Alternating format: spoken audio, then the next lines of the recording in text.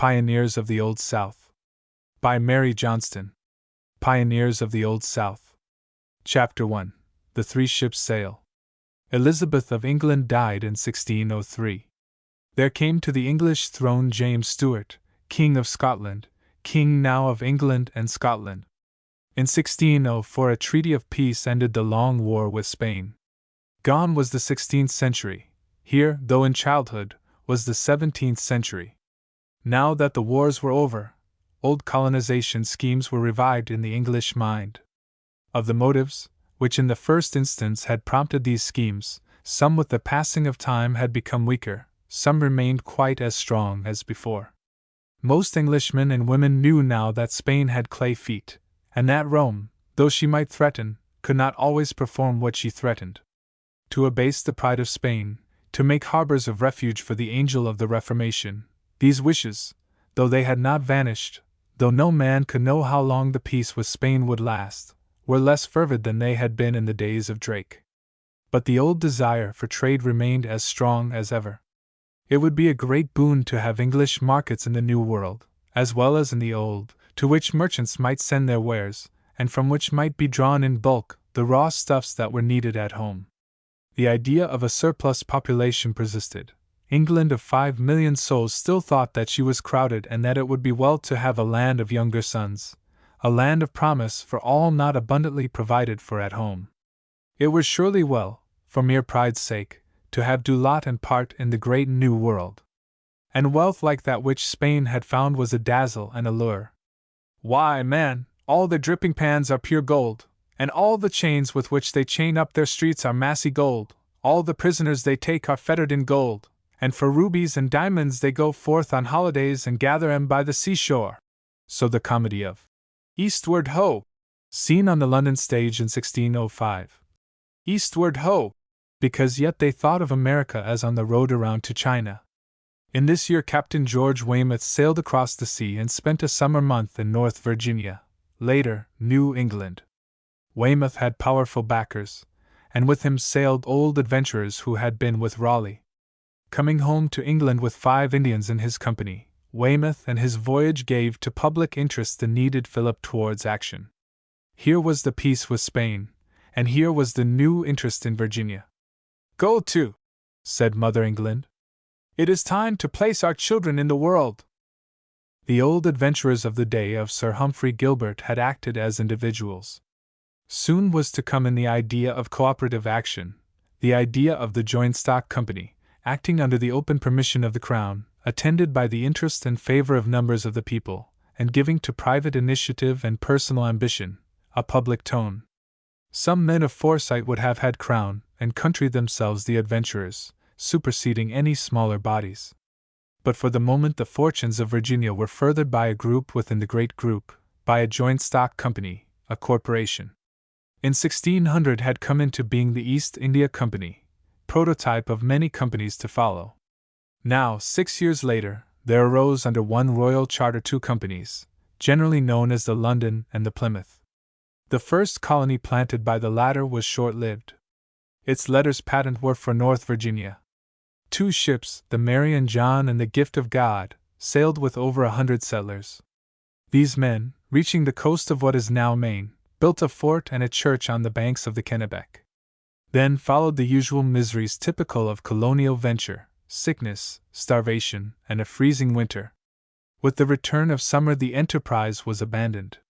The foundation of New England was delayed a while, her pilgrims yet in England, though meditating that first remove to Holland, her Mayflower only a ship of London port, staunch, but with no fame above another. The London Company, soon to become the Virginia Company, therefore engages our attention. The charter recites that Sir Thomas Gates and Sir George Somers, knights, Richard Hakluyt, clerk, prebendary of Westminster, Edward Maria Wingfield, and other knights, gentlemen, merchants, and adventurers, wish to make habitation, plantation, and to deduce a colony of sundry of our people into that part of America commonly called Virginia. It covenants with them and gives them for a heritage all America between the 34th and the 41st parallels of latitude. The 34th parallel passes through the middle of what is now South Carolina. The 41st grazes New York, crosses the northern tip of New Jersey, divides Pennsylvania, and so westward across to that Pacific or South Sea that the age thought so near to the Atlantic. All England might have been placed many times over in what was given to those knights, gentlemen, merchants, and others. The King's Charter created a great Council of Virginia, sitting in London, governing from overhead. In the new land itself there should exist a second and lesser council. The two councils had authority within the range of Virginian matters, but the Crown retained the power of veto. The council in Virginia might coin money for trade with the Indians, expel invaders, import settlers, punish ill-doers, levy and collect taxes, should have, in short, dignity and power enough for any colony.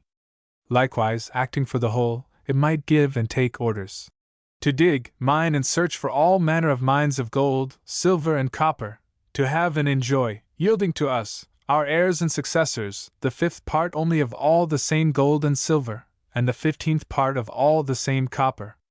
Now are we ready, it being Christmas tide of the year 1606, to go to Virginia. Riding on the Thames, before Blackwell, are 3 ships, small enough in all conscience sake, the Susan Constant, the Goodspeed, and the Discovery. The admiral of this fleet is Christopher Newport, an old seaman of Raleigh's. Bartholomew Gosnold captains the Goodspeed, and John Ratcliffe the Discovery.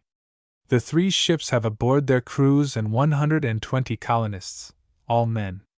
The council in Virginia is on board, but it does not yet know itself as such, for the names of its members have been deposited by the Superior Home Council in a sealed box, to be opened only on Virginia soil. The colonists have their paper of instructions. They shall find out a safe port in the entrance of a navigable river. They shall be prepared against surprise and attack. They shall observe whether the river on which you plant doth spring out of mountains or out of lakes. If it be out of any lake, the passage to the other sea will be the more easy, and like enough, you shall find some spring which runs the contrary way toward the East India Sea. They must avoid giving offense to the naturals, must choose a healthful place for their houses, must guard their shipping. They are to set down in black and white for the information of the council at home all such matters as directions and distances, the nature of soils and forests, and the various commodities that they may find. And no man is to return from Virginia without leave from the council, and none is to write home any discouraging letter. The instructions end.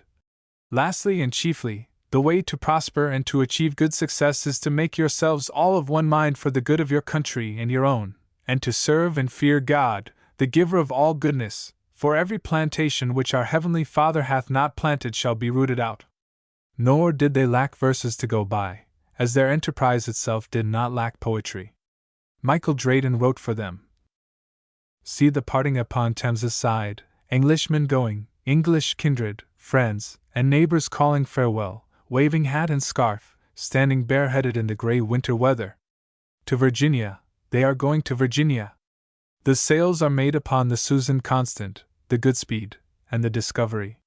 The last wherry carries aboard the last adventurer. The anchors are weighed. Down the river the wind bears the ships toward the sea. Weather turning against them, they taste long delay in the Downs, but at last are forth upon the Atlantic. Hourly the distance grows between London town and the outgoing folk, between English shores and where the surf breaks on the pale Virginian beaches. Far away and long ago, yet the unseen, actual cables hold, and yesterday and today stand embraced, the lips of the Thames meet the lips of the James, and the breath of England mingles with the breath of America. Chapter 2. The Adventurers. What was this Virginia to which they were bound? In the 16th and early 17th centuries the name stood for a huge stretch of littoral, running southward from lands of long winters and fur-bearing animals to lands of the canebrake, the fig, the magnolia, the chameleon, and the mockingbird. The world had been circumnavigated, Drake had passed up the western coast, and yet cartographers, the learned, and those who took the word from the learned, strangely visualized the North American mainland as narrow indeed. Apparently, they conceived it as a kind of extended Central America. The huge rivers puzzled them. There existed a notion that these might be estuaries, curling and curving through the land from sea to sea. India, Cathay, spices and wonders and Orient wealth, lay beyond the South Sea, and the South Sea was but a few days' march from Hatteras or Chesapeake. The Virginia familiar to the mind of the time lay extended, and she was very slender. Her right hand touched the eastern ocean, and her left hand touched the western. Contact and experience soon modified this general notion. Wider knowledge, political and economic considerations, practical reasons of all kinds, drew a different physical form for old Virginia.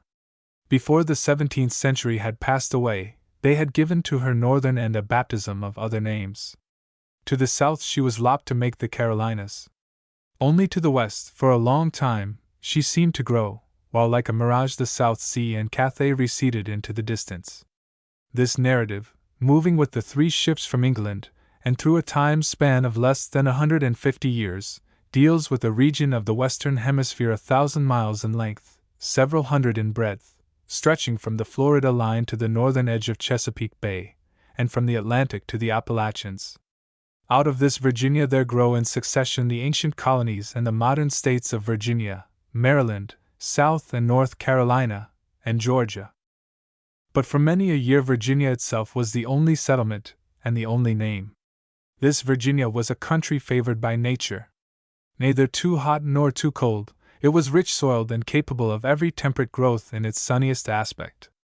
Great rivers drained it, flowing into a great bay, almost a sea, many-armed as Briareus, affording safe and sheltered harbors. Slowly, with beauty, the land mounted to the west. The sun set behind wooded mountains, long wave lines raised far back in geologic time. The valleys were many and beautiful, watered by sliding streams. Back to the east again, below the rolling land, were found the shimmering levels, the jewel-green marshes, the wide, slow waters, and at last upon the Atlantic shore the thunder of the rainbow-tinted surf. Various and pleasing was the country. Springs and autumns were long and balmy, the sun shone bright, there was much blue sky, a rich flora and fauna.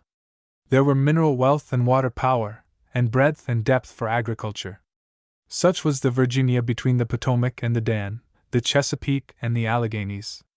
This, and not the gold-bedight slim neighbor of Cathay, was now the lure of the Susan Constant, the Goodspeed, and the Discovery.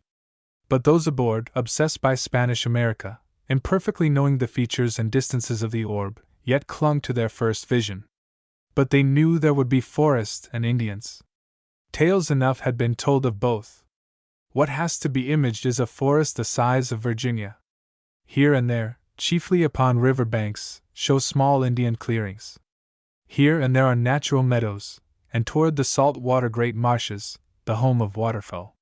But all these are little or naught in the whole, faint adornments sewed upon a shaggy garment, green in summer, flame-hued in autumn, brown in winter, green and flower-colored in the spring. Nor was the forest to any appreciable extent like much Virginian forest of today, second growth, invaded, hewed down, and renewed, to hear again the sound of the axe, set afire by 1,000 accidents, burning upon its own funeral pyres, all its primeval glory withered. The forest of old Virginia was jocund and powerful, eternally young and eternally old.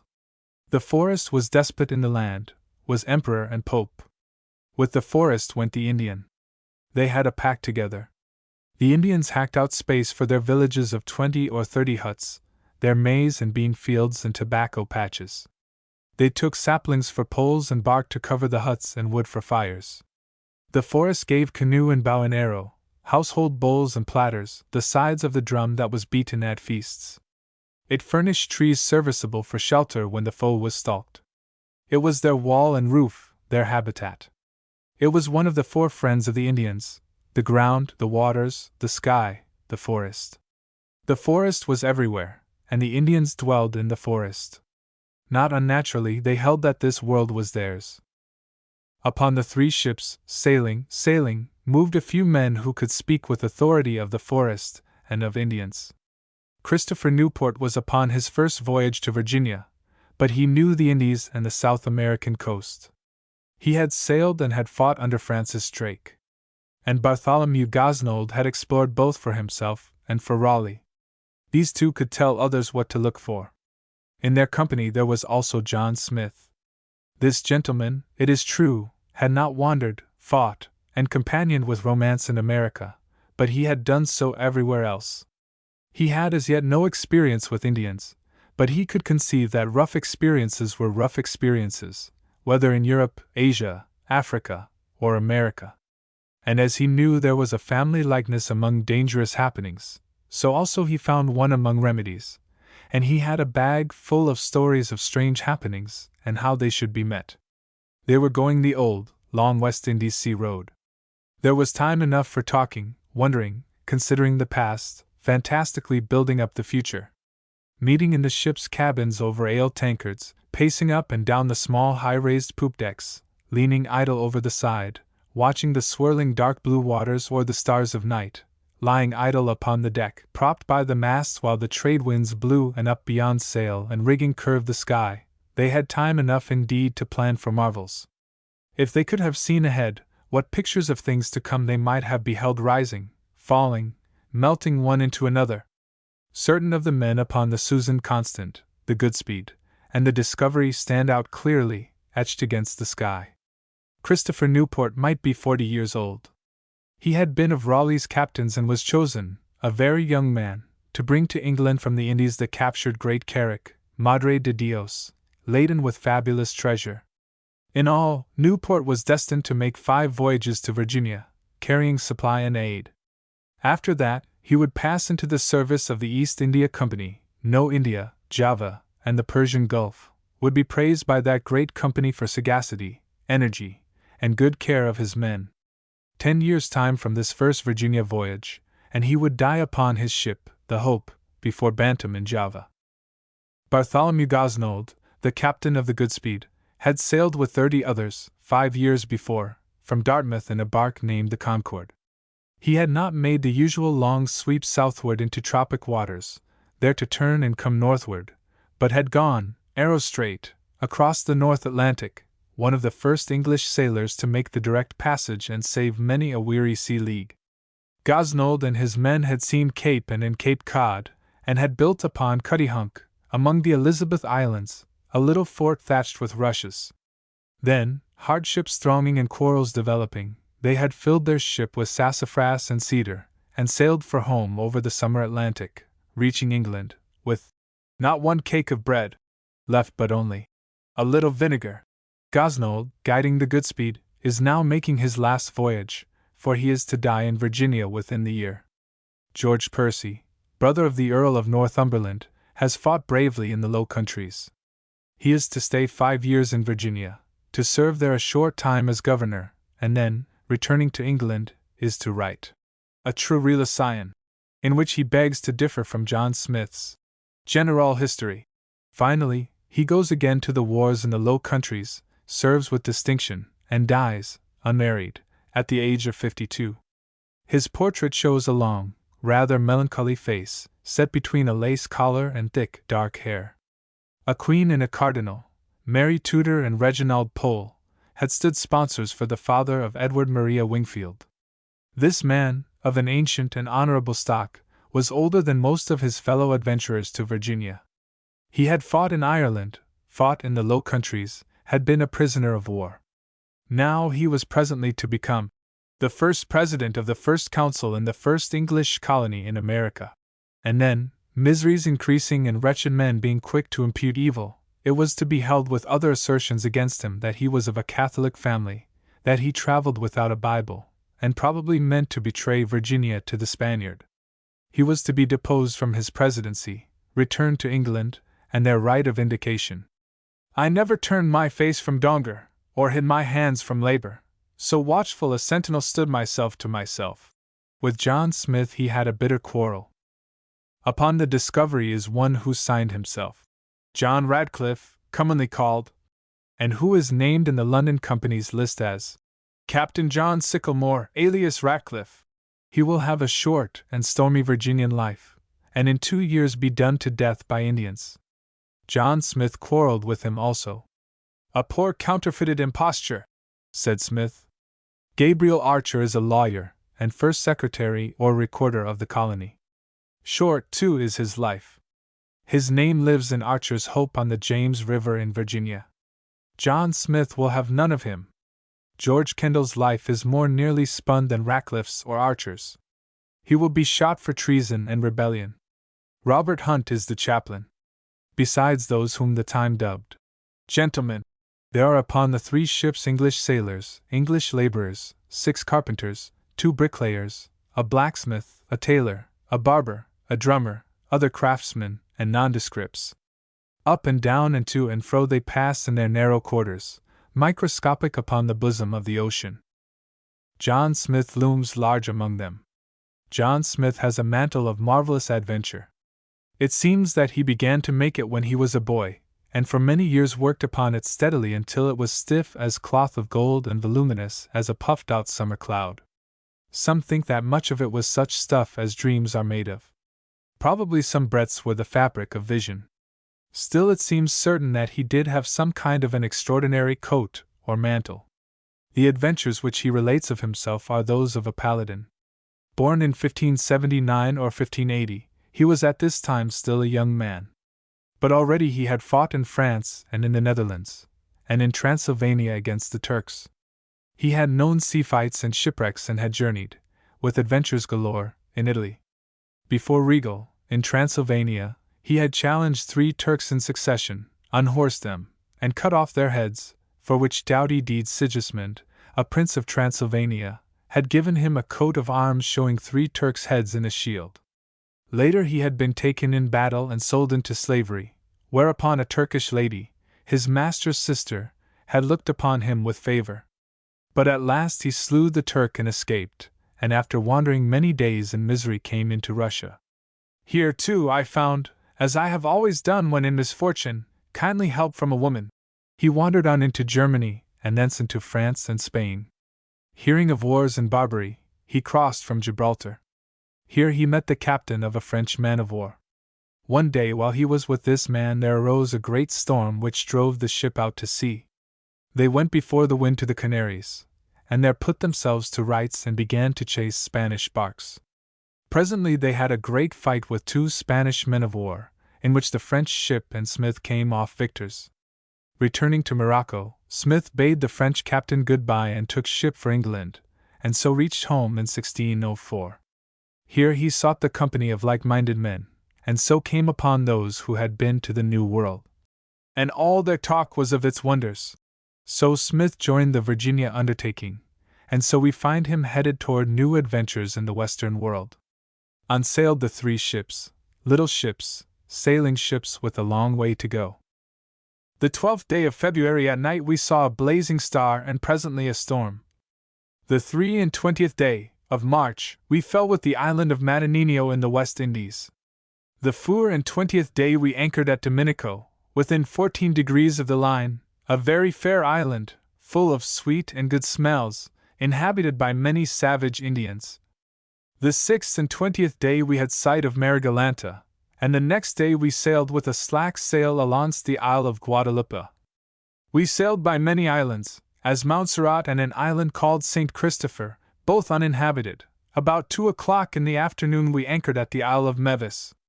There the captain landed all his men. We encamped ourselves on this isle 6 days. The 10th day, April, we set sail and disembarked out of the West Indies and bare our course northerly. The 26th day of April, about 4 o'clock in the morning, we descried the land of Virginia. During the long months of this voyage, cramped in the 3 ships, these men, most of them young and of the hot-blooded, physically adventurous sort, had time to develop strong likings and dislikings. The 120 split into opposed camps. The several groups nursed all manner of jealousies. Accusations flew between like shuttlecocks. The sealed box that they carried proved a manner of Eve's apple. All knew that 7 on board were counselors and rulers, with one of the number president, but they knew not which were the 7. Smith says that this uncertainty wrought much mischief, each man of note suggesting to himself, "I shall be president, or, at least, counselor."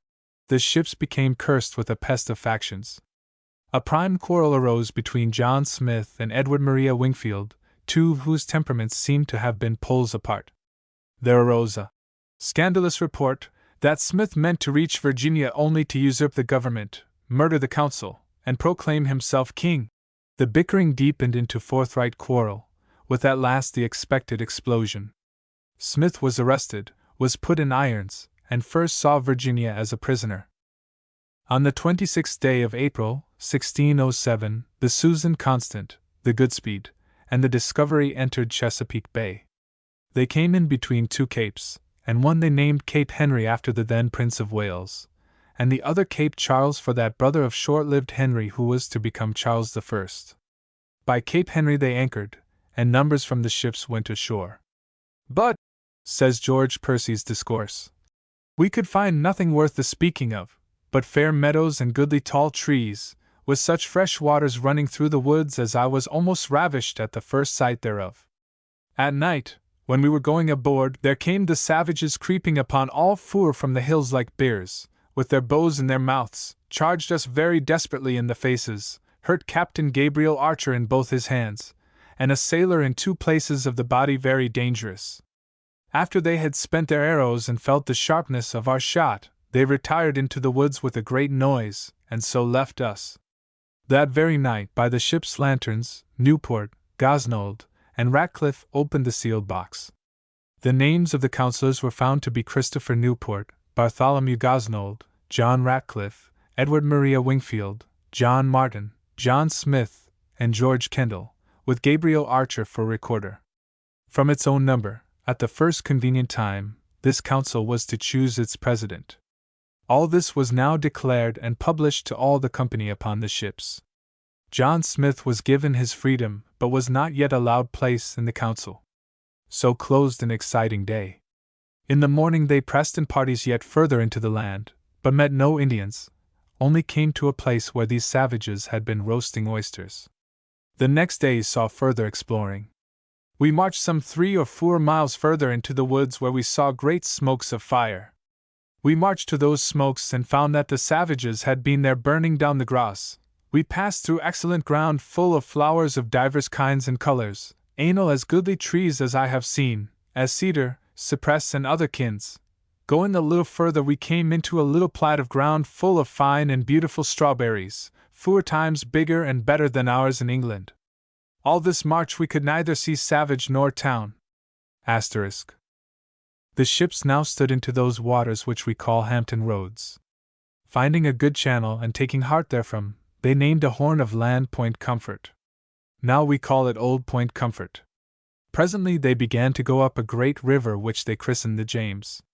To English eyes it was a river hugely wide. They went slowly, with pauses and waitings and adventures. They consulted their paper of instructions. They scanned the shore for good places for their fort, for their town. It was May, and all the rich banks were in bloom. It seemed a sweet-scented world of promise. They saw Indians, but had with these no untoward encounters. Upon the 12th of May they came to a point of land which they named Archer's Hope. Landing here they saw many squirrels, conies, black birds with crimson wings, and divers other fowls and birds of divers and sundry colors of crimson, watchet, yellow, green, murrey, and of divers other hues naturally without any art using, store of turkey nests and many eggies. They liked this place, but for shoal water the ships could not come near to land.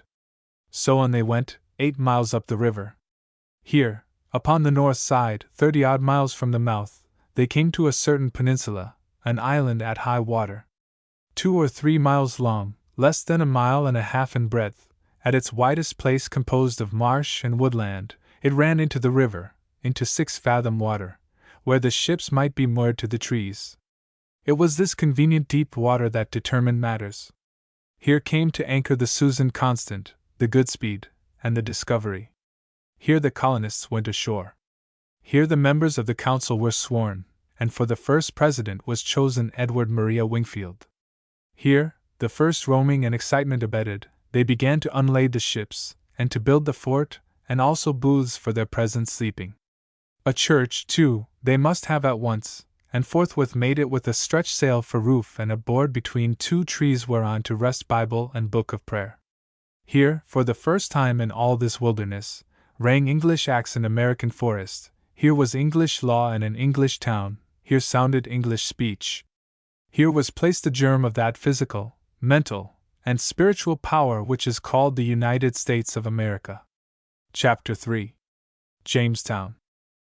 In historians' accounts of the first months at Jamestown, too much, perhaps, has been made of faction and quarrel. All this was there. Men set down in a wilderness, amid Virginian heat, men, mostly young, of the active rather than the reflective type, men uncompanioned by women and children, men beset with dangers and sufferings that were soon to tag heavily their courage and patience. Such men naturally quarreled and made up, quarreled again and again made up, darkly suspected each the other, as they darkly suspected the forest and the Indian, then, need of friendship dominating, embraced each the other, felt the fascination of the forest, and trusted the Indian. However much they suspected rebellion, treacheries, and desertions, they practiced fidelities, though to varying degrees, and there was in each man's breast more or less of courage and good intent. They were prone to call one another villain, but actual villainy, save as jealousy, suspicion, and hatred are villainy, seems rarely to have been present. Even one who was judged a villain and shot for his villainy seems hardly to have deserved such fate. Jamestown Peninsula turned out to be feverish. Fantastic hopes were matched by strange fears. There were homesickness, incompatibilities, unfamiliar food and water and air, class differences in small space, some petty tyrannies, and very certain dangers. The worst summer heat was not yet, and the fort was building. Trees must be felled, cabins raised, a field cleared for planting, fishing and hunting carried on. And some lading, some first fruits, must go back in the ships. No gold or rubies being as yet found, they would send instead cedar and sassafras. Hard work enough, there at Jamestown, in the Virginian low country, with May warm as northern midsummer, and all the air charged with vapor from the heated river, with exhalations from the rank forest, from the many marshes. The first night of our landing, about midnight, says George Percy in his Discourse, there came some savages sailing close to our quarter. Presently there was an alarm given, upon that the savages ran away. Not long after there came 2 savages that seemed to be commanders, bravely dressed, with crowns of colored hair upon their heads, which came as messengers from the werewolves of Pass-by, telling us that their werewolves was coming and would be merry with us with a fat deer. The 18th day the werewolves of Pass-by came himself to our quarter, with 100 savages armed which guarded him in very warlike manner with bows and arrows. Some misunderstanding arose. The werewolves, seeing us take to our arms, went suddenly away with all his company in great anger. The 19th day Percy with several others going into the woods back of the peninsula met with a narrow path traced through the forest. Pursuing it, they came to an Indian village. We stayed there a while and had of them strawberries and other things. One of the savages brought us on the way to the woodside where there was a garden of tobacco and other fruits and herbs. He gathered tobacco and distributed to every one of us, so we departed. It is evident that neither race yet knew if it was to be war or peace. What the white man thought and came to think of the red man has been set down often enough. There is scantier testimony as to what was the red man's opinion of the white man. Here imagination must be called upon. Newport's instructions from the London Council included exploration before he should leave the colonists, and bring the 3 ships back to England. Now, with the pinnace and a score of men, among whom was John Smith, he went 60 miles up the river to where the flow is broken by a world of boulders and islets, to the hills crowned today by Richmond, capital of Virginia. The first adventurers called these rapid and whirling waters the Falls of the Far West. To their notion they must lie at least halfway across the breadth of America. Misled by Indian stories, they believed and wrote that 5 or 6 days' march from the Falls of the Far West, even through the thick forest, would bring them to the South Sea. The Falls of the Far West, where at Richmond the James goes with a roaring sound around Tree-crowned Islet, it is strange to think that they once marked our frontier. How that frontier has been pushed westward is a romance indeed. And still, today, it is but a 5 or 6 days' journey to that South Sea sought by those early Virginians. The only condition for us is that we shall board a train.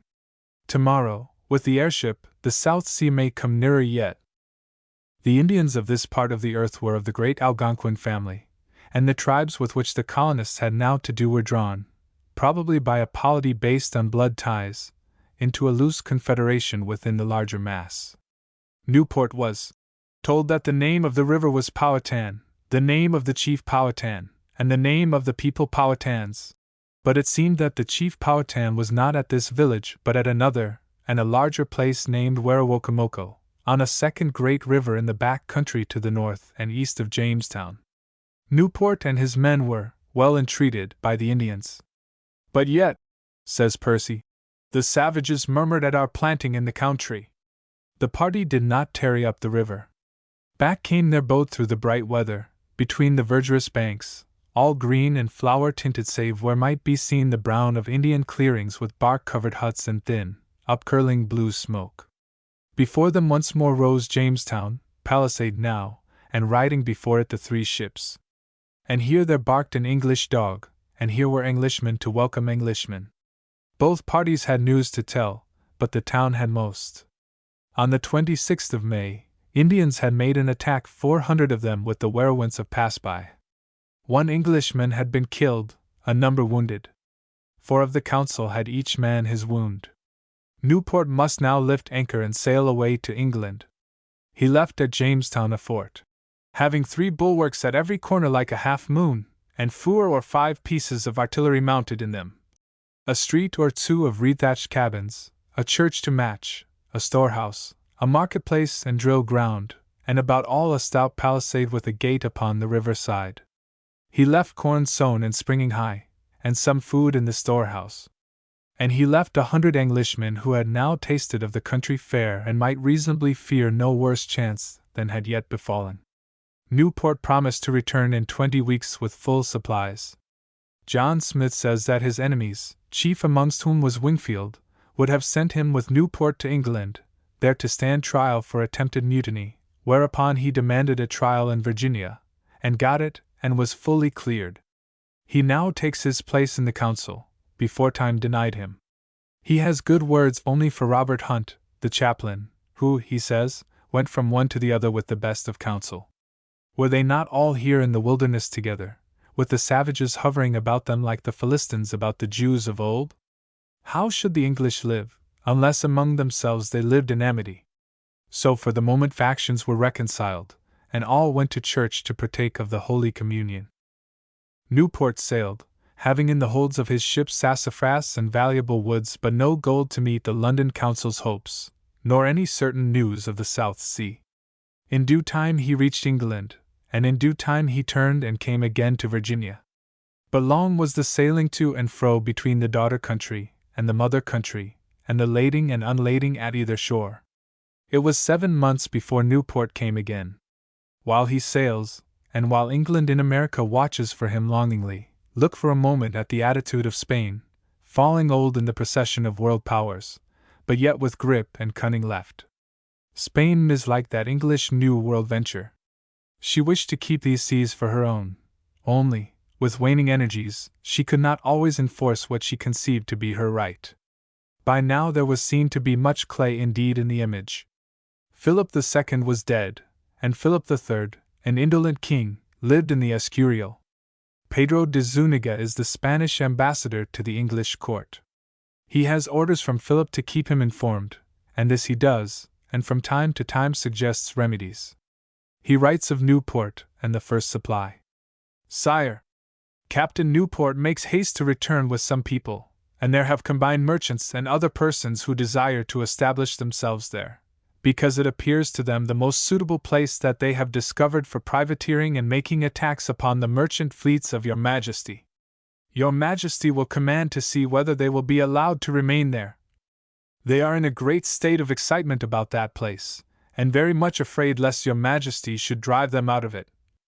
And there are so many who speak already of sending people to that country, that it is advisable not to be too slow, because they will soon be found there with large numbers of people. In Spain, the Council of State takes action upon Zúñiga's communications, and closes a report to the king with these words: the actual taking possession will be to drive out of Virginia all who are there now, before they are reinforced, and it will be well to issue orders that the small fleet stationed to the windward, which for so many years has been in state of preparation, should be instantly made ready and forthwith proceed to drive out all who are now in Virginia, since their small numbers will make this an easy task, and this will suffice to prevent them from again coming to that place. Upon this is made a royal note. Let such measures be taken in this business as may now and hereafter appear proper. It would seem that there was cause indeed for watching down the river by that small town that was all of the United States. But there follows a Spanish memorandum. The driving out by the fleet station to the windward will be postponed for a long time because delay will be caused by getting it ready. Delay followed delay, and old Spain, Conquistador Spain, grew older, and the speech on Jamestown Island is still English. Christopher Newport was gone. No ships, the last refuges, the last possibilities for home turning, should the earth grow too hard and the sky too black, rode upon the river before the fort. Here was the summer heat. A heavy breath rose from immemorial marshes, from the ancient floor of the forest. When clouds gathered and storms burst, they amazed the heart with their fearful thunderings and lightnings. The colonists had no well, but drank from the river, and at neither high nor low tide found the water wholesome. While the ships were here they had help of ship stores, but now they must subsist upon the grain that they had in the storehouse, now scant and poor enough. They might fish and hunt, but against such resources stood fever and inexperience and weakness, and in the woods the lurking savages. The heat grew greater, the water worse, the food less. Sickness began. Work became toil. Men pined from homesickness, then, coming together, quarreled with a weak violence, then dropped away again into corners and sat listlessly with hanging heads. The 6th of August there died John Aspey of the bloody flicks. The 9th day died George Flower of the swelling. The 10th day died William Bruster gentleman, of a wound given by the savages. The 14th day Jerome Alacock, ancient, died of a wound. The same day Francis Midwinter, Edward Morris, corporal, died suddenly. The 15th day there died Edward Brown and Stephen Galthrope. The 16th day there died Thomas Gower gentleman. The 17th day there died Thomas Maunsley. The 18th day there died Robert Pennington and John Martin gentleman. The 19th day died Drew Pigace gentleman. The 22nd day of August there died Captain Bartholomew Gosnold, one of our council. He was honorably buried, having all the ordnance in the fort shot off, with many volleys of small shot. The 24th day died Edward Harrington and George Walker, and were buried the same day. The 26th day died Conumma Throgmortine. The 27th day died William Roods. The 28th day died Thomas Studi, Cape Merchant. The 4th day of September died Thomas Jacob, Sergeant. The 5th day there died Benjamin Beast. Extreme misery makes men blind, unjust, and weak of judgment. Here was gross wretchedness, and the colonists proceeded to blame A and B and C, lost altogether in the wilderness. It was this counselor or that counselor, this ambitious one or that one, this or that almost certainly ascertained traitor. Wanting to steal the pinnace, the one craft left by Newport, wanting to steal away in the pinnace and leave the mass, small enough mass now, without boat or raft or straw to cling to, made the favorite accusation. Upon this count, early in September, Wingfield was deposed from the presidency. Ratcliffe succeeded him, but presently Ratcliffe fared no better. One councillor fared worse, for George Kendall, accused of plotting mutiny and pinnace stealing, was given trial, found guilty, and shot. The 18th day of September died one Ellis Kinnestone. The same day at night died one Richard Simmons. The 19th day there died one Thomas Mouton. What went on, in Virginia, in the Indian mind, can only be conjectured. As little as the white mind could it foresee the trend of events, or the ultimate outcome of present policy. There was exhibited a seesaw policy, or perhaps no policy at all, only the emotional fit as it came hot or cold. The friendly act trod upon the hostile upon the friendly. Through the miserable summer the hostile was uppermost, then with the autumn appeared the friendly mood, fortunate enough for the most feeble wretches. At Jamestown, Indians came laden with maize and venison. The heat was a thing of the past, cool and bracing weather appeared, and with it great flocks of wild fowl, swans, geese, ducks, and cranes. Famine vanished, sickness decreased. The dead were dead. Of the 104 persons left by Newport, less than 50 had survived. But these may be thought of as indeed seasoned. Chapter 4. John Smith. With the cool weather began active exploration, the object in chief the gathering from the Indians, by persuasion or trade or show of force, food for the approaching winter. Here John Smith steps forward as leader. There begins a string of adventures of that hardy and romantic individual. How much in Smith's extant narrations is exaggeration, how much is dispossession of others' merits in favor of his own, it is difficult now to say. A thing that one little likes is his persistent depreciation of his fellows. There is but one noble adventurer, and that one is John Smith. On the other hand, evident enough are his courage and initiative, his ingenuity, and his rough, practical sagacity. Let us take him at something less than his own valuation, but yet as valuable enough. As for his adventures, real or fictitious, one may see in them epitomized the adventures of many and many men, English, French, Spanish, Dutch, blazers of the material path for the present civilization.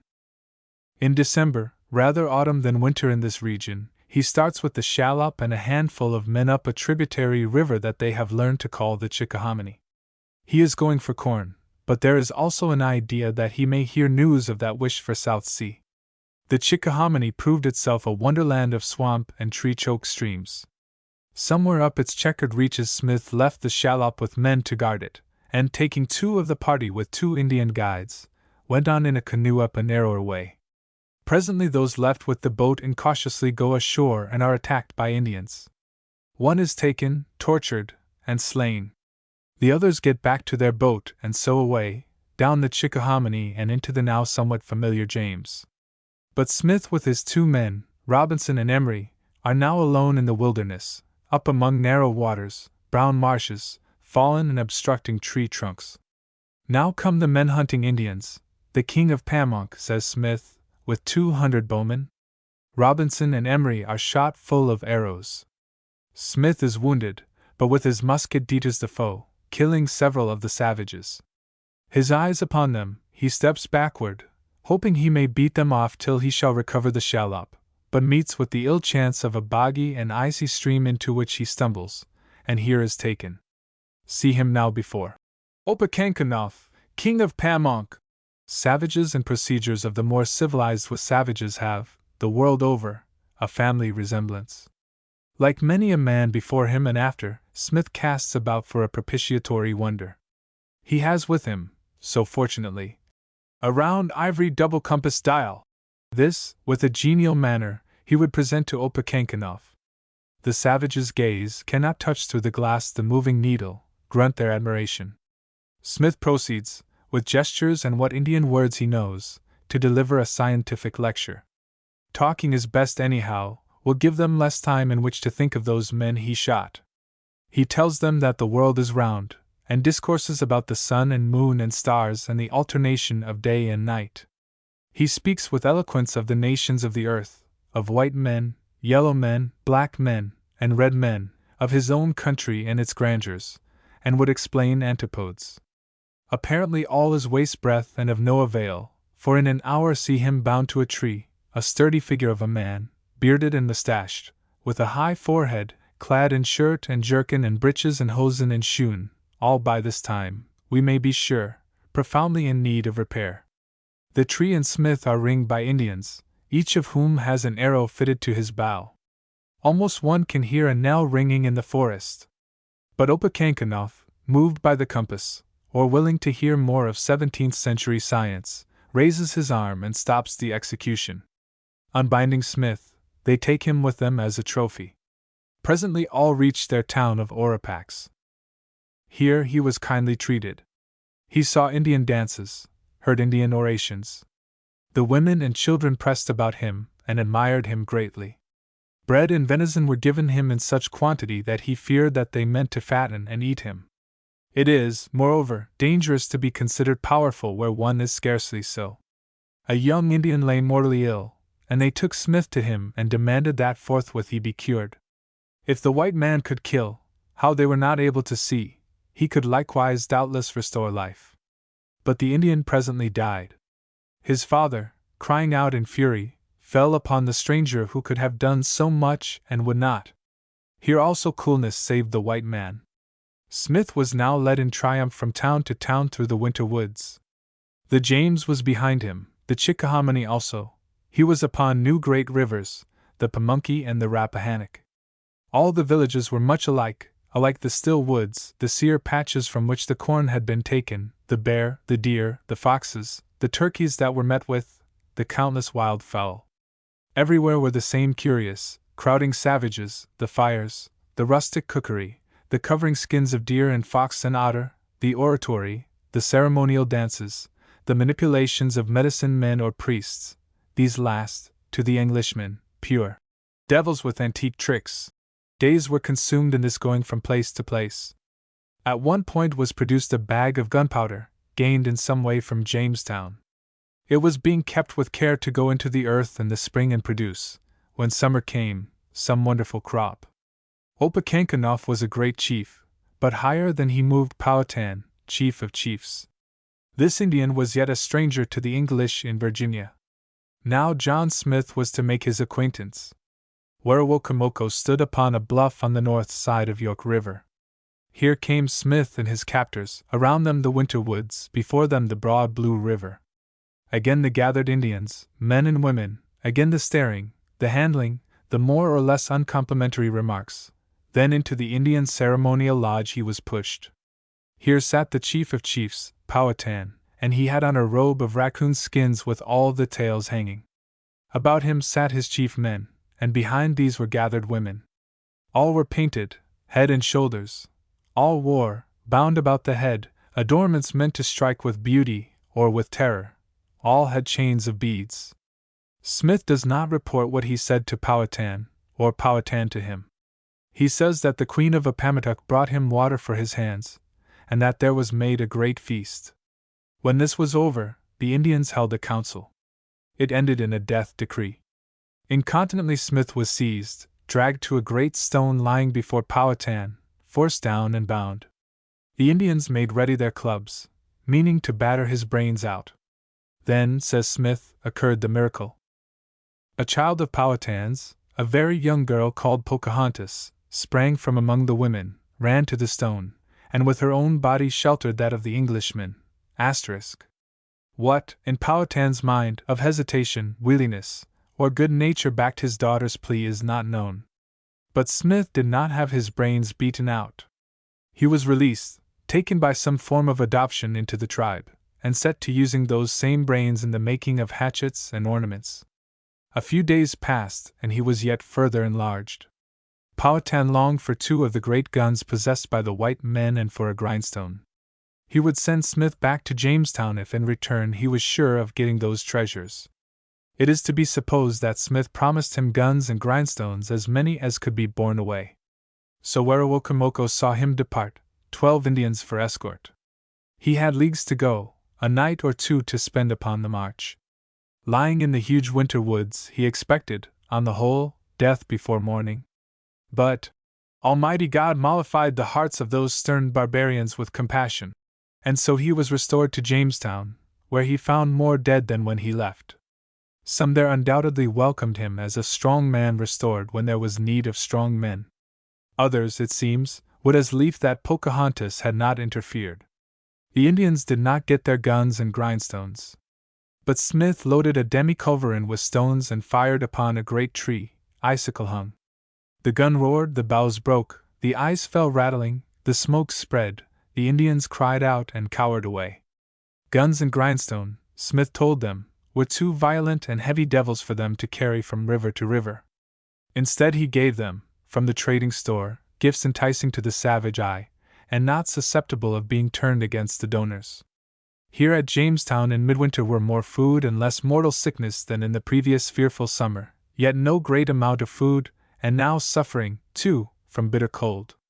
Nor had the sickness ended, nor dissensions. Less than 50 men were all that held together England and America, a frayed cord, the last strands of which might presently part. Then up the river comes Christopher Newport in the Francis and John, to be followed some weeks later by the Phoenix. Here is new life, stores for the settlers and 100 new Virginians.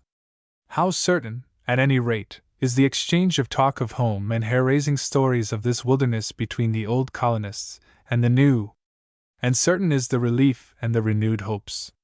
Morning turns to joy. Even a conflagration that presently destroys the major part of the town cannot blast that felicity. Again Newport and Smith and others went out to explore the country. They went over to Werowocomoco and talked with Powhatan. He told them things which they construed to mean that the South Sea was near at hand, and they marked this down as good news for the Home Council, still impatient for gold and Cathay. On their return to Jamestown they found under way new and stouter houses. The Indians were again friendly. They brought venison and turkeys and corn. Smith says that every few days came Pocahontas and attendant women bringing food. Spring came again with the dogwood and the honeysuckle and the strawberries, the gay, returning birds, the barred and striped and mottled serpents. The colony was 1 year old.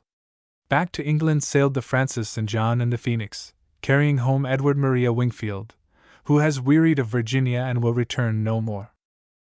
What rests certain and praiseworthy in Smith is his thoroughness and daring in exploration. This summer he went with 14 others down the river in an open boat, and so across the great bay, wide as a sea, to what is yet called the eastern shore, the counties now of Accomack and Northampton. Rounding Cape Charles, these indefatigable explorers came upon islets beaten by the Atlantic surf. These they named Smith's Islands. Landing upon the main shore, they met grim and stout savages, who took them to the King of Accomack, and him they found civil enough. This side of the great bay, with every creek and inlet, Smith examined and set down upon the map he was making. Even if he could find no gold for the council at home, at least he would know what places were suited for harbors and habitations. Soon a great storm came up, and they landed again, met yet other Indians, went farther, and were in straits for fresh water. The weather became worse. They were in danger of shipwreck, had to bail the boat continually. Indians gathered upon the shore and discharged flights of arrows, but were dispersed by a volley from the muskets. The bread the English had with them went bad. Wind and weather were adverse. 3 or 4 of the 15 fell ill, but recovered. The weather improved. They came to the 7-mile-wide mouth of Patawomeck, the Potomac. They turned their boat up this vast stream. For a long time they saw upon the woody banks no savages. Then without warning they came upon ambuscades of great numbers, so strangely painted, grimed and disguised, shouting, yelling and crying, as we rather supposed them so many divils. Smith, in midstream, ordered musket fire, and the balls went grazing over the water, and the terrible sound echoed through the woods. The savages threw down their bows and arrows and made signs of friendliness. The English went ashore, hostages were exchanged, and a kind of amicableness ensued. After such sylvan entertainment Smith and his men returned to the boat. The oars dipped and rose, the bright water broke from them, and these Englishmen in old Virginia proceeded up the Potomac. Could they but have seen before them, on the north bank, rising, like the unsubstantial fabric of a dream, there above the trees, a vast, white capital shining in the sunlight. Far up the river, they noticed that the sand on the shore gleamed with yellow spangles. They looked and saw high rocks, and they thought that from these the rain had washed the glittering dust. Gold? Harbors they had found, but what of gold? What, even, of Cathay? Going downstream, they sought again those friendly Indians. Did they know gold or silver? The Indians looked wise, nodded heads, and took the visitors up a little tributary river to a rocky hill in which, with shells and hatchets, they had opened as it were a mine. Here they gathered a mineral which, when powdered, they sprinkled over themselves and their idols, making them, says the relation, like blackamoors dusted over with silver. The white men filled their boat with as much of this ore as they could carry. High were their hopes over it, but when it was subsequently sent to London and assayed, it was found to be worthless. The 15 now started homeward, out of Potomac and down the westward side of Chesapeake. In their travels they saw, besides the Indians, all manner of four-footed Virginians. Bears rolled their bulk through these forests, deer went whither they would. The explorers might meet foxes and catamounts, otter, beaver and marten, raccoon and opossum, wolf and Indian dog.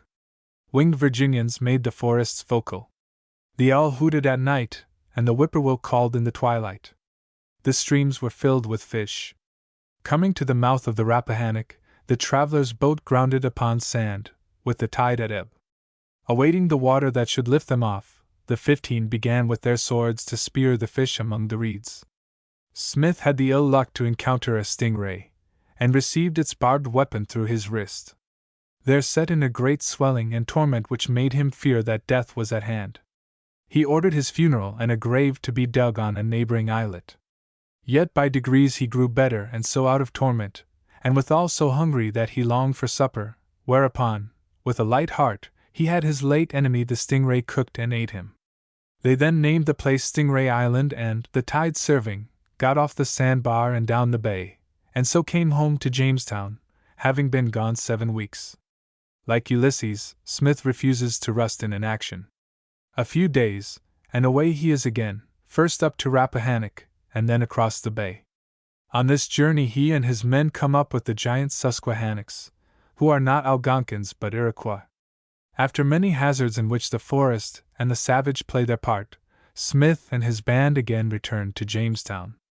In all this adventuring they have gained much knowledge of the country and its inhabitants, but yet no gold, and no further news of the South Sea or of far Cathay.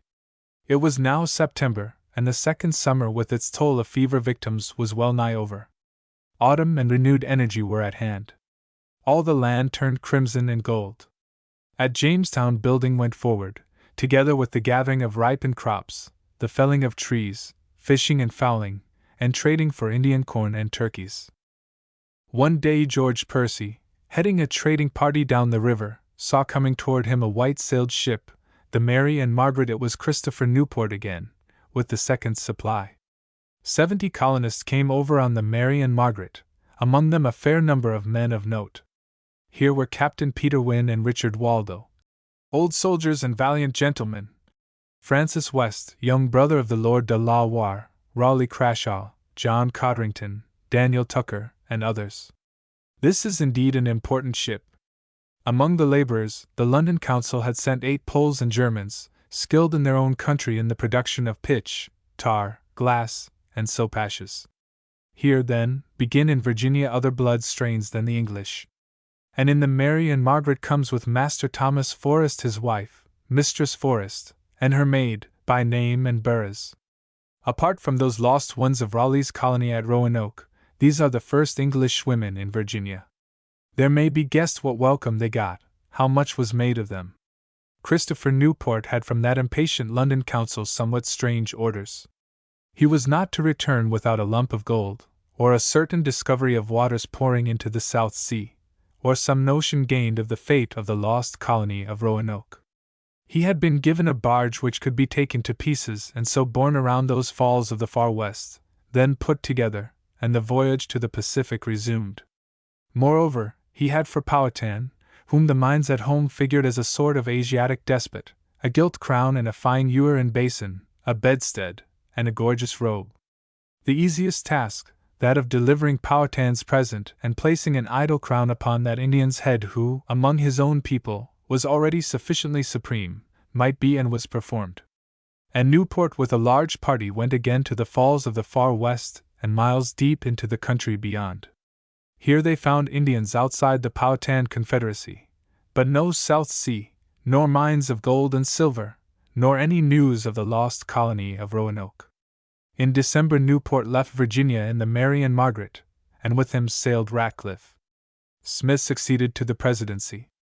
About this time John Layden, a laborer, and in Burroughs, that maid of Mistress Forrest's, fell in love and would marry. So came about the first English wedding in Virginia. Winter followed with snow and ice, nigh 200 people to feed, and not overmuch in the larder with which to do it. Smith with George Percy and Francis West and others went again to the Indians for corn. Christmas found them weatherbound at Kecoughtan. Wherever an Englishman may be, and in whatever part of the world, he must keep Christmas with feasting and merriment. And, indeed, we were never more merry, nor fed on more plenty of good oysters, fish, flesh, wild fowl and good bread, nor never had better fires in England than in the dry, smoky houses of Kecoughtan. But despite this Christmas fair, there soon began quarrels, many and intricate, with Powhatan and his brother Opechancanough. Chapter 5. The Sea Adventure. Experience is a great teacher. That London company with Virginia to colonize had now come to see how inadequate to the attempt were its means and strength. Evidently it might be long before either gold mines or the South Sea could be found. The company's ships were too slight and few. Colonists were going by the single handful when they should go by the double. Something was at fault in the management of the enterprise. The quarrels in Virginia were too constant, the disasters too frequent. More money, more persons interested with purse and mind, a great company instead of a small, a national cast to the enterprise, these were imperative needs. In the press of such demands the London Company passed away. In 1609 under new letters patent was born the Virginia Company. The members and shareholders in this corporation touched through and through the body of England at that day. First names upon the roll come Robert Cecil, Thomas Howard, Henry Wriothesley, William Herbert, Henry Clinton, Richard Sackville, Thomas Cecil, Philip Herbert, Earls of Salisbury, Suffolk, Southampton, Pembroke, Lincoln, Dorset, Exeter, and Montgomery. Then follow a dozen peers, the Lord Bishop of Bath and Wells, 100 knights, many gentlemen, 110 merchants, certain physicians and clergymen, old soldiers of the Continental Wars, sea captains and mariners, and a small host of the unclassified. In addition, shares were taken by 56 London guilds or industrial companies. Here are the companies of the tallow and wax chandlers, the armorers and girdlers, cordwainers and carpenters, masons, plumbers, founders, poulterers, cooks, coopers, tilers and bricklayers, bowyers and vintners, merchant tailors, blacksmiths and weavers, mercers, grocers, turners, gardeners, dyers, scriveners, fruiters, plasters, brown bakers, embroiderers, musicians, and many more. The first council appointed by the new charter had 52 members, 14 of whom sat in the English House of Lords, and twice that number in the Commons. Thus was Virginia well linked to Crown and Parliament. This great commercial company had sovereign powers within Virginia. The king should have his fifth part of all ore of gold and silver. The laws and religion of England should be upheld, and no man let go to Virginia who had not first taken the oath of supremacy. But in the wide field beside all this the President, called the Treasurer, and the Council, henceforth to be chosen out of and by the whole body of subscribers, had full sway. No longer should there be a second council sitting in Virginia, but a governor with power, answerable only to the company at home. That company might tax and legislate within the Virginian field, punish the ill-doer or rebel, and wage war, if need be, against Indian or Spaniard. One of the first actions of the newly constituted body was to seek remedy for the customary passage by way of the West Indies, so long and so beset by dangers. They sent forth a small ship under Captain Samuel Argall, with instructions to attempt a direct and clear passage, by leaving the Canaries to the east, and from thence to run a straight western course, and so to make an experience of the winds and currents which have affrighted all undertakers by the north. This Argall, a young man with a stirring and adventurous life behind him and before him, took his ship the indicated way. He made the voyage in 9 weeks, of which 2 were spent becalmed, and upon his return reported that it might be made in 7, and no apparent inconvenience in the way. He brought to the great council of the company a story of necessity and distress at Jamestown, and the council lays much of the blame for that upon the misgovernment of the commanders, by dissension and ambition among themselves, and upon the idleness of the general run, active in nothing but adhering to factions and parts. The council, sitting afar from a savage land, is probably much too severe.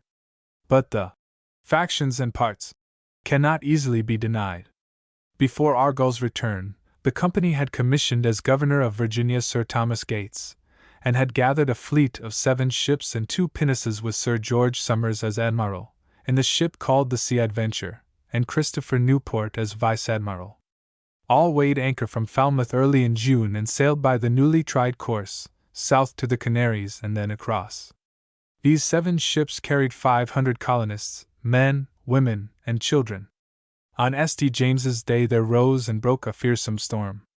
2 days and nights it raged, and it scattered that fleet of 7. Gates, Somers, and Newport with others of rank and quality were upon the sea adventure.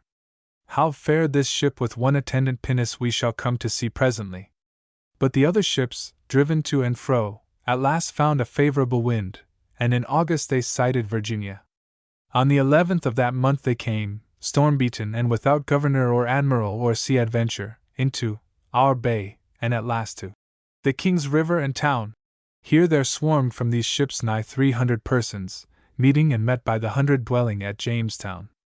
This was the third supply, but it lacked the 100 or so upon the sea adventure and the pinnace, and it lacked a head.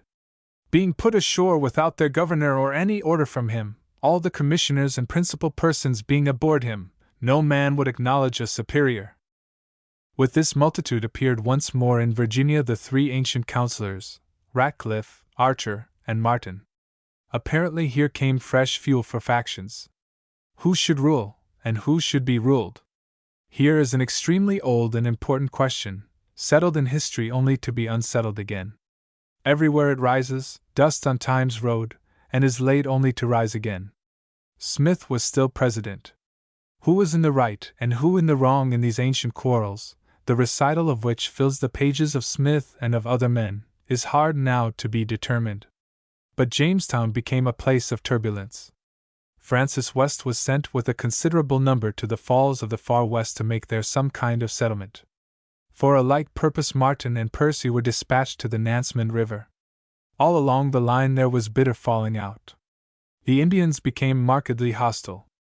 Smith was up the river, quarreling with West and his men. At last he called them wrong-headed asses, flung himself into his boat, and made down the river to Jamestown. Yet even so he found no peace, for, while he was asleep in the boat, by some accident or other a spark found its way to his powder pouch. The powder exploded. Terribly hurt, he leaped overboard into the river, whence he was with difficulty rescued. Smith was now deposed by Ratcliffe, Archer, and Martin because, being an ambitious, unworthy, and vainglorious fellow, say his detractors, he would rule all and engross all authority into his own hands. Be this as it may, Smith was put on board one of the ships which were about to sail for England. Wounded, and with none at Jamestown able to heal his hurt, he was no unwilling passenger. Thus he departed, and Virginia knew Captain John Smith no more. Some liked him and his ways, some liked him not nor his ways either. He wrote of his own deeds and praised them highly, and saw little good in other mankind, though here and there he made an exception. Evident enough are faults of temper. But he had great courage and energy, and at times a lofty disinterestedness. Again winter drew on at Jamestown, and with it misery on misery. George Percy, now president, lay ill and unable to keep order. The multitude, unbridled and heedless, pulled this way and that. Before the cold had well begun, what provision there was in the storehouse became exhausted. That stream of corn from the Indians in which the colonists had put dependence failed to flow. The Indians themselves began systematically to spoil and murder. Ratcliffe and 14 with him met death while loading his barge with corn upon the Pamunkey. The cold grew worse. By midwinter there was famine. The 400, already noticeably dwindled fast and faster. The cold was severe, the Indians were in the woods, the weakened bodies of the white men pined and shivered. They broke up the empty houses to make fires to warm themselves. They began to die of hunger as well as by Indian arrows. On went the winter, and every day some died. Tales of cannibalism are told. This was the starving time. When the leaves were red and gold, England in America had a population of 400 and more. When the dogwood and the strawberry bloomed, England in America had a population of but 60. Somewhat later than this time there came from the pen of Shakespeare a play dealing with a tempest and shipwreck and a magical isle and rescue thereon. The bright spirit Ariel speaks of the Stilvex Bermudes. These were islands, 200 leagues from any continent, named after a Spanish Captain Bermudez who had landed there. Once there had been Indians, but these the Spaniards had slain or taken as slaves. Now the islands were desolate, uninhabited, forlorn and unfortunate.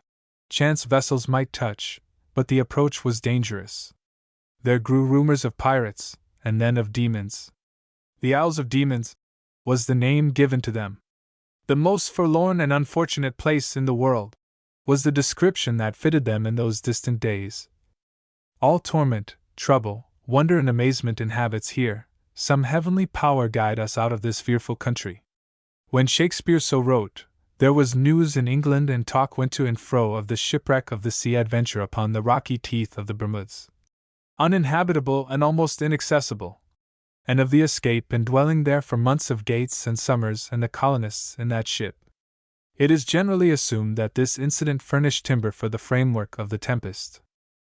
The storm that broke on St. James's Day, scattering the ships of the Third Supply, drove the Sea Adventure here and there at will. Upon her watched Gates and Somers and Newport, above 100 men, and a few women and children. There sprang a leak, all thought of death. Then rose a cry, "Land ho!" The storm abated, but the wind carried the Sea Adventure upon this shore and grounded her upon a reef. A certain rich gentleman, one of the voyagers, made and published a ballad upon the whole event. If it is hardly Shakespearean music, yet it is not devoid of interest. Using the ship's boats they got to shore, though with toil and danger. Here they found no sprites nor demons, nor even men, but a fair, half-tropical verdure and, running wild, great numbers of swine. 10 months the Virginia colonists lived among the still vexed Bermudas. The Sea Adventure was but a wreck pinned between the reefs. No sail was seen upon the blue water. Where they were thrown, there Gates and Somers and Newport, and all must stay for a time and make the best of it. They builded huts and thatched them, and they brought from the wrecked ship, pinned but half a mile from land, stores of many kinds. The climb proved of the blandest, fairest. With fishing and hunting they maintained themselves. Days, weeks, and months went by.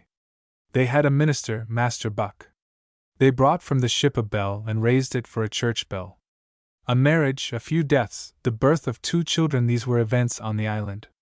One of these children, the daughter of John Rolfe, gentleman, and his wife, was christened Bermuda. Gates and Somers held kindly sway. The colonists lived in plenty, peace, and ease. But for all that, they were shipwrecked folk, and far, far out of the world, and they longed for the old ways and their own kin. Day followed day, but no sail would show to bear them thence, and so at last, taking what they could from the forests of the island, and from the Sea Adventure, they set about to become shipwrights. And so to Virginia came. What they found when they came to Virginia was dolor enough. On Jamestown strand they beheld 60 skeletons, who had eaten all the quick things that were there, and some of them had eaten snakes and adders. Somers, Gates, and Newport, on entering the town, found it rather as the ruins of some ancient fortification than that any people living might now inhabit it.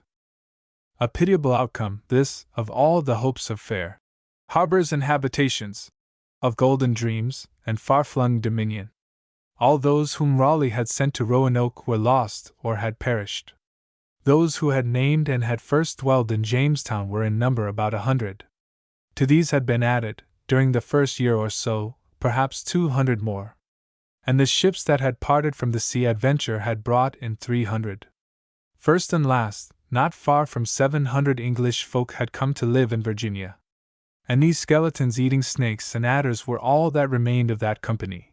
All those others had died miserably, and their hopes were ashes with them. What might Sir Thomas Gates, the governor, do? That which added most to his sorrow, and not a little startled him, was the impossibility.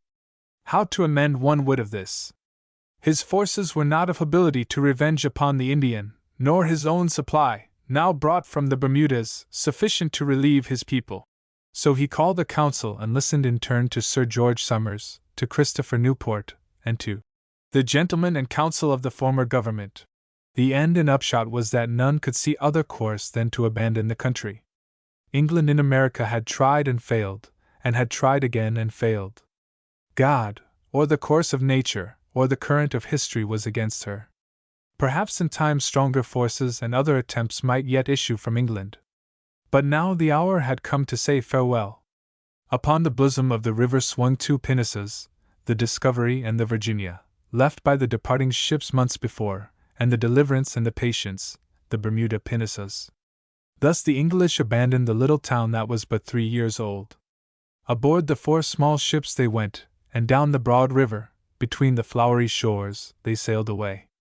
Doubtless under the trees on either hand were Indians watching this retreat of the invaders of their forests. The plan of the departing colonists was to turn north, when they had reached the sea, and make for Newfoundland, where they might perhaps meet with English fishing ships.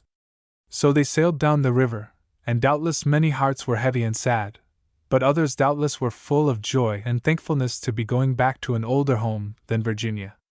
The river broadened toward Chesapeake, and then, before them, what did they see? What deliverance for those who had held on to the uttermost! They saw the long boat of an English ship coming toward them with flashing oars, bringing news of comfort and relief.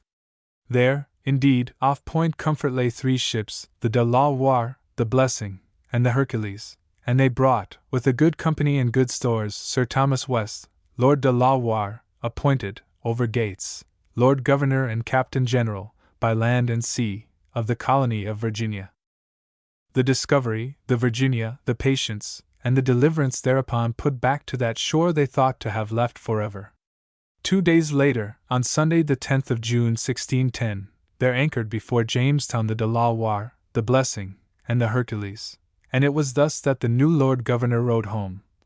I, in the afternoon, went ashore, where after a sermon made by Mr. Buck, I caused my commission to be read, upon which Sir Thomas Gates delivered up unto me his own commission, both patents, and the council seal, and then I delivered some few words unto the company. And after, did constitute and give place of office and charge to divers captains and gentlemen, and elected unto me a council. Chapter 6. Sir Thomas Dale. In a rebuilded Jamestown, Lord De la Warr, of approved courage, temper, and experience, held for a short interval dignified, seigneurial sway, while his restless associates adventured far and wide. Sir George Somers sailed back to the Bermudas to gather a cargo of the wild swine of those woods, but illness seized him there, and he died among the beautiful islands. That Captain Samuel Argall, who had traversed for the company the short road from the Canaries, took up Smith's fallen mantle and carried on the work of exploration. It was he who found, and named for the Lord Governor, Delaware Bay. He went up the Potomac and traded for corn, rescued an English boy from the Indians, had brushes with the savages. In the autumn back to England with a string of ships went that tried and tested seafarer Christopher Newport. Virginia wanted many things, and chiefly that the Virginia Company should excuse defect and remember promise. So Gates sailed with Newport to make true report and guide exertion. 6 months passed, and the Lord Governor himself fell ill and must home to England. So away he, too, went, and for 7 years until his death ruled from that distance through a deputy governor. De la Warr was a man of note and worth, old privy councillor of Elizabeth and of James, soldier in the Low Countries, strong Protestant and believer in England and America. Today his name is borne by a great river, a great bay, and by one of the United States. In London, the Virginia Company, having listened to Gates, projected a 4th supply for the colony. Of those hundreds who had perished in Virginia, many had been true and intelligent men, and again many perhaps had been hardly that. But the Virginia Company was now determined to exercise for the future a discrimination. It issued a broadside, making known that it was sending a new supply of men and all necessary provision in a fleet of good ships, under the conduct of Sir Thomas Gates and Sir Thomas Dale, and that it was not intended any more to burden the action with vagrant and unnecessary persons, but honest and industrious men, as carpenters, smiths, coopers, fishermen, tanners, shoemakers, shipwrights, brickmen, gardeners, husbandmen, and laboring men of all sorts that shall be entertained for the voyage upon such terms as their quality and fitness shall deserve. Yet, in spite of precautions, some of the other sort continued to creep in with the sober and industrious. Master William Crashaw, in a sermon upon the Virginia venture, remarks that they who go, be like for aught I see to those who are left behind, even of all sorts better and worse. This probably hits the mark. The Virginia Company meant at last to have order in Virginia. To this effect, a new office was created and a strong man was found to fill it. Gates remained De la Warr's deputy governor, but Sir Thomas Dale went as Marshal of Virginia. The latter sailed in March, 1611, with 3 ships, 300 people, 12 kine, 20 goats, and all things needful for the colony. Gates followed in May with other ships, 300 colonists, and much cattle. For the next few years Dale becomes, in effect, ruler of Virginia. He did much for the colony, and therefore, in that far past that is not so distant either, much for the United States, a man of note, and worth considering. Dale had seen many years of service in the Low Countries. He was still in Holland when the summons came to cross the ocean in the service of the Virginia Company. On the recommendation of Henry, Prince of Wales, the States General of the United Netherlands consented that Captain Thomas Dale, destined by the King of Great Britain to be employed in Virginia in His Majesty's service, may absent himself from his company for the space of 3 years, and that his said company shall remain meanwhile vacant, to be resumed by him if he think proper. This man had a soldier's way with him, and an iron will. For 5 years in Virginia he exhibited a certain stern efficiency which was perhaps the best support and medicine that could have been devised. At the end of that time, leaving Virginia, he did not return to the Dutch service, but became admiral of the fleet of the English East India Company, thus passing from one huge historic mercantile company to another. With 6 ships he sailed for India. Near Java, the English and the Dutch having chosen to quarrel, he had with the Dutch fleet a cruel, bloody fight. Later, when peace was restored, the East India Company would have given him command of an allied fleet of English and Dutch ships, the objective being trade along the coast of Malabar and an attempt to open commerce with the Chinese. But Sir Thomas Dale was opening commerce with a vaster, hidden land, for at Masulipatam he died. Whose valor, says his epitaph, having shined in the western, was set in the eastern India. But now in May time of 1611 Dale was in Virginian waters. By this day, beside the main settlement of Jamestown, there were at Cape Henry and Point Comfort small forts garrisoned with meager companies of men. Dale made pause at these, setting matters in order, and then, proceeding up the river, he came to Jamestown and found the people gathered to receive him. Presently he writes home to the company a letter that gives a view of the place and its needs.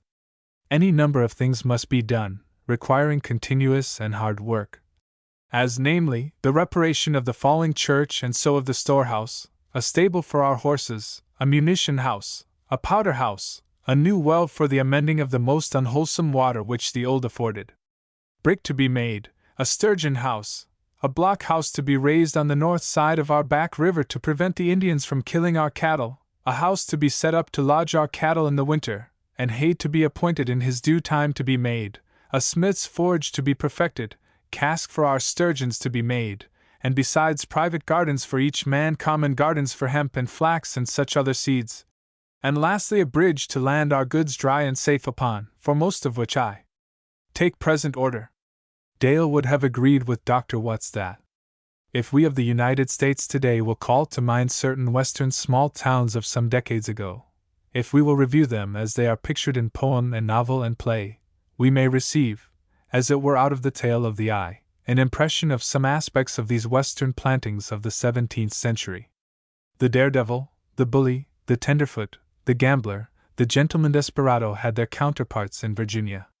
So had the cool, indomitable sheriff and his dependable posse, the friends generally of law and order.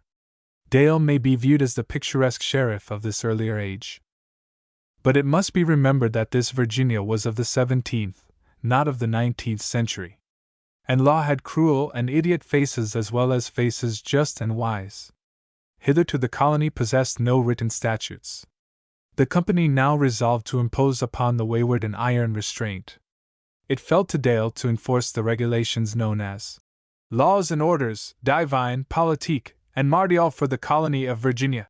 Not English civil law simply, but laws, chiefly extracted out of the laws for governing the army in the Low Countries. The first part of this code was compiled by William Strachey. The latter part is thought to have been the work of Sir Edward Cecil, Sir Thomas Gates, and Dale himself, approved and accepted by the Virginia Company. 10 years afterwards, defending itself before a committee of Parliament, the company through its treasurer declared the necessity of such laws, in some cases ad terorem, and in some to be truly executed. 17th century English law herself was terrible enough in all conscience, but Dale's laws went beyond. Offenses ranged from failure to attend church and idleness to lèse majesté. The penalties were gross, cruel whippings, imprisonments, barbarous puttings to death. The High Marshal held the unruly down with a high hand. But other factors than this draconian code worked at last toward order in this English West. Dale was no small statesman, and he played ferment against ferment. Into Virginia now first came private ownership of land. So much was given to each colonist, and care of this booty became to each a preoccupation. The company at home sent out more and more settlers, and more of the industrious, peace-loving sort. By 1612 the English in America numbered about 800. Dale projected another town, and chose for its site the great horseshoe bend in the river a few miles below the falls of the Far West, at a spot we now call Dutch Gap.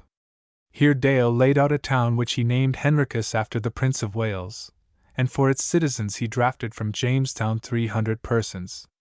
To him also are due Bermuda and Shirley hundreds and Dale's gift over on the eastern shore. As the company sent over more colonists, there began to show, up and down the James though at far intervals, cabins and clearings made by white men, set about with a stockade, and at the river edge a rude landing and a fastened boat. The restless search for mines of gold and silver now slackened. Instead, eyes turned for wealth to the kingdom of the plant and tree, and to fur trade and fisheries. Those ships that brought colonists were in every instance expected to return to England laden with the commodities of Virginia. At first, cargoes of precious ores were looked for. These failing, the company must take from Virginia what lay at hand and what might be suited to English needs. In 1610 the company issued a paper of instructions upon this subject of Virginia commodities.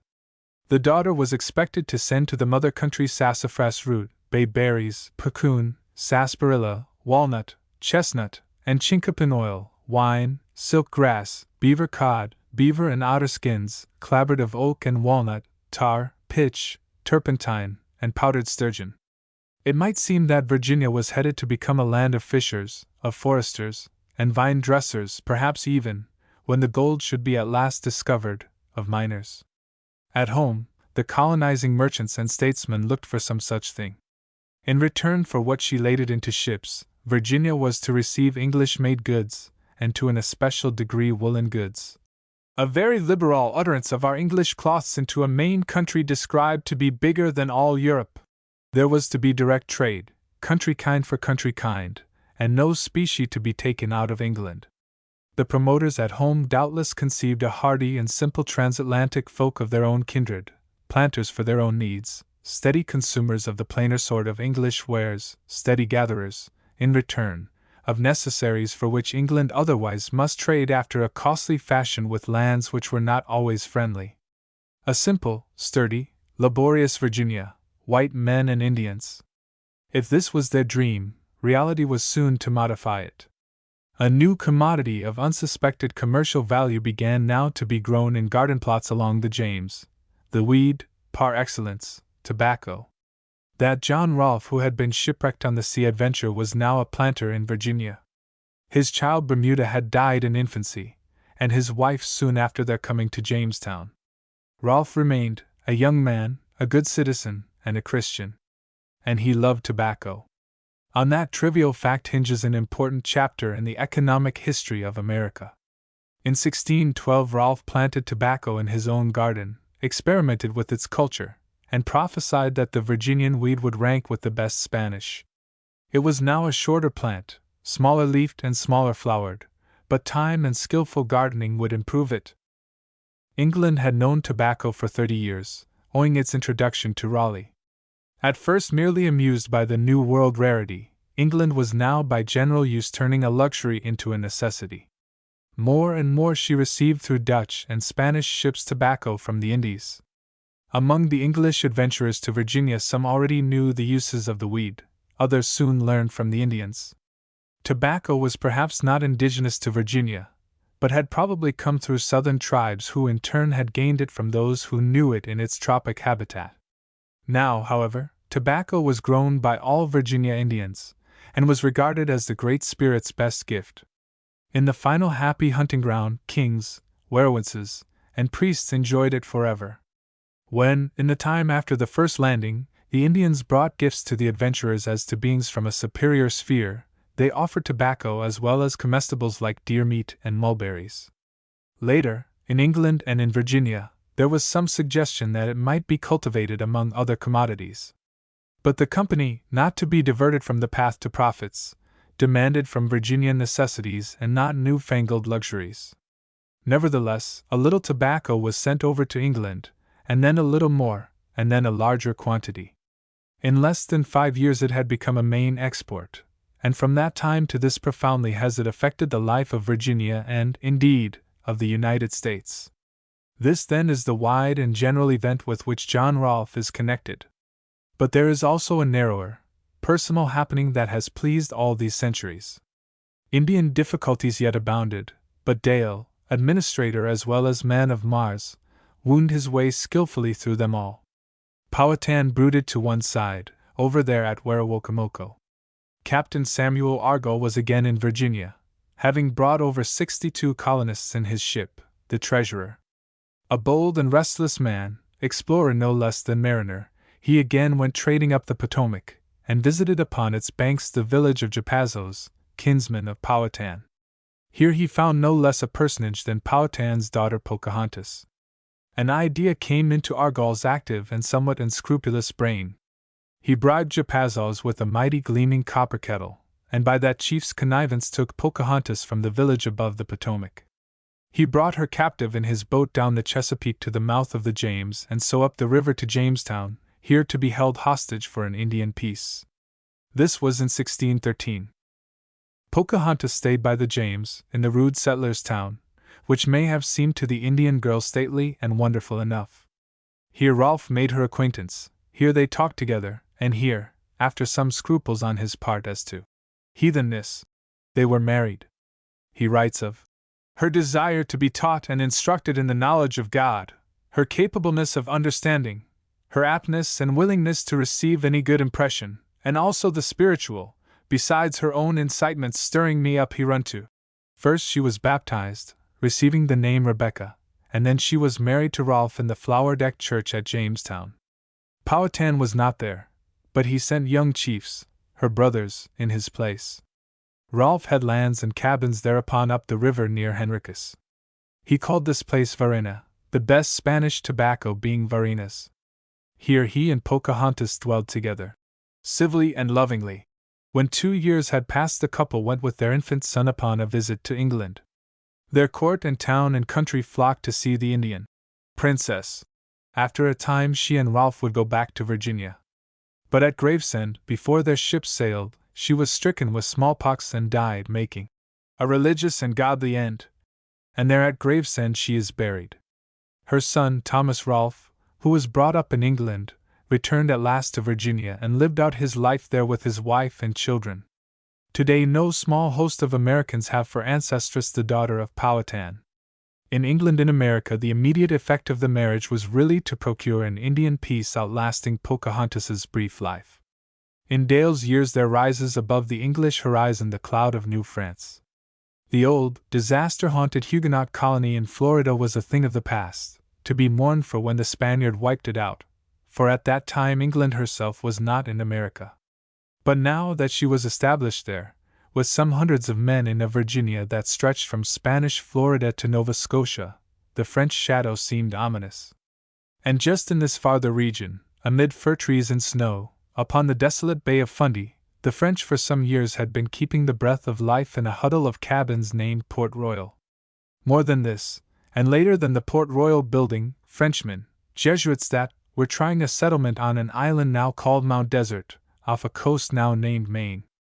The Virginia Company, doubtless with some reference back to the King and Privy Council, de la Warre, Gates, the Deputy Governor, and Dale, the High Marshal, appeared to have been of one mind as to these French settlements.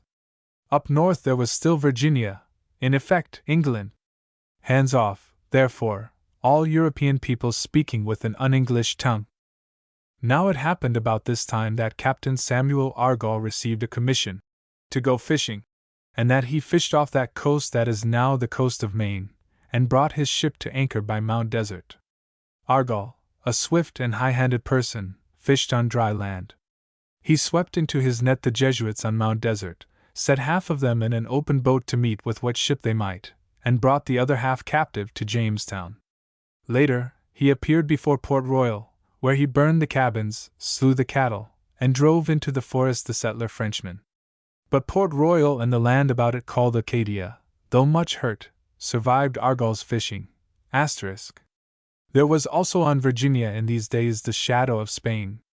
In 1611 the English had found upon the beach near Point Comfort 3 Spaniards from a Spanish caravel which, as the Englishmen had learned with alarm, was fitted with a shallop necessary and proper to discover freshets, rivers, and creeks. They took the 3 prisoner and applied for instructions to Dale, who held them to be spies and clapped them into prison at Point Comfort. That Dale's suspicions were correct is proved by a letter which the King of Spain wrote in cipher to the Spanish ambassador in London ordering him to confer with the King as to the liberty of 3 prisoners whom Englishmen in Virginia have captured. The 3 are the Alcaide Don Diego de Molino, Ensign Marco Antonio Perez, and Francisco Lembri, an English pilot, who by my orders went to reconnoiter those ports. Small wonder that Dale was apprehensive. What may be the danger of this unto us? He wrote home. Who are here so few, so weak, and unfortified, I refer me to your own honorable knowledge.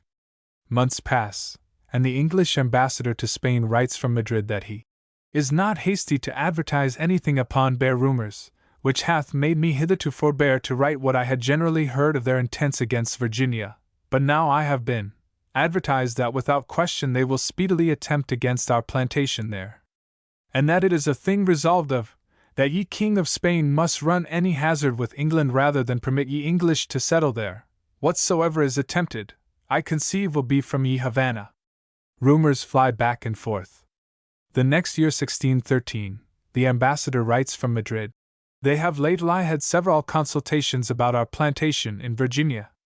The resolution is, that it must be removed, but they think it fit to suspend the execution of it, for that they are in hope that it will fall of itself. The Spanish hope seemed, at this time, not at all without foundation. Members of the Virginia Company had formed the Somers Islands Company named for Somers the Admiral, and had planted a small colony in Bermuda where the Sea Adventure had been wrecked. Here were fair, fertile islands without Indians, and without the diseases that seemed to rise, no man knew how, from the marshes along those lower reaches of the great river James in Virginia. Young though it was, the new plantation prospereth better than that of Virginia, and giveth greater encouragement to prosecute widely. In England there arose, from some concerned, the cry to give up Virginia that has proved a project awry. As Gates was once about to remove thence every living man, so truly they might now remove to these more hopeful islands. The Spanish ambassador is found writing to the Spanish king. Thus they are here discouraged, on account of the heavy expenses they have incurred, and the disappointment, that there is no passage from there to the South Sea, nor mines of gold or silver.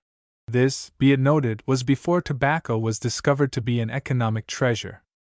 The Elizabeth from London reached Virginia in May, 1613. It brought to the colony news of Bermuda, and incidentally of that new notion brewing in the mind of some of the company. When the Elizabeth, after a month in Virginia, turned homeward, she carried a vigorous letter from Dale, the High Marshal, to Sir Thomas Smith, treasurer of the company. Let me tell you all at home, writes Dale, this one thing, and I pray remember it. If ye give over this country and loose it, you, with your wisdoms, will leap such a gudgeon as our state hath not done the like since they lost the kingdom of France. Be not gulled with the clamorous report of base people. Believe Caleb and Joshua.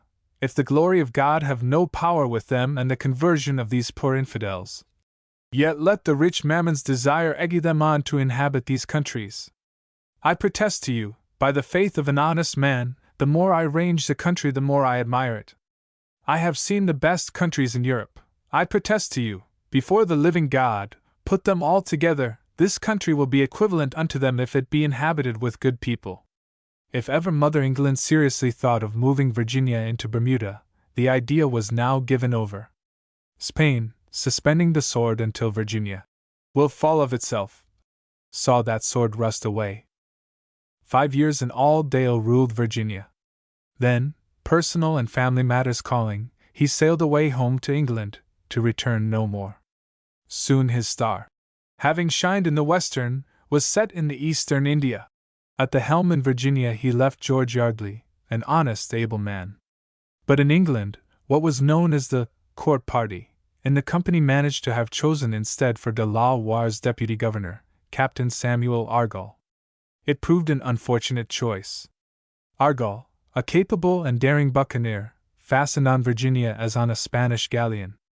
For a year he ruled in his own interest, plundering and terrorizing. At last the outcry against him grew so loud that it had to be listened to across the Atlantic. Lord de la Warre was sent out in person to deal with matters but died on the way, and Captain Yardley, now knighted and appointed governor, was instructed to proceed against the incorrigible Argall. But Argall had already departed to face his accusers in England. Chapter 7. Young Virginia.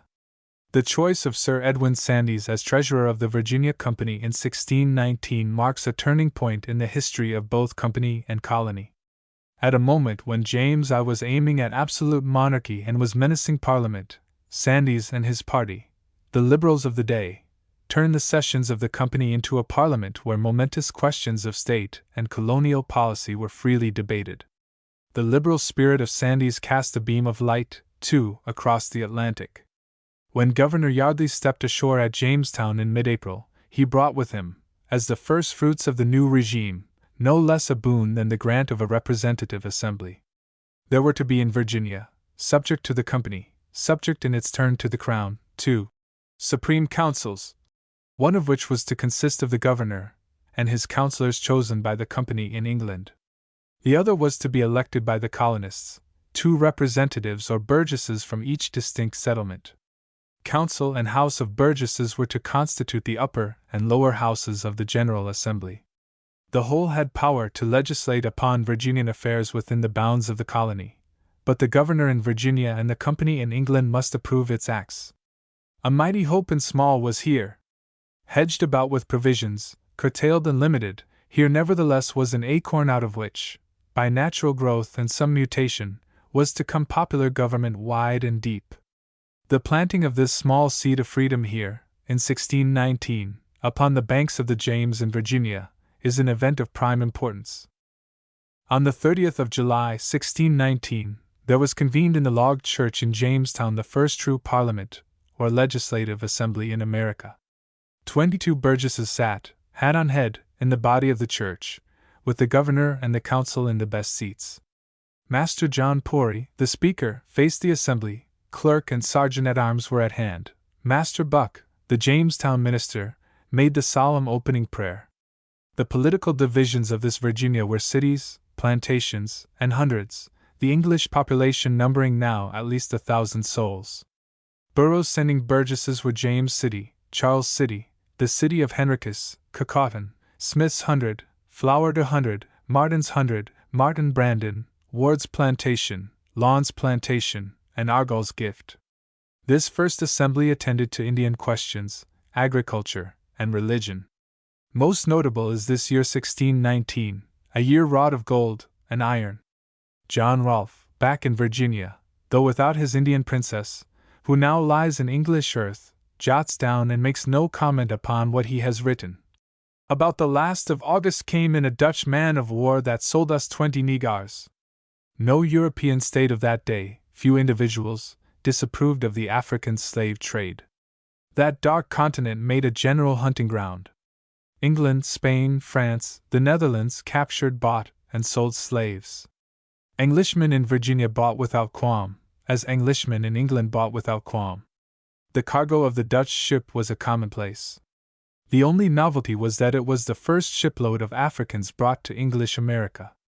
Here, by the same waters, were the beginnings of popular government and the young upas tree of slavery.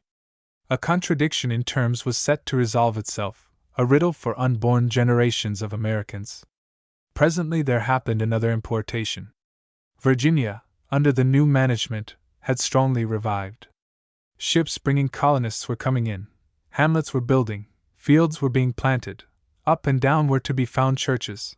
A college at Henricus was projected so that Indian children might be taught and converted from heathenness. Yet was the population almost wholly a doublet, and breeches wearing population. The children for whom the school was building were Indian children. The men sailing to Virginia dreamed of a few years there and gathered wealth, and then returned to England. Apparently it was the new treasurer, Sir Edwin Sandys, who first grasped the essential principle of successful colonization. Virginia must be home to those we send. Wife and children made home. Sandys gathered 90 women, poor maidens and widows, young, handsome, and chaste, who were willing to emigrate and in Virginia become wives of settlers. They sailed. Their passage money was paid by the men of their choice. They married, and home life began in Virginia. In due course of time appeared fair-haired children, blue or gray of eye, with all England behind them, yet native-born Virginians from the cradle. Colonists in number sailed now from England. Most ranks of society and most professions were represented.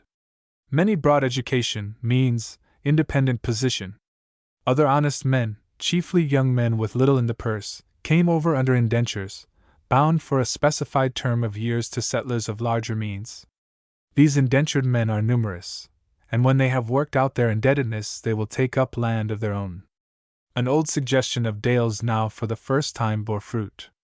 Over the protest of the country party, in the company, there began to be sent each year out of the king's jails a number, though not at any time a large number, of men under conviction for various crimes.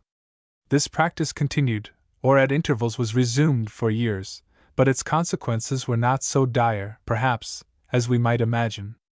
The penal laws were execrably brutal, and in the dragnet of the law might be found many merely unfortunate, many perhaps finer than the law. Virginia thus was founded and established. An English people moved through her forests, crossed in boats her shining waters, trod the lanes of hamlets builded of wood but after English fashions. Climate, surrounding nature, differed from Old England, and these in circumstance would work for variation. But the stock was Middlesex, Surrey, Devon, and all the other shires of England. Scotchmen came also, Welshmen, and perhaps as early as this, a few Irish. And there were de la Warre's handful of Poles and Germans, and several French vinedressers. Political and economic life was taking form. That huge, luxurious, thick-leafed, yellow-flowered crop, alike comforting and extravagant, that tobacco that was in much to mold manners and customs and ways of looking at things, was beginning to grow abundantly. In 1620, 40,000 pounds of tobacco went from Virginia to England. 2 years later went 60,000 pounds. The best sold at 2 shillings the pound, the inferior for 18 pence. The Virginians dropped all thought of sassafras and clabbered. Tobacco only had any flavor of Golconda. At this time the rich soil, composed of layer on layer of the decay of forests that had lived from old time, was incredibly fertile. As fast as trees could be felled and dragged away, in went the tobacco. Fields must have laborers, nor did these need to be especially intelligent. Bring in indentured men to work. Presently dream that ships, English as well as Dutch, might oftener load in Africa and sell in Virginia, to furnish the dark fields with dark workers. In Dale's time had begun the making over of land in fee simple. In Yardley's time every ancient colonist, that is, every man who had come to Virginia before 1616, was given a goodly number of acres subject to a quit rent.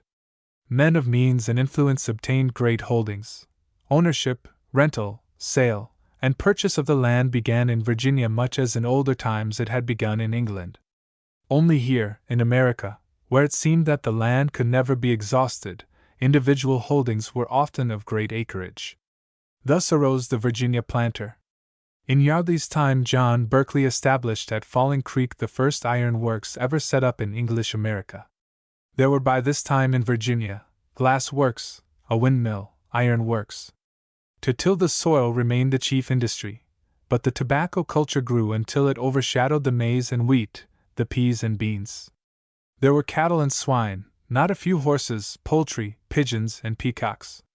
In 1621 Yardley, desiring to be relieved, was succeeded by Sir Francis Wyatt.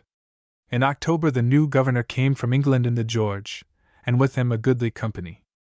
Among others is found George Sandys, brother of Sir Edwin. This gentleman and scholar, beneath Virginia skies and with Virginia trees and blossoms about him, translated the Metamorphoses of Ovid and the first book of the Aeneid, both of which were published in London in 1626. He stands as the first purely literary man of the English New World. But vigorous enough literature, though the writers thereof regarded it as information only, had, from the first years, emanated from Virginia. Smith's True Relation, George Percy's Discourse Strachey's True Repertory of the Rack and Redemption of Sir Thomas Gates, and his History of Travail into Virginia Britannia, Hammer's True Discourse, Whitaker's Good News, other letters and reports, had already flowered, all with something of the strength and fragrance of Elizabethan and early Jacobean work. For some years there had seemed peace with the Indians.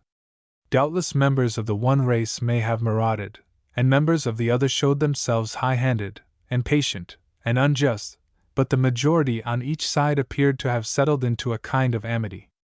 Indians came singly or in parties from their villages to the white men's settlements, where they traded corn and venison and what not for the magic things the white man owned. A number had obtained the white man's firearms, unwisely sold or given. The red seemed reconciled to the white's presence in the land. The Indian village and the Indian tribal economy rested beside the English settlement, church, and laws. Doubtless a fragment of the population of England and a fragment of the English in Virginia saw in a pearly dream the red man baptized, clothed, become Christian and English. At the least, it seemed that friendliness and peace might continue. In the spring of 1622 a concerted Indian attack and massacre fell like a bolt from the blue. Up and down the James and upon the Chesapeake, everywhere on the same day, Indians, bursting from the dark forest that was so close behind every cluster of log houses, attacked the colonists. 347 English men, women, and children were slain. But Jamestown and the plantations in its neighborhood were warned in time. The English rallied, gathered force, turned upon and beat back to the forest the Indian, who was now and for a long time to come their open foe. There followed upon this horror not a day or a month but years of organized retaliation and systematic harrying. In the end a great majority of the Indians either fell or were pushed back toward the upper Pamunkey, the Rappahannock, the Potomac, and westward upon the great shelf or terrace of the earth that climbed to the fabled mountains. And with this westward move there passed away that old vision of wholesale Christianizing. Chapter 8. Royal Government. In November, 1620, there sailed into a quiet harbor on the coast of what is now Massachusetts a ship named the Mayflower, having on board 102 English nonconformists, men and women, and with them a few children. These latest colonists held a patent from the Virginia Company and have left in writing a statement of their object. We, having undertaken, for the glory of God and advancement of the Christian faith, and honor of our king and country, a voyage to plant the first colony in the northern parts of Virginia. The mental reservation is, of course, where perchance we may serve God as we will. In England there obtained in some quarters a suspicion that they meant to make a free, popular state there. Free, popular, public good. These are words that began, in the second quarter of the 17th century, to shine and ring. King and people had reached the verge of a great struggle. The Virginia Company was divided, as were other groups, into factions. The court party and the country party found themselves distinctly opposed. The great, crowded meetings of the company sessions rang with their divisions upon policies small and large. Words and phrases, comprehensive, sonorous, heavy with the future, rose and rolled beneath the roof of their great hall. There were heard amid warm discussion, kingdom and colony, Spain, Netherlands, France, church and state, papists and schismatics, duties, tithes, excise, petitions of grievances, representation, right of assembly. Several years earlier the king had cried, "Choose the devil, but not Sir Edwin Sandys." Now he declared the company just a seminary to a seditious parliament. All London resounded with the clash of parties and opinions. Last week the Earl of Warwick and the Lord Cavendish fell so foul at a Virginia court that the lie passed and repassed. The factions, are grown so violent that Guelphs and Ghibellines were not more animated one against another. Believing that the company's sessions foreshadowed a seditious parliament, James Stuart set himself with obstinacy and some cunning to the company's undoing. The court party gave the king aid, and circumstances favored the attempt. Captain Nathaniel Butler, who had once been governor of the Somers Islands and had now returned to England by way of Virginia, published in London, The Unmasked Face of Our Colony in Virginia, containing a savage attack upon every item of Virginian administration. The King's Privy Council summoned the company, or rather the country, party, to answer these and other allegations. Southampton, Sandys, and Ferrer answered with strength and cogency. But the tide was running against them. James appointed commissioners to search out what was wrong with Virginia. Certain men were shipped to Virginia to get evidence there, as well as support from the Virginia Assembly. In this attempt they signally failed. Then to England came a Virginia member of the Virginia Council, with long letters to King and Privy Council. The Sandys Southampton administration had done more than well for Virginia. The letters were letters of appeal. The colony hoped that the governors sent over might not have absolute authority, but might be restrained to the consent of the council. But above all they made it their most humble request that they might still retain the liberty of their general assemblies, than which nothing could more conduce to the public satisfaction and public liberty. In London another paper, drawn by Cavendish, was given to King and Privy Council. It answered many accusations, and among others the statement that the government of the companies as it then stood was democratical and tumultuous, and ought therefore to be altered and reduced into the hands of a few. It is of interest to hear these men speak, in the year 1623, in an England that was close to absolute monarchy, to a king who with all his house stood out for personal rule. However, they owned that, according to His Majesty's institution, their government had some show of a democratical form, which was nevertheless, in that case, the most just and profitable, and most conducive to the ends and effects aimed at thereby. Lastly, they observed that the opposite faction cried out loudly against democracy, and yet called for oligarchy, which would, as they conceived, make the government neither of better form, nor more monarchical. But the dissolution of the Virginia Company was at hand. In October, 1623, the Privy Council stated that the king had taken into his princely consideration the distressed state of the colony of Virginia, occasioned, as it seemed, by the ill government of the company. The remedy for the ill management lay in the reduction of the government into fewer hands. His Majesty had resolved therefore upon the withdrawal of the company's charter and the substitution, with due regard for continuing and preserving the interest of all adventurers and private persons whatsoever, of a new order of things.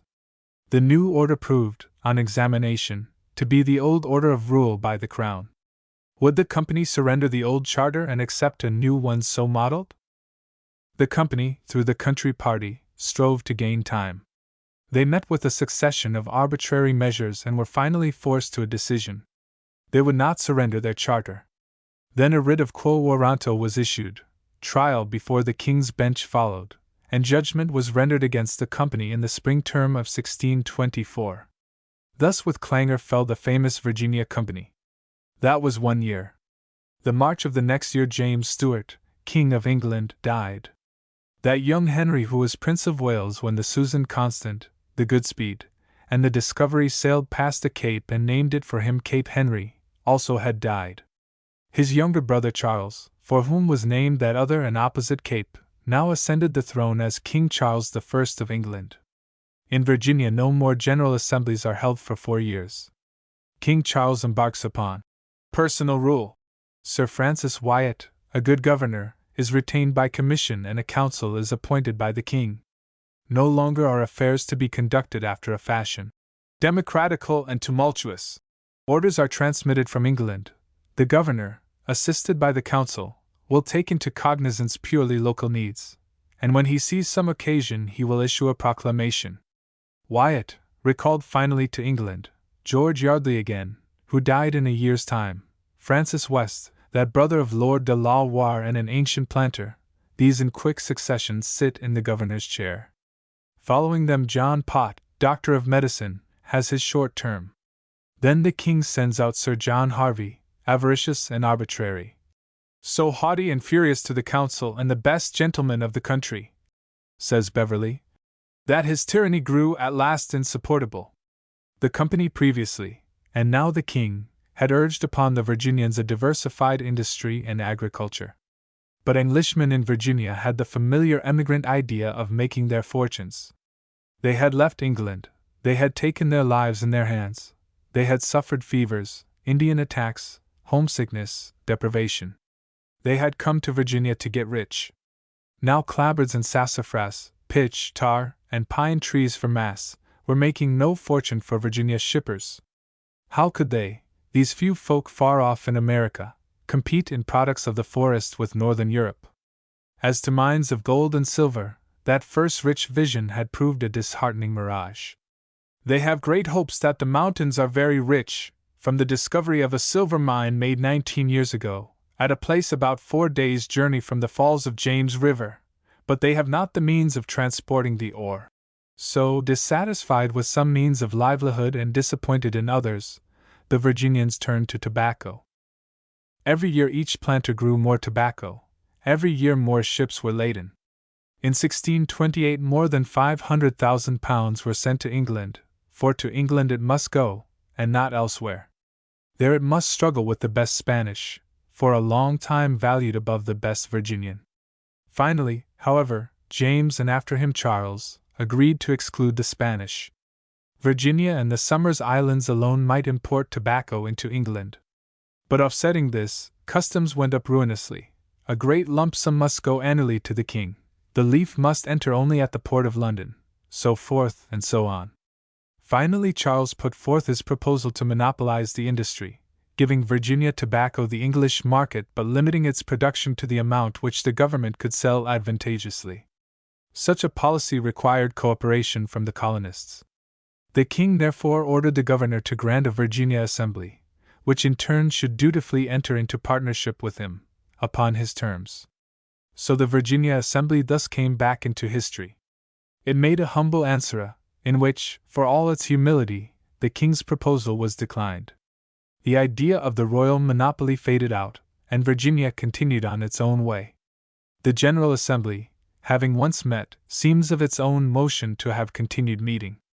The next year we find it in session at Jamestown, and resolving that we should go 3 several marches upon the Indians, at 3 several times of the year, and also that there be an especial care taken by all commanders and others that the people do repair to their churches on the Sabbath day, and to see that the penalty of 1 pound of tobacco for every time of absence, and 50 pounds for every month's absence, be levied, and the delinquents to pay the same. About this time we read, Dr. John Pott, late governor, indicted, arraigned, and found guilty of stealing cattle, 13 jurors, 3 whereof councillors. This day wholly spent in pleading, next day, in unnecessary disputation. These were moving times in the little colony whose population may by now have been 5,000. Harvey, the governor, was rapacious, the king at home, autocratic. Meanwhile, signs of change and of unrest were not wanting in Europe. England was hastening toward revolution. In Germany the 30 Years' War was in mid-career. France and Italy were racked by strife. Over the world the peoples groaned under the strain of oppression. In science, too, there was promise of revolution. Harvey, not that Governor Harvey of Virginia, but a greater in England, was writing upon the circulation of the blood. Galileo brooded over ideas of the movement of the earth, Kepler over celestial harmonies and solar rule. Descartes was laying the foundation of a new philosophy. In the meantime, far across the Atlantic, bands of Virginians went out against the Indians, who might, or might not, God knows, have put in a claim to be considered among the oppressed peoples. In Virginia the fat, black, tobacco fields, steaming under a sun like the sun of Spain, called for and got more labor and still more labor. Every little sailing ship brought white workmen, called servants, consigned, indentured, apprenticed to many-acred planters. These, in return for their passage money, must serve Laban for a term of years, but then would receive Rachel, or at least Leah, in the shape of freedom and a small holding and provision with which to begin again their individual life. If they were ambitious and energetic, they might presently be able, in turn, to import labor for their own acres. As yet, in Virginia, there were few African slaves, not more perhaps than a couple of hundred. But whenever ships brought them, they were readily purchased. In Virginia, as everywhere in time of change, there arose anomalies. Side by side persisted a romantic devotion to the king and a determination to have popular assemblies, a great sense of the rights of the white individual together with African slavery, a practical, easygoing, debonair naturalism side by side with an established church penalizing alike papist, Puritan, and atheist. Even so early as this, the social tone was set that was to hold for many and many a year. The suave climate was somehow to foster alike a sense of caste and good neighborliness, class distinctions and republican ideas. The towns were of the fewest and rudest, little more than small palisade hamlets, built of frame or log, poised near the water of the River James. The genius of the land was for the plantation rather than the town. The fair and large brick or frame planter's house of a later time had not yet risen, but the system was well inaugurated that set a main or big house upon some fair site, with cabins clustered near it, and all surrounded, save on the river front, with far-flung acres, some planted with grain and the rest with tobacco. Up and down the river these estates were strung together by the rudest roads, mere tracks through field and wood. The cart was as yet the sole wheeled vehicle. But the Virginia planter, a horseman in England, brought over horses, bred horses, and early placed horsemanship in the catalogue of the necessary colonial virtues. At this point, however, in a land of great and lesser rivers, with a network of creeks, the boat provided the chief means of communication. Behind all, enveloping all, still spread the illimitable forest, the haunt of Indians and innumerable game. Virginians were already preparing for an expansion to the north. There was a man in Virginia named William Claiborne. This individual, able, determined, self-reliant, energetic, had come in as a young man, with the title of Surveyor General for the company, in the ship that brought Sir Francis Wyatt, just before the massacre of 1622. He had prospered and was now Secretary of the province. He held lands and was endowed with a bold, adventurous temper and a genius for business. In a few years he had established widespread trading relations with the Indians. He and the men whom he employed penetrated to the upper shores of Chesapeake, into the forests bordering Potomac and Susquehanna. Knives and hatchets, beads, trinkets, and colored cloth were changed for rich furs and various articles that the Indians could furnish. The skins thus gathered Claiborne shipped to London merchants, and was like to grow wealthy from what his trading brought. Looking upon the future and contemplating barter on a princely scale, he set to work and obtained exhaustive licenses from the immediate Virginian authorities, and at last from the king himself. Under these grants, Claiborne began to provide settlements for his numerous traders. Far up the Chesapeake, 100 miles or so from Point Comfort, he found an island that he liked, and named it Kent Island. Here for his men he built cabins with gardens around them, a mill and a church. He was far from the River James and the mass of his fellows, but he esteemed himself to be in Virginia and upon his own land. What came of Claiborne's enterprise the sequel has to show. Chapter 9. Maryland. There now enters upon the scene in Virginia a man of middle age, not without experience in planting colonies, by name George Calvert, 1st Lord Baltimore. Of Flemish ancestry, born in Yorkshire, scholar at Oxford, traveller, clerk of the Privy Council, a Secretary of State under James, member of the House of Commons, member of the Virginia Company, he knew many of the ramifications of life. A man of worth and weight, he was placed by temperament and education upon the side of the court party and the crown in the growing contest over rights. About the year 1625, under what influence is not known, he had openly professed the Roman Catholic faith, and that took courage in the 17th century, in England. Some years before, Calvert had obtained from the crown a grant of a part of Newfoundland, had named it Avalon, and had built great hopes upon its settlement. But the northern winter had worked against him. He knew, for he had resided there himself with his family in that harsh clime. From the middle of October to the middle of May there is a sad fare of winter on all this land. He is writing to King Charles, and he goes on to say, "I have had strong temptations to leave all proceedings in plantations, but my inclination carrying me naturally to these kind of works, I am determined to commit this place to fishermen that are able to encounter storms and hard weather, and to remove myself with some 40 persons to your Majesty's dominion of Virginia where, if your Majesty will please to grant me a precinct of land, I shall endeavor to the utmost of my power to deserve it. With his immediate following he thereupon does sail far southward. In October, 1629, he comes in between the capes, past Point Comfort and so up to Jamestown, to the embarrassment of that capital, as will soon be evident. Here in Church of England, Virginia was a popish recusant. Here was an old court party man, one of James's commissioners, a person of rank and prestige, known, for all his recusancy, to be in favor with the present king. Here was the proprietary of Avalon, guessed to be dissatisfied with his chilly holding, on the scent perhaps of balmier, easier things.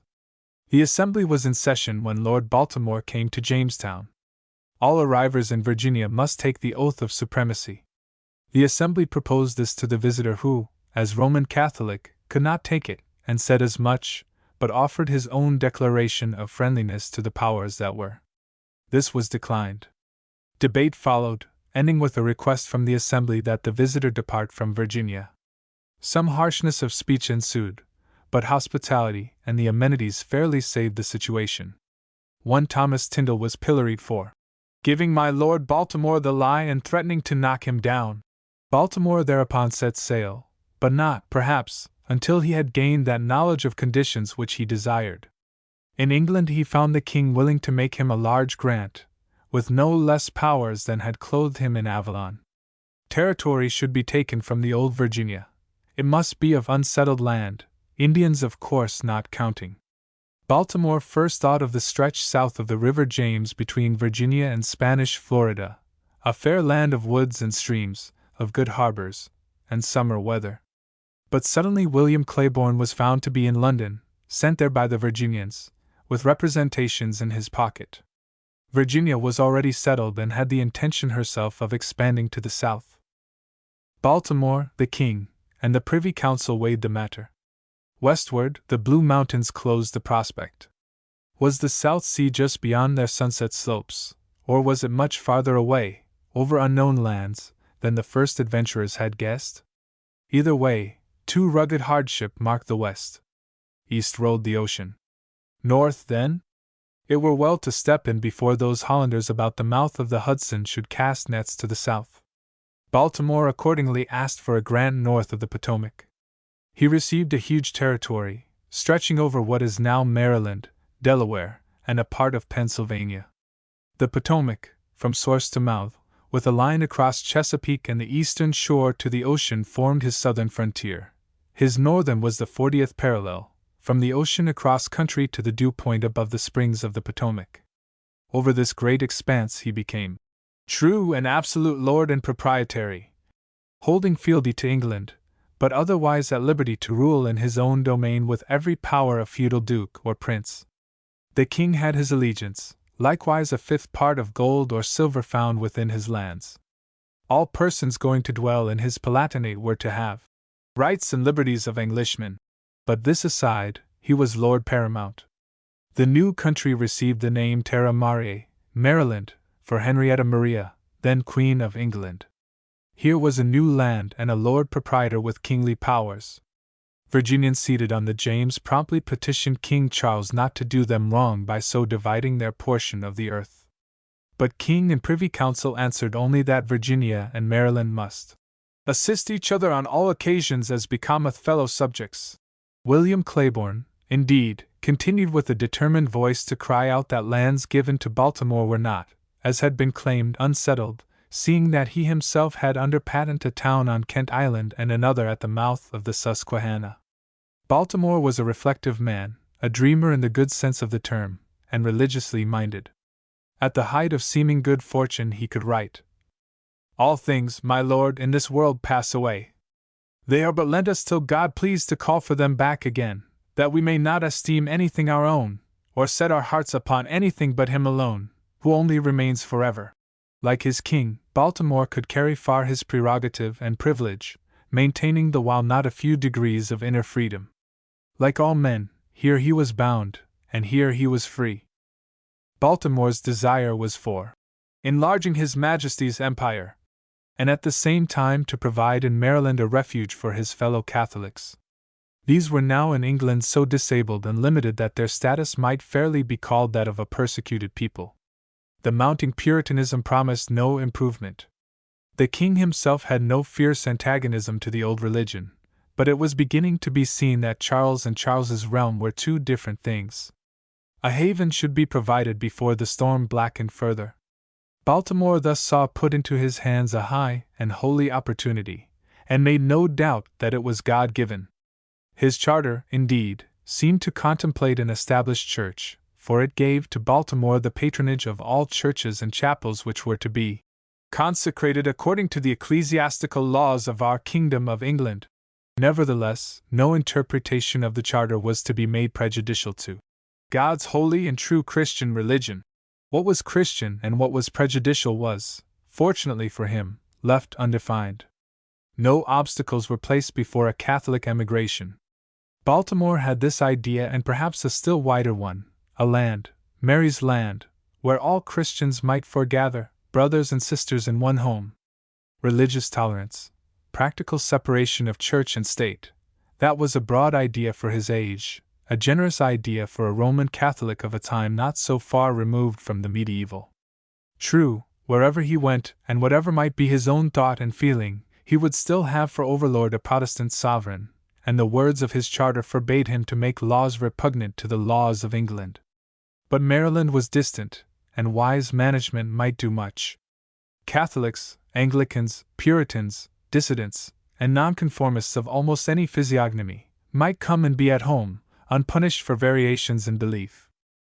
Only the personal friendship of England's king and the tact and suave sagacity of the proprietary himself could have procured the signing of this charter, since it was known, as it was to all who cared to busy themselves with the matter, that here was a Catholic meaning to take other Catholics, together with other scarcely less abominable sectaries, out of the reach of recusancy acts and religious pains and penalties, to set them free in England and America, and raising their estate on the novel basis of free religion, perhaps to convert the heathen to all manner of errors, and embark on mischiefs far too large for definition.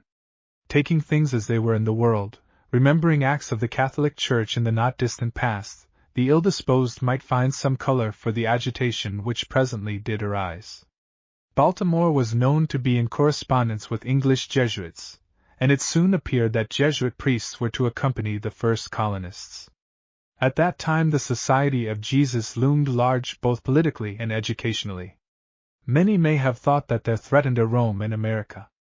But however that may have been, there was small chance for any successful opposition to the charter, since Parliament had been dissolved by the king, not to be summoned again for 11 years. The Privy Council was subservient, and, as the sovereign was his friend, Baltimore saw the signing of the charter assured and began to gather together his first colonists. Then, somewhat suddenly, in April, 1632, he sickened, and died at the age of 53. His son, Cecil Calvert, second Lord Baltimore, took up his father's work. This young man, likewise able and sagacious, and at every step in his father's confidence, could and did proceed even in detail according to what had been planned. All his father's rights had descended to him. In Maryland he was proprietary with as ample power as ever a Count Palatine had enjoyed. He took up the advantage and the burden. The father's idea had been to go with his colonists to Maryland, and this it seems that the son also meant to do. But now, in London, there deepened a clamor against such Catholic enterprise. Once he were away, lips would be at the king's ear. And with England so restless, in a turmoil of new thought, it might even arise that king and privy council would find trouble in acting after their will, good though that might be. The second Baltimore therefore remained in England to safeguard his charter and his interests. The family of Baltimore was an able one. Cecil Calvert had 2 brothers, Leonard and George, and these would go to Maryland in his place. Leonard he made governor and lieutenant general, and appointed him counselor. Ships were made ready, the Ark of 300 tons and the Dove of 50. The colonists went aboard at Gravesend, where these ships rode at anchor. Of the company a great number were Protestants, willing to take land, if their condition were bettered so, with Catholics. Difficulties of many kinds kept them all long at the mouth of the Thames, but at last, late in November, 1633, the Ark and the Dove set sail. Touching at the Isle of Wight, they took aboard 2 Jesuit priests, Father White and Father Altham, and a number of other colonists. Baltimore reported that the expedition consisted of 2 of my brothers with very near 20 other gentlemen of very good fashion, and 300 laboring men well provided in all things. These ships, with the first Marylanders, went by the old West Indies sea route. We find them resting at Barbados. Then they swung to the north and, in February, 1634, came to Point Comfort in Virginia. Here they took supplies, being treated by Sir John Harvey, who had received a letter from the king, with courtesy and humanity. Without long tarrying, for they were sick now for land of their own, they sailed on up the Great Bay, the Chesapeake. Soon they reached the mouth of the Potomac, a river much greater than any of them, save shipmasters and mariners, had ever seen, and into this turned the Ark and the Dove. After a few leagues of sailing up the wide stream, they came upon an islet covered with trees, leafless, for a spring had hardly broken. The ships dropped anchor, the boats were lowered, the people went ashore. Here the Calverts claimed Maryland, for our Savior and for our sovereign Lord the King of England. And here they heard Mass. St. Clement's they called the island. But it was too small for a home. The Ark was left at anchor, while Leonard Calvert went exploring with the Dove. Up the Potomac some distance he went, but at the last he wisely determined to choose for their first town a site nearer the sea. The Dove turned and came back to the Ark, and both sailed on down the stream from St. Clement's Isle. Before long they came to the mouth of a tributary stream flowing in from the north. The Dove, going forth again, entered this river, which presently the party named the River St. George. Soon they came to a high bank with trees tinged with the foliage of advancing spring. Here upon this bank the English found an Indian village and a small Algonquin group, in the course of extinction by their formidable Iroquois neighbors, the giant Susquehannocks. The white men landed, bearing a store of hatchets, gewgaws, and colored cloth. The first Lord Baltimore, having had opportunity enough for observing savages, had probably handed on to his sagacious sons his conclusions as to ways of dealing with the natives of the forest. And the undeniable logic of events was at last teaching the English how to colonize. Englishmen on Roanoke Island, Englishmen on the banks of the James, Englishmen in that first New England colony, had borne the weight of early inexperience, and all the catalogue of woes that follow ignorance. All these early colonists alike had been quickly entangled in strife with the people whom they found in the land. But by now much water had passed the mill.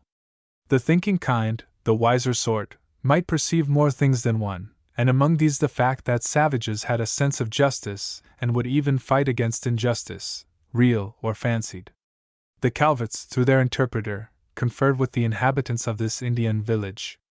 Would they sell lands where the white men might peaceably settle, under their given word to deal in friendly wise with the red men? Many hatchets and axes and much cloth would be given in return. To a Sylvan people store of hatchets and axes had a value beyond many fields of the boundless earth. The Dove appeared before them, too, at the psychological moment. They had just discussed removing, bag and baggage, from the proximity of the Iroquois. In the end, these Indians sold to the English their village huts, their cleared and planted fields, and miles of surrounding forest. Moreover, they stayed long enough in friendship with the newcomers to teach them many things of value. Then they departed, leaving with the English a clear title to as much land as they could handle, at least for some time to come. Later, with other Indians, as with these, the Calverts pursued a conciliatory policy. They were aided by the fact that the Susquehannocks to the north, who might have given trouble, were involved in war with yet more northerly tribes, and could pay scant attention to the incoming white men. But even so, the Calverts proved, as William Penn proved later, that men may live at peace with men, honestly and honorably, even though hue of skin and plane of development differ. Now the Ark joins the Dove in the River St. George. The pieces of ordnance are fired, the colonists disembark, and on the 27th of March, 1634, the Indian village, now English, becomes St. Mary's. On the whole, how advantageously are they placed! There is peace with the Indians. Huts, lodges, are already built, fields already cleared or planted. The site is high and healthful. They have at first few dissensions among themselves. Nor are they entirely alone or isolated in the New World. There is a New England to the north of them and a Virginia to the south. From the one they get in the autumn salted fish, from the other store of swine and cattle. Famine and pestilence are far from them. They build a fort, and perhaps a stockade, but there are none of the stealthy deaths given by arrow and tomahawk in the north, nor are there any of the Spanish alarms that terrified the south. From the first they have with them women and children.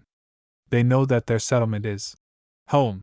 Soon other ships and colonists follow the Ark and the Dove to St. Mary's, and the history of this middle colony is well begun. In Virginia, meantime, there was jealousy enough of the new colony, taking as it did territory held to be Virginian and renaming it, not for the old, independent, Protestant, Virgin Queen, but for a French, Catholic, Queen Consort, even settling it with believers in the Mass and bringing in Jesuits. It was, says a Jamestown settler, accounted a crime almost as heinous as treason to favor, nay, to speak well of that colony. Beside the Virginian folk as a whole, one man, in particular, William Claiborne, nursed an individual grievance. He had it from Governor Calvert that he might dwell on in Kent Island, trading from there, but only under license from the Lord Proprietor and as an inhabitant of Maryland, not of Virginia.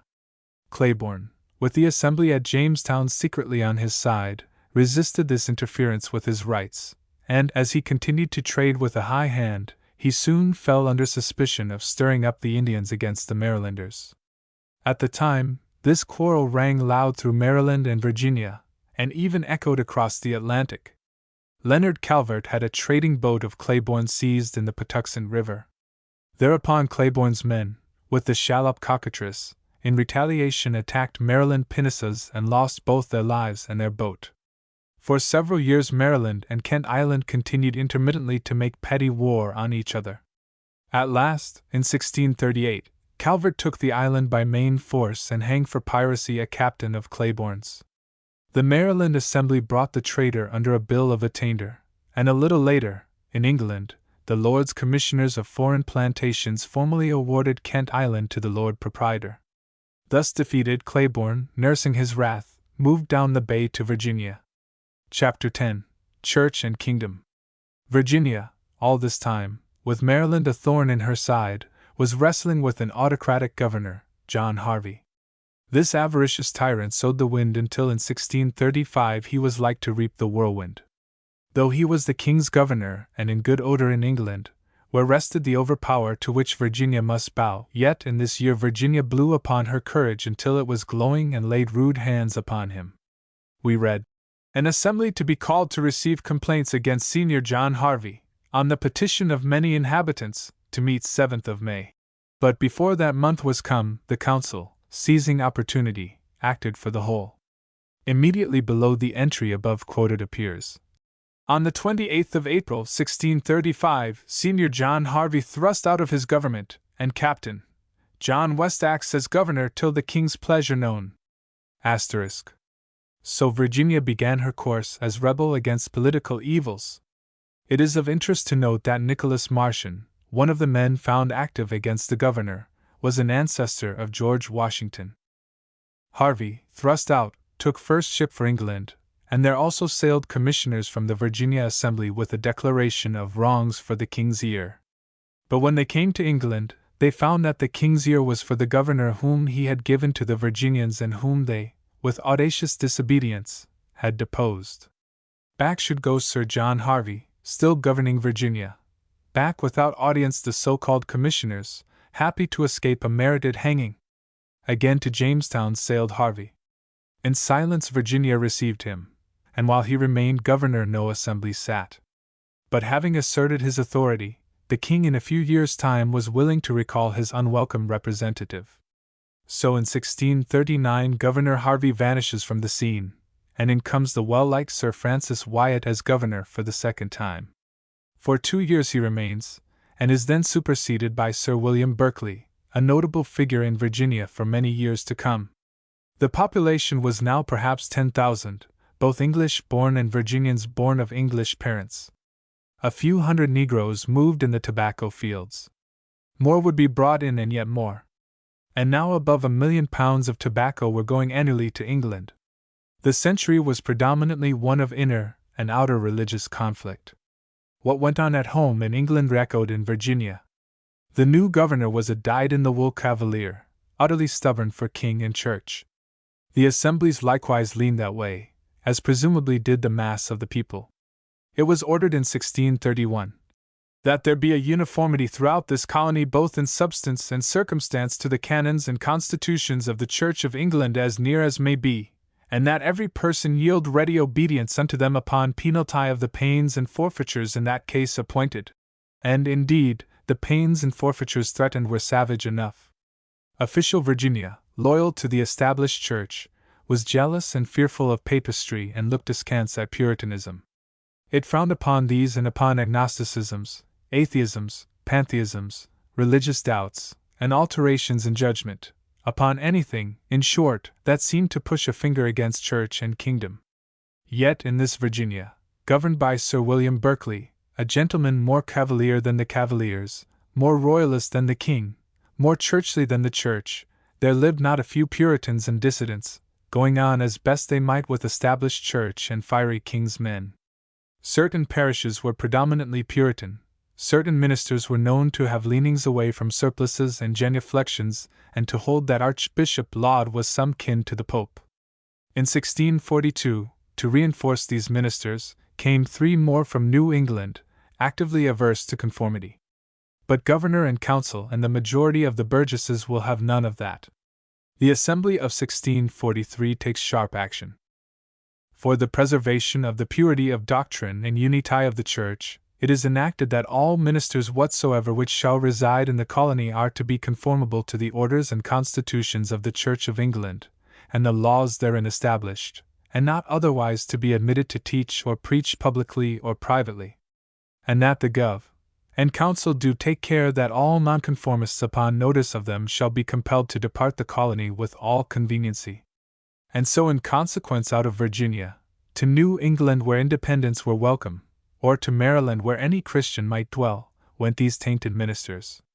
But there stayed behind Puritan and nonconforming minds in the bodies of many parishioners. They must hold their tongues, indeed, and outwardly conform, but they watched lynx-eyed for their opportunity and a more favorable fortune. Having launched thunderbolts against schismatics of this sort, Berkeley, himself active and powerful, with the council almost wholly of his party and the House of Burgesses dominantly so, turned his attention to Popish recusants. Of these there were few or none dwelling in Virginia. Let them then not attempt to come from Maryland. The rulers of the colony legislated with vigor. Papists may not hold any public place. All statutes against them shall be duly executed. Popish priests by chance or intent arriving within the bounds of Virginia shall be given 5 days' warning, and if at the end of this time they are yet upon Virginian soil, action shall be brought against them. Berkeley sweeps with an impatient broom. The kingdom is cared for not less than the church in Virginia.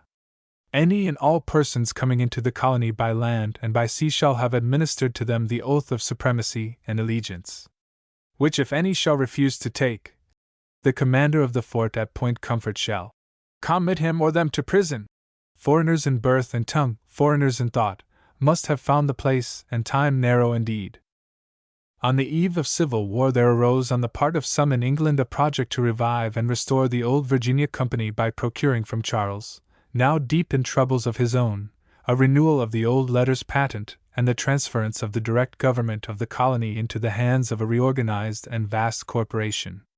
Virginia, which a score of years before had defended the company, now protested vigorously, and with regard to the long view of things, it may be thought wisely. The project died a natural death. The petition sent from Virginia shows plainly enough the pen of Berkeley. There are a multitude of reasons why Virginia should not pass from king to company, among which these are worthy of note. We may not admit of so unnatural a distance as a company will interpose between his sacred majesty and us his subjects from whose immediate protection we have received so many royal favors and gracious blessings. For, by such admissions, we shall degenerate from the condition of our birth, being naturalized under a monarchical government, and not a popular and tumultuary government depending upon the greatest number of votes of persons of several humors and dispositions. When this paper reached England, it came to a country at civil war. The Long Parliament was in session.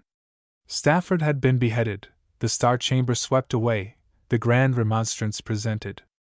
On Edgehill bloomed flowers that would soon be trampled by Rupert's cavalry.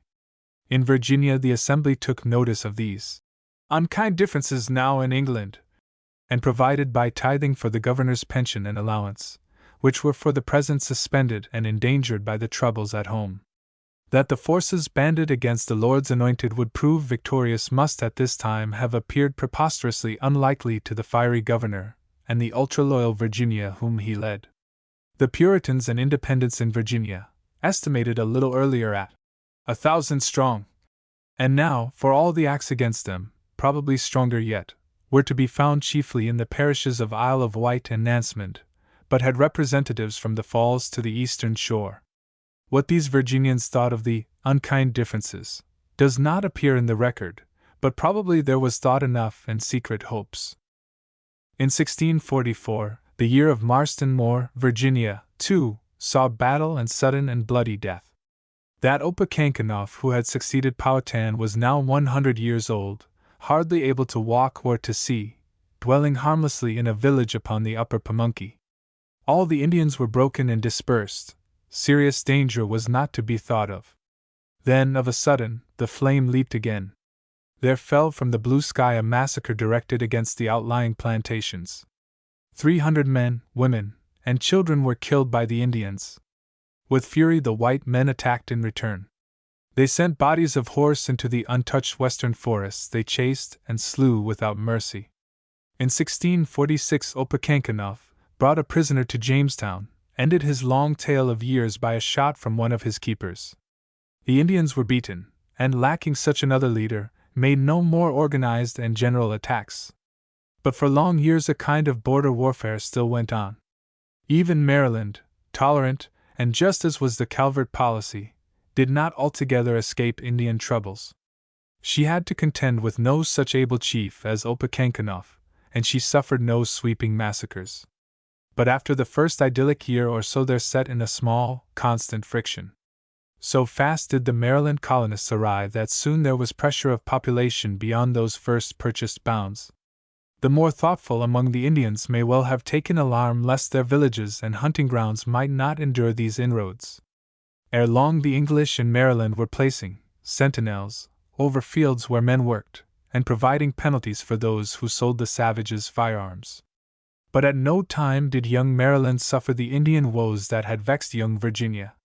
Nor did Maryland escape the clash of interests which beset the beginnings of representative assemblies in all proprietary provinces.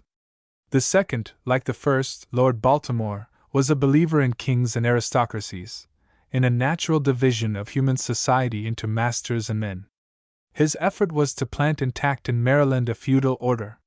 He would be Palatine, the king his suzerain. In Maryland the great planters, in effect his barons, should live upon estates, manorial in size and with manorial rights. The laboring men, the impecunious adventurers whom these greater adventurers brought out, would form a tenantry, the Lord Proprietary's men's men. It is true that, according to charter, provision was made for an assembly. Here were to sit freemen of the province, that is to say, all white males who were not in the position of indentured servants. But with the Proprietary, and not with the assembly, would rest primarily the law-making power. The Lord Proprietary would propose legislation, and the freemen of the country would debate, in a measure advise, represent, act as consultants, and finally confirm. Baltimore was prepared to be a benevolent lord, wise, fatherly.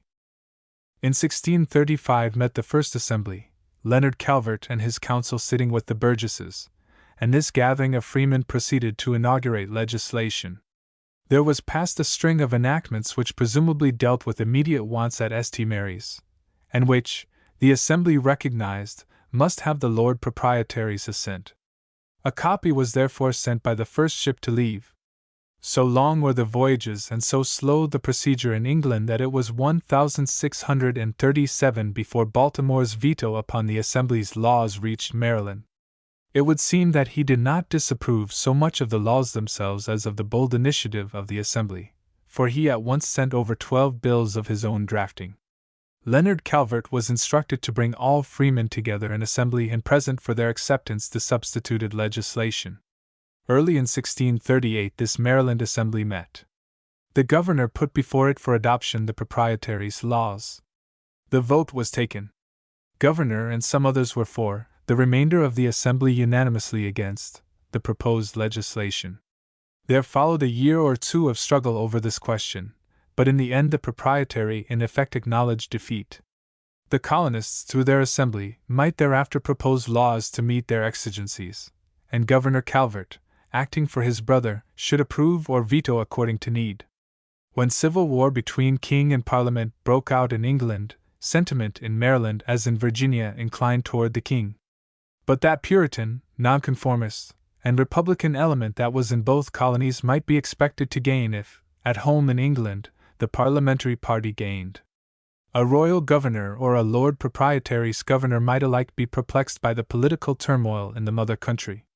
Leonard Calvert felt the need of first-hand consultation with his brother.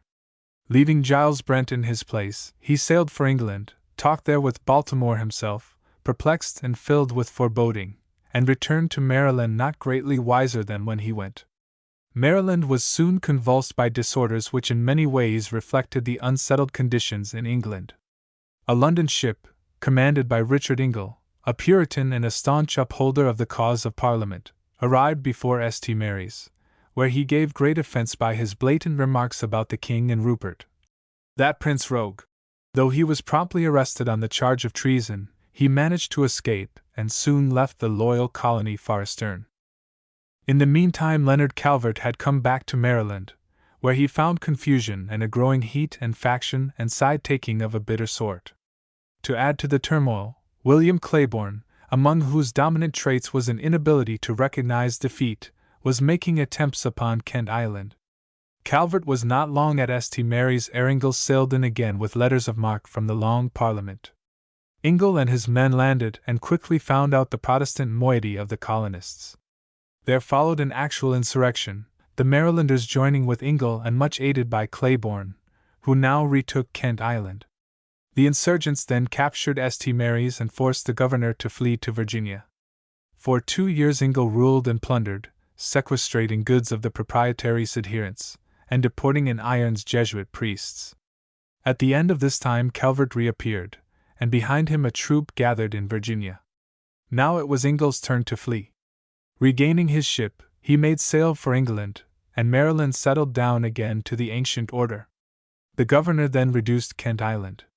Claiborne, again defeated, retired to Virginia, whence he sailed for England. In 1647 Leonard Calvert died. Until the proprietary's will should be known, Thomas Green acted as governor. Over in England, Lord Baltimore stood at the parting of the ways. The king's cause had a hopeless look. Roundhead and Parliament were making way in a mighty tide. Baltimore was marked for a royalist and a Catholic. If the tide rose farther, he might lose Maryland. A sagacious mind, he proceeded to do all that he could, short of denying his every belief, to placate his enemies. He appointed as governor of Maryland William Stone, a Puritan, and into the council, numbering 5 members, he put 3 Puritans. On the other hand, the interests of his Maryland Catholics must not be endangered.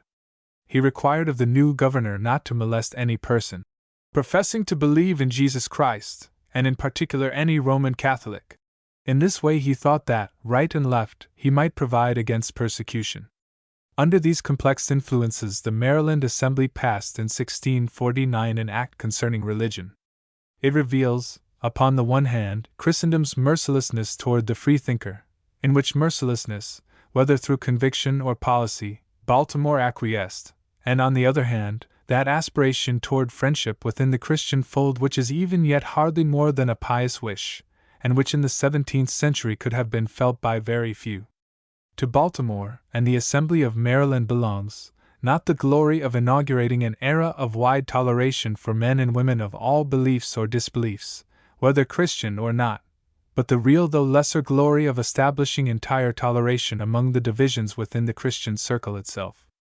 According to the Act, whatsoever person or persons within this province and the islands thereunto belonging shall from henceforth blaspheme God, that is, curse him, or deny our Saviour Jesus Christ to be the Son of God, or shall deny the Holy Trinity, or the Godhead of any of the said three persons of the Trinity, or the unity of the Godhead, or shall use or utter any reproachful speeches, words, or language concerning the said Holy Trinity, or any of the said three persons thereof, shall be punished with death and confiscation or forfeiture of all his or her lands and goods to the Lord Proprietary and his heirs.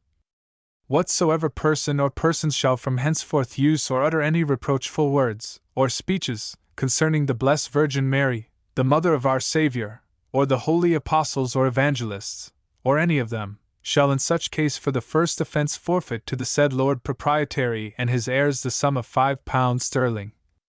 Whatsoever person shall henceforth upon any occasion declare, call, or denominate any person or persons whatsoever inhabiting, residing, trafficking, trading, or commercing within this province, or within any of the ports, harbors, creeks, or havens to the same belonging, an heretic, schismatic, idolater, Puritan, Independent, Presbyterian, Popish priest, Jesuit, Papist, Lutheran, Calvinist, Anabaptist, Brownist, Antinomian, Barrowist, Roundhead, Separatist, or any other name or term in a reproachful manner relating to matter of religion, shall for every such offence forfeit the sum of 10 shillings sterling.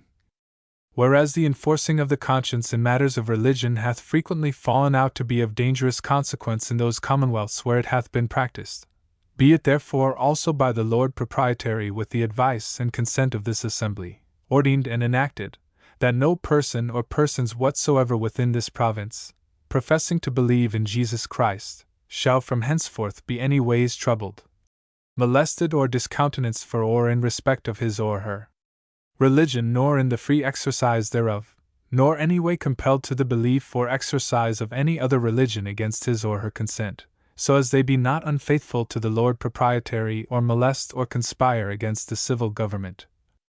Chapter 11. Commonwealth and Restoration. On the 30th of January, 1649, before the Palace of Whitehall, Charles I of England was beheaded. In Virginia the event fell with a shock. Even those within the colony who were Cromwell's men rather than Charles's men seemed to have recoiled from this act. Presently, too, came fleeing Royalists from overseas, to add their passionate voices to those of the Royalists in Virginia. Many came: nobility, clergy, and gentry, men of the first rate. 1,000 are said to have arrived in the year after the King's death. In October the Virginia Assembly met. Parliament men, and now these were walking with head in the air, might regret the execution of the past January, and yet be prepared to assert that with the fall of the kingdom fell all powers and offices named and decreed by the hapless monarch. What was a passionate Royalist government doing in Virginia now that England was a commonwealth? The passionate government answered for itself in acts passed by this assembly. With swelling words, with a tragic accent, it denounced the late happenings in England and all the Roundhead wickedness that led up to them. It proclaimed loyalty to His Sacred Majesty that now is, that is, to Charles Stuart, afterwards Charles II, then a refugee on the continent. Finally, it enacted that any who defended the late proceedings, or in the least affected to question the undoubted and inherent right of His Majesty that now is to the colony of Virginia, should be held guilty of high treason, and that reporters and divulgers of rumors tending to change of government should be punished, even to severity. Berkeley's words may be detected in these acts of the Assembly. In no great time the Cavalier Governor conferred with Colonel Henry Norwood, one of the Royalist refugees to Virginia. Norwood thereupon sailed away upon a Dutch ship and came to Holland, where he found His Majesty that now is. Here he knelt, and invited that same Majesty to visit his dominion of Virginia, and if he liked it, there to rest, sovereign of the Virginian people. But Charles still hoped to be sovereign in England and would not cross the seas. He sent, however, to Sir William Berkeley a renewal of his governor's commission, and appointed Norwood Treasurer of Virginia, and said, doubtless, many gay and pleasant things. In Virginia there continued to appear from England adherents of the ancient regime. Men, women, and children came until to a considerable degree the tone of society rang cavalier. This immigration, now lighter, now heavier, continued through a rather prolonged period. There came now to Virginia families whose names are often met in the later history of the land. Now Washingtons appear, with Randolphs, Caris, Skipwiths, Broadnaxas, Tylers, Masons, Madisons, Monroes, and many more. These persons are not without means. They bring with them servants. They are in high favor with governor and council. They acquire large tracts of virgin land. They bring in indentured labor. They purchase African slaves. They cultivate tobacco. From being English country gentlemen they turn easily to become Virginia planters. But the Virginia Assembly had thrown a gauntlet before the victorious Commonwealth, and the Long Parliament now declared the colony to be in contumacy, assembled and dispatched ships against her, and laid an embargo upon trade with the rebellious daughter. In January of 1652 English ships appeared off Point Comfort. 4 commissioners of the Commonwealth were aboard, of whom that strong man Claiborne was one. After issuing a proclamation to quiet the fears of the people, the commissioners made their way to Jamestown. Here was found the indomitable Berkeley and his council in a state of active preparation, cannon trained.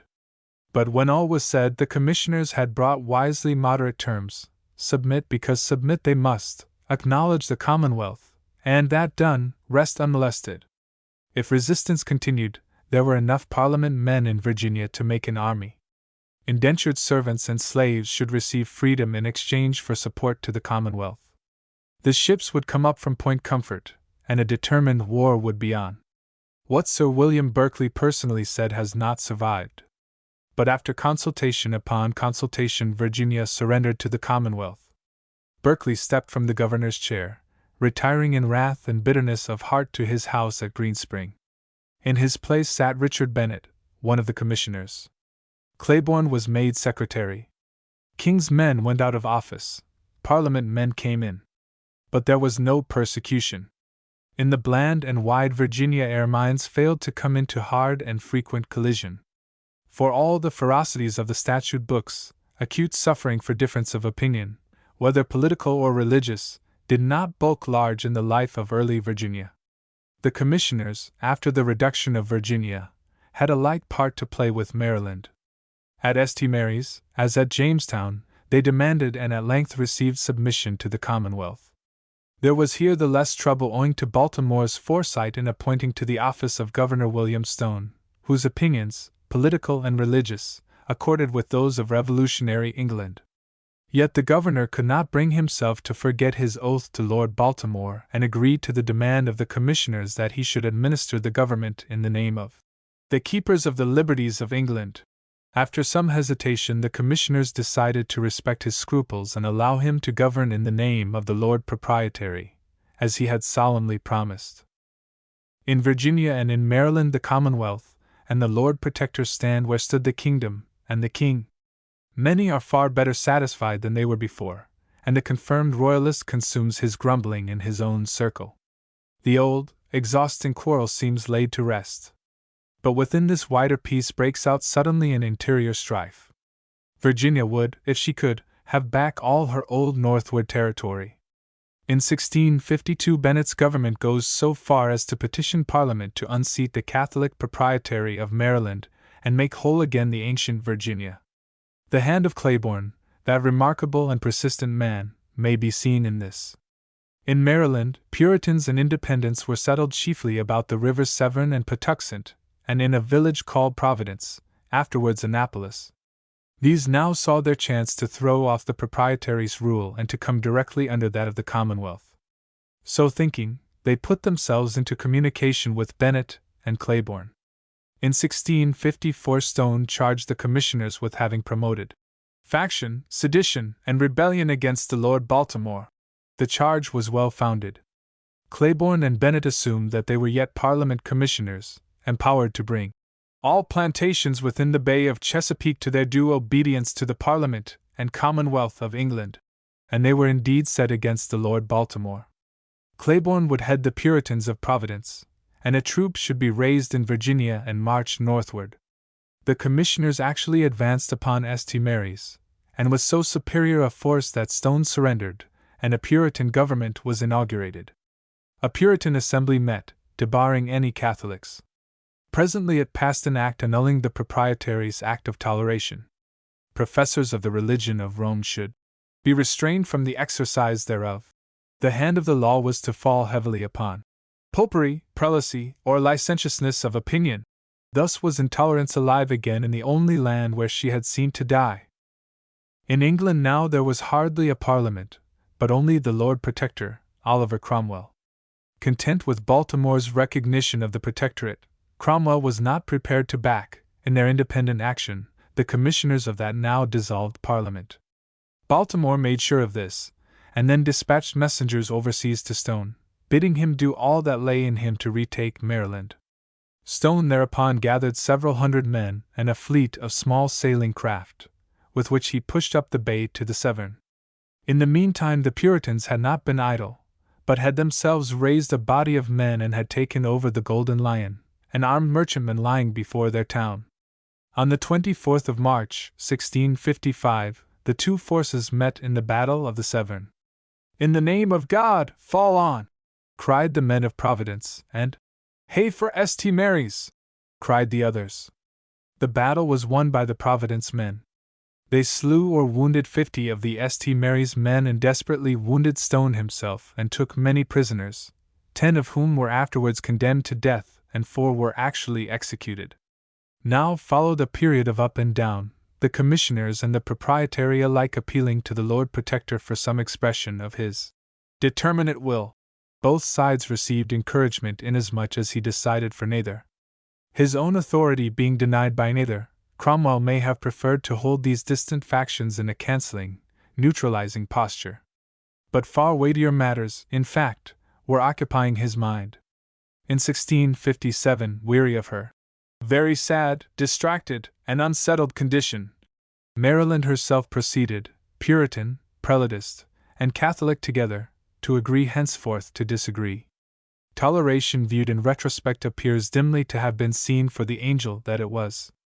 Maryland would return to the Proprietary's rule, provided there should be complete indemnity for political offenses and a solemn promise that the Toleration Act of 1649 should never be repealed. This without a smile Baltimore promised. Articles were signed, a new assembly composed of all manner of Christians was called, and Maryland returned for a time to her first allegiance. Quiet years, on the whole, follow in Virginia under the Commonwealth. The 3 governors of this period, Bennet, Digges, and Matthews, are all chosen by the Assembly, which, but for the navigation laws, might almost forget the home government. Then Oliver Cromwell dies, and, after an interval, back to England come the Stuarts. Charles II is proclaimed king. And back into office in Virginia is brought that staunch old monarchist, Sir William Berkeley, first by a royalist assembly and presently by commission from the new king. Then Virginia had her long parliament, or assembly.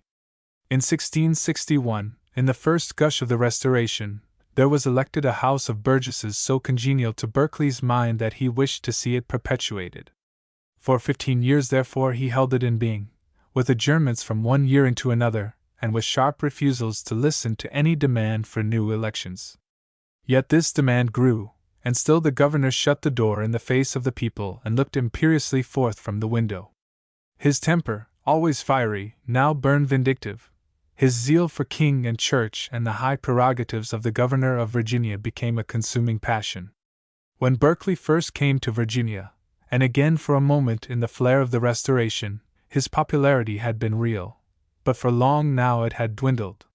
He belonged to an earlier time, and he held fast to old ideas that were decaying at the heart. A bigot for the royal power, a man of class with a contempt for the generality, and its clumsily expressed needs, he grew in narrowness as he grew in years. Berkeley could in these later times write home, though with some exaggeration, "I thank God there are no free schools nor printing, and I hope we shall not have these 100 years, for learning has brought disobedience into the world and printing has divulged them, and libels against the best governments. God keep us from both! But that was the soured zealot for absolutism. William Berkeley, the man, was fond enough of books and himself had written plays. The spirit of the time was reactionary in Virginia as it was reactionary in England. Harsh servant and slave laws were passed. A prison was to be erected in each county. Provision was made for pillory and stocks and ducking stool. The Quakers were to be proceeded against. The Baptists who refused to bring children to baptism were to suffer. Then at last in 1670 came restriction of the franchise. Act 3. Election of burgesses by whom? Whereas the usual way of choosing burgesses by the votes of all persons who, having served their time, are freemen of this country, who, having little interest in the country, do oftener make tumults at the election to the disturbance of His Majesty's peace, than by their discretions in their votes provide for the conservation thereof, by making choice of persons fitly qualified for the discharge of so great a trust.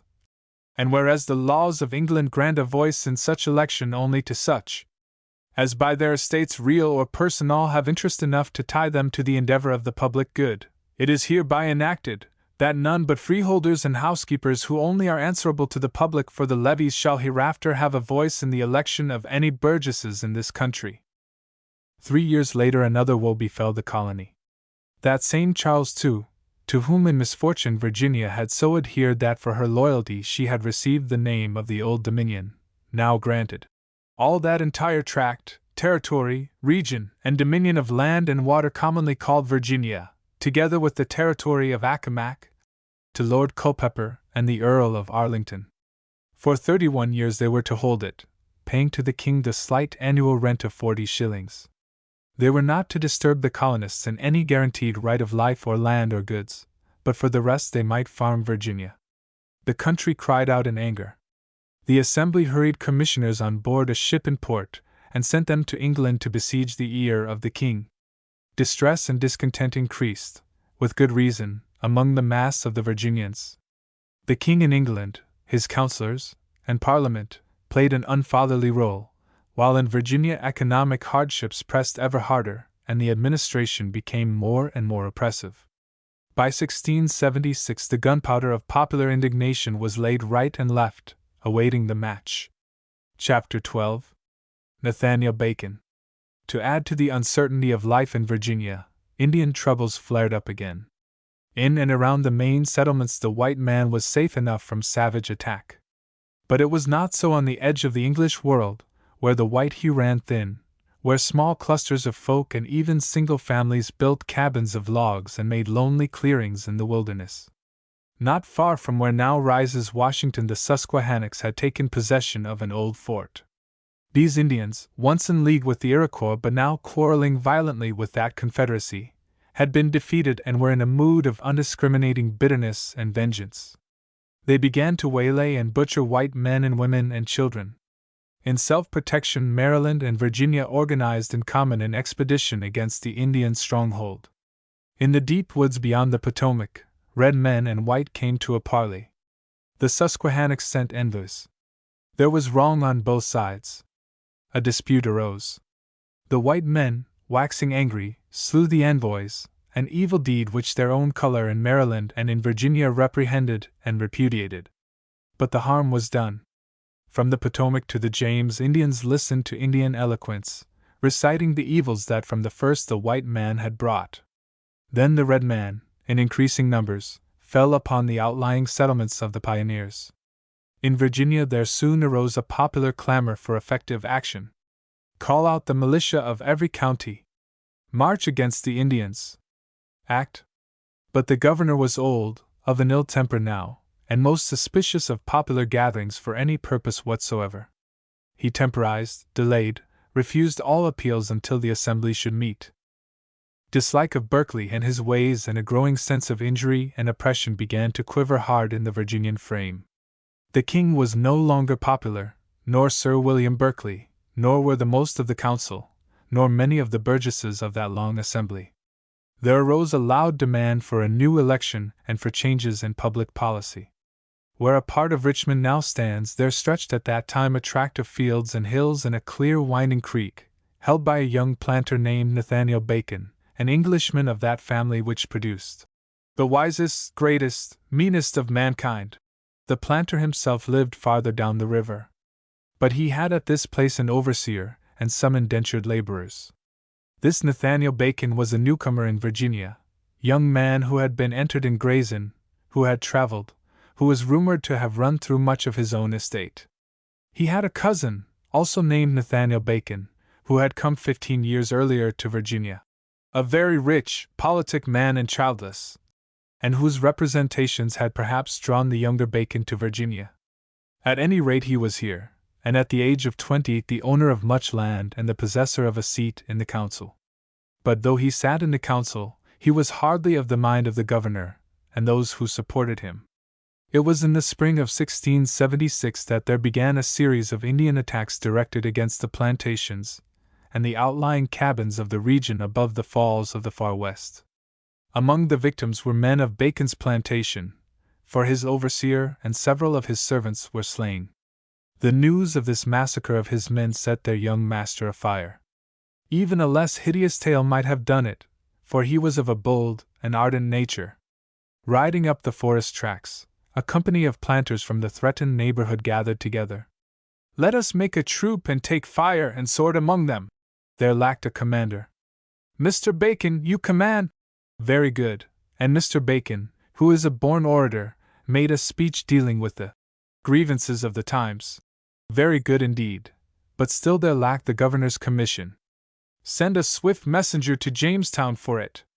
The messenger went and returned. No commission. Mr. Bacon had made an unpleasant impression upon Sir William Berkeley. This young man, the governor said, was popularly inclined, had a constitution not consistent with all that Berkeley stood for. Bacon and his neighbors listened with bent brows to their envoy's report. Murmurs began and deepened. "Shall we stand idly here considering formalities, while the Redskins murder?" Commission or no commission, they would march, and in the end, march they did, a considerable troop, to the upriver country, with the tall, young, eloquent man at their head. News reached the governor at Jamestown that they were marching. In a tight-lipped rage he issued a proclamation and sent it after them. They and their leader were acting illegally, usurping military powers that belonged elsewhere. Let them disband, disperse to their dwellings, or beware action of the rightful powers. Troubled in mind, some disbanded and dispersed, but 60 at least would by no means do so. Nor would the young man, of precipitate disposition, who headed the troop. He rode on into the forest after the Indians, and the others followed him. Here were the falls of the far west, and here on a hill the Indians had a fort. This the Virginia planters attacked. The hills above the James echoed to the sound of the small, desperate fray. In the end the red men were routed. Some were slain, some were taken prisoner, others escaped into the deep woods stretching westward. In the meantime another force of horsemen had been gathered. It was headed by Berkeley and was addressed to the pursuit and apprehension of Nathaniel Bacon, who had thus defied authority. But before Berkeley could move far, fire broke out around him. The grievances of the people were many and just, and not without a family resemblance to those that precipitated the Revolution 100 years later. Not Bacon alone, but many others who were in despair of any good under their present masters were ready for heroic measures. Berkeley found himself ringed about by a genuine popular revolt. He therefore lacked the time now to pursue Nathaniel Bacon, but spurred back to Jamestown there to deal as best he might with dangerous affairs. At Jamestown, willy-nilly, the old governor was forced to promise reforms. The long assembly should be dissolved and a new assembly, more conformable to the wishes of the people, should come into being ready to consider all their troubles. So writs went out, and there presently followed a hot and turbulent election, in which that restricted franchise of the long assembly was often defied and in part set aside. Men without property presented themselves, gave their voices, and were counted. Bacon, who had by now achieved an immense popularity, was chosen burgess for Henricus County. In the June weather Bacon sailed down to Jamestown, with a number of those who had backed him in that assumption of power to raise troops and go against the Indians. When he came to Jamestown it was to find the high sheriff waiting for him by the governor's orders. He was put under arrest. Hot discussion followed. But the people were for the moment in the ascendant, and Bacon should not be sacrificed. A compromise was reached. Bacon was technically guilty of unlawful, mutinous, and rebellious practices. If, on his knees before governor, council, and burgesses, he would acknowledge as much and promise henceforth to be His Majesty's obedient servant, he and those implicated with him should be pardoned. He himself might be readmitted to the council, and all in Virginia should be as it had been. He should even have the commission he had acted without to go and fight against the Indians. Bacon thereupon made his submission upon his knees, promising that henceforth he would demean himself dutifully, faithfully, and peaceably. Formally forgiven, he was restored to his place in the Virginia Council. An eyewitness reports that presently he saw Mr. Bacon on his quondam seat with the governor and council, which seemed a marvelous indulgence to one whom he had so lately proscribed as a rebel. The Assembly of 1676 was of a different temper and opinion from that of the Long Assembly. It was an insurgent body, composed to a large degree of mere freemen and small planters, with a few of the richer, more influential sort who nevertheless queried that old divine right of rule. Berkeley thought that he had good reason to doubt this Assembly's intentions, once it gave itself rein. He directs it therefore to confine its attention to Indian troubles. It did, indeed, legislate on Indian affairs by passing an elaborate act for the prosecution of the war.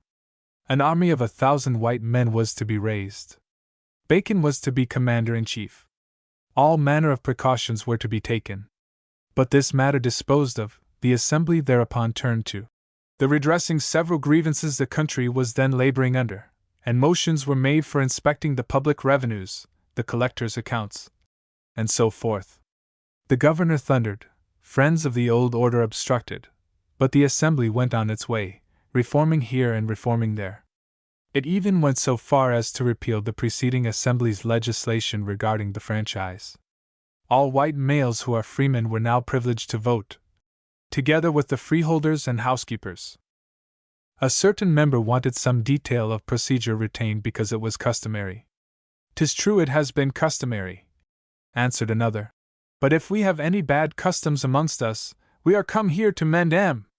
Whereupon, says the contemporary narrator, the house was set in a laughter, but after so considerable an amount of mending there threatened a standstill. What was to come next? Could men go further, as they had gone further in England not so many years ago? Reform had come to an apparent impasse. While it thus hesitated, the old party gained in life. Bacon, now petitioning for his promised commission against the Indians, seems to have reached the conclusion that the governor might promise but meant not to perform, and not only so, but that in Jamestown his very life was in danger. He had intimation that the governor's generosity in pardoning him and restoring him to his place in the council were no other than previous wheedles to amuse him. In Jamestown lived one whom a chronicler paints for us as thoughtful Mr. Lawrence. This gentleman was an Oxford scholar, noted for wit, learning, and sobriety, nicely honest, affable, and without blemish in his conversation and dealings. Thus friends declared, though foes said of him quite other things. At any rate, having emigrated to Virginia and married there, he had presently acquired, because of a lawsuit over land in which he held himself to be unjustly and shabbily treated through influences of the governor, an inveterate prejudice against that ruler. He calls him, in short, an old, treacherous villain. Lawrence and his wife, not being rich, kept a tavern at Jamestown, and there Bacon lodged, probably having been thrown with Lawrence before this. Persons are found who hold that Lawrence was the brain, Bacon the arm, of the discontent in Virginia. There was also Mr. William Drummond, who will be met with in the account of Carolina. He was a sober Scotch gentleman of good repute, but no more than Lawrence on good terms with the governor of Virginia. On a morning in June, when the Assembly met, it was observed that Nathaniel Bacon was not in his place in the council, nor was he to be found in the building, nor even in Jamestown itself, though Berkeley had Lawrence's and searched for him. He had left the town, gone up the river in his sloop to his plantation at Curl's Neck, to visit his wife, who, as she informed him, was indisposed. In truth, it appears that Bacon had gone for the purpose of gathering together some 600 upriver men. Or perhaps they themselves had come together and, needing a leader, had turned naturally to the man who was under the frown of an unpopular governor and all the governor's supporters in Virginia. At any rate, Bacon was presently seen at the head of no inconsiderable army for a colony of less than 50,000 souls. Those with him were only upriver men, but he must have known that he could gather besides from every part of the country. Given some initial success, he might even set all Virginia ablaze. Down the river he marched, he and his 600, and in the summer heat entered Jamestown and drew up before the capital. The space in front of this building was packed with the Jamestown folk and with the 600. Bacon, a guard behind him, advanced to the central door, to find William Berkeley standing there shaking with rage. The old royalist has courage. He tears open his silken vest and fine shirt and faces the young man who, though trained in the law of the realm, is now filling that law with 100 wounds. He raises a passionate voice. "Here! Shoot me, 'fore God, a fair mark, a fair mark! Shoot!" Bacon will not shoot him, but will have that promised commission to go against the Indians. Those behind him lift and shake their guns. "We will have it! We will have it!" Governor and council retire to consider the demand. If Berkeley is passionate and at times violent, so is Bacon in his own way, for an eyewitness has to say that he displayed outrageous postures of his head, arms, body, and legs, often tossing his hand from his sword to his hat, and that outside the door he had cried, "Damn my blood! I'll kill governor, council, assembly and all, and then I'll sheathe my sword in my own heart's blood." He is no dour, determined, unworthy revolutionist like the Scotch Drummond, nor still and subtle like the thoughtful Mr. Lawrence. He is young and hot, a man of oratory and outward acts. Yet is he a patriot and intelligent upon broad public needs. When presently he makes a speech to the excited assembly, it has for subject matter preserving our lives from the Indians, inspecting the public revenues, the exorbitant taxes, and redressing the grievances and calamities of that deplorable country.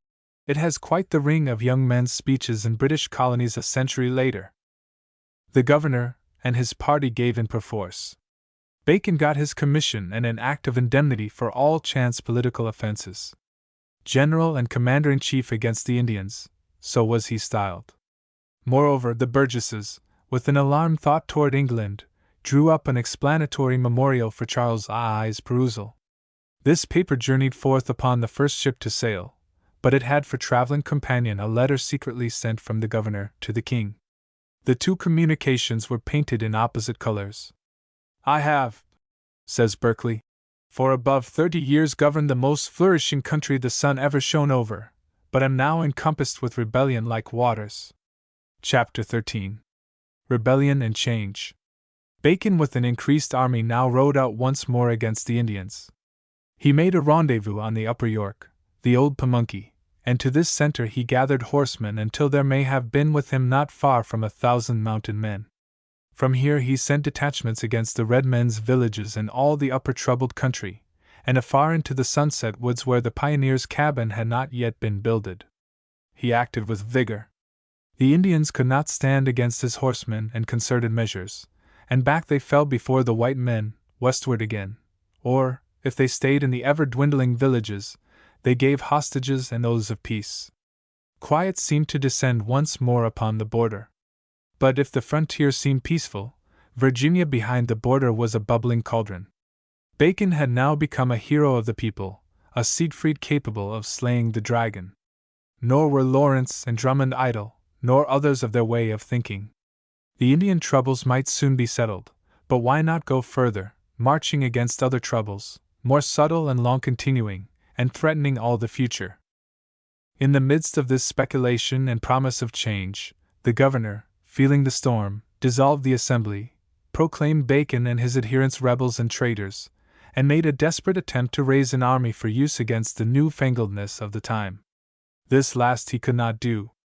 Private interest led many planters to side with him, and there was a fair amount of passionate conviction matching his own, that His Majesty the King and the forces of law and order were being withstood, and without just cause. But the mass of the people cried out to his speeches, "Bacon! Bacon!" As the popular leader had been warned from Jamestown by news of personal danger, so in his turn Berkeley seems to have believed that his own liberty was threatened. With suddenness he departed the place, boarded a sloop, and was wafted over Chesapeake Bay 30 miles to Accomac. The news of the governor's flight, producing both alarm in one party and enthusiasm in the other, tended to precipitate the crisis. Though the Indian trouble might by now be called adjusted, Bacon, far up the York, did not disband his men. He turned and with them marched down country, not to Jamestown, but to a hamlet called Middle Plantation, where later was to grow the town of Williamsburg. Here he camped, and here took counsel with Lawrence and Drummond and others, and here addressed, with a curious, lofty eloquence, the throng that began to gather. Hence, too, he issued a declaration, recounting the misdeeds of those lately in power, protesting against the terms rebel and traitor as applied to himself and his followers, who are only in arms to protect His Majesty's domain and subjects, and calling on those who are well disposed to reform to join him at Middle Plantation, there to consider the state of the country which had been brought into a bad way by Sir William's doting and irregular actings. Upon his proclamation many did come to Middle Plantation, great planters and small, men just freed from indentured service, holders of no land and little land and much land, men of all grades of weight and consideration and all degrees of revolutionary will, from Drummond, with a reported speech, "I am in overshoes, I will be in overboots," and a wife Sarah who snapped a stick in two with the cry, "I care no more for the power of England than for this broken straw," to those who would be revolutionary as long as, and only when, it seemed safe to be so. How much of revolution, despite that speech about His Majesty's domain and subjects, was in Bacon's mind, or in Richard Lawrence's mind and William Drummond's mind, or in the mind of their staunchest supporters, may hardly now be resolved. Perhaps as much as was in the mind of Patrick Henry, Thomas Jefferson, and George Mason a century later. The governor was in Accomac, breathing fire and slaughter, though as yet without brand or sword with which to put his ardent desires into execution. But he and the constituted order were not without friends and supporters. He had, as his opponents saw, a number of wicked and pernicious counselors, aids and assistants against the commonalty in these our cruel commotions. Moreover, and a great moreover is that, it was everywhere bruited that he had sent to England, to the king, for 2,000 red coats. Perhaps the king, perhaps England, will take his view, and not consulting the good of Virginia, send the red coats. What then? Bacon, as a measure of opposition, proposed a test or recognition, to be signed by those here at Middle Plantation who earnestly do wish the good of Virginia. It was a bold test. Not only should they covenant to give no aid to the whilom governor against this new general and army, but if ships should bring the red coats they were to withstand them. There is little wonder that this bugbear did marvelously startle that body of Virginia horsemen, those progressive gentlemen planters, and others. Yet in the end, after violent contentions, the assembly at Middle Plantation drew up and signed a remarkable paper, the Oath at Middle Plantation. Historically it is linked on the one hand with that thrusting out of his government of Sir John Harvey in Charles I's time, and on the other with Virginian proceedings 100 years later under the third George. If His Majesty had been, as it was rumored, wrongly informed that Virginia was in rebellion, if, acting upon that misinformation, he sent troops against his loyal Virginians, who were armed only against an evil governor and intolerable woes, then these same good loyalists would oppose and suppress all forces whatsoever of that nature, until such time as the king be fully informed of the state of the case. What was to happen if the king, being informed, still supported Berkeley and sent other red coats was not taken into consideration? This paper, being drawn, was the more quickly signed because there arrived, in the midst of the debate, a fresh Indian alarm. Attack threatened a fort upon the York, whence the governor had seen fit to remove arms and ammunition. The news came most opportunely for Bacon. There were no more discourses. The major portion of the large assemblage signed. The old government in Virginia was thus denied. But it was held that government there must be, and that the people of Virginia through representatives must arrange for it. Writs of election, made as usual in the king's name, and signed by Bacon and by those members of the council who were of the revolt, went forth to all counties. The assembly thus provided was to meet at Jamestown in September. So much business done, off rode Bacon and his men to put down this latest rising of the Indians. Not only these but red men in a new quarter, tribes south of the James, kept them employed for weeks to come. Nor were they unmindful of that proud old man, Sir William Berkeley, over on the eastern shore, a well-peopled region where traveling by boat and by sandy road was sufficiently easy. Bacon, Lawrence, and Drummond finally decided to take Sir William captive and to bring him back to Jamestown. For this purpose they dispatched a ship across the bay, with 250 men, under the command of Giles Bland, a man of courage and haughty bearing, and no great admirer of Sir William's goodness. The ship proceeded to the Accomac shore, anchored in some bight, and sent ashore men to treat with the governor. But the governor turned the tables on them. He made himself captor, instead of being made captive. Bland and his lieutenants were taken, whereupon their following surrendered into Berkeley's hands. Bland's second in command was hanged. Bland himself was held in irons. Now Berkeley's star was climbing. In Accomac he gathered so many that, with those who had fled with him and later recruits who crossed the bay, he had perhaps 1,000 men. He stowed these upon the ship of the ill-fated Bland and upon a number of sloops. With 17 sail in all, the old governor set his face west and south towards the mouth of the James. In that river, on the 7th of September, 1676, there appeared this fleet of the king's governor, set on retaking Virginia. Jamestown had notice.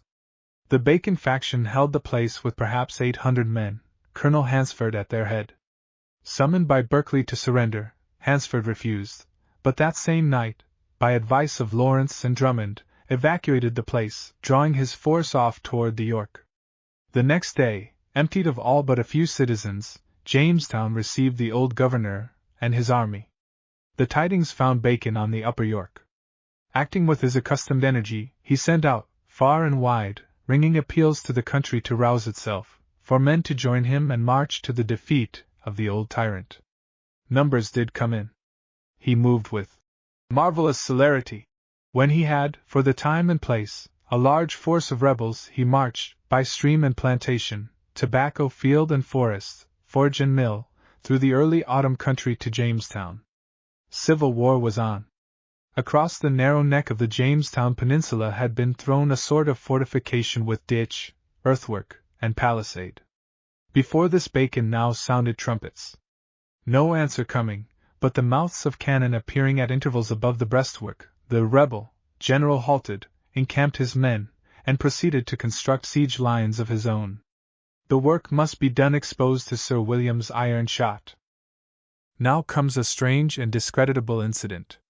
Patriots, revolutionists, who on the whole would serve human progress, have yet, as have we all, dark spots and seamy sides. Bacon's parties of workmen were threatened, hindered, driven from their task by Berkeley's guns. Bacon had a curious, unadmirable idea. He sent horsemen to neighboring Loyalist plantations to gather up and bring to camp, not the planters, for they are with Berkeley in Jamestown, but the planters' wives. Here are Mistress Bacon, wife of the elder Nathaniel Bacon, Mistress Bray, Mistress Ballard, Mistress Page, and others. Protesting, these ladies enter Bacon's camp, who sends one as envoy into the town with the message that, if Berkeley attacks, the whole number of women shall be placed as shield to Bacon's men who build earthworks. He was as good, or as bad, as his word. At the first show of action against his workmen, these royalist women were placed in the front, and were kept there until Bacon had made his counterline of defense. Sir William Berkeley had great faults, but at times, not always, he displayed chivalry. For that day, the ladies' white aprons guarded General Bacon and all his works.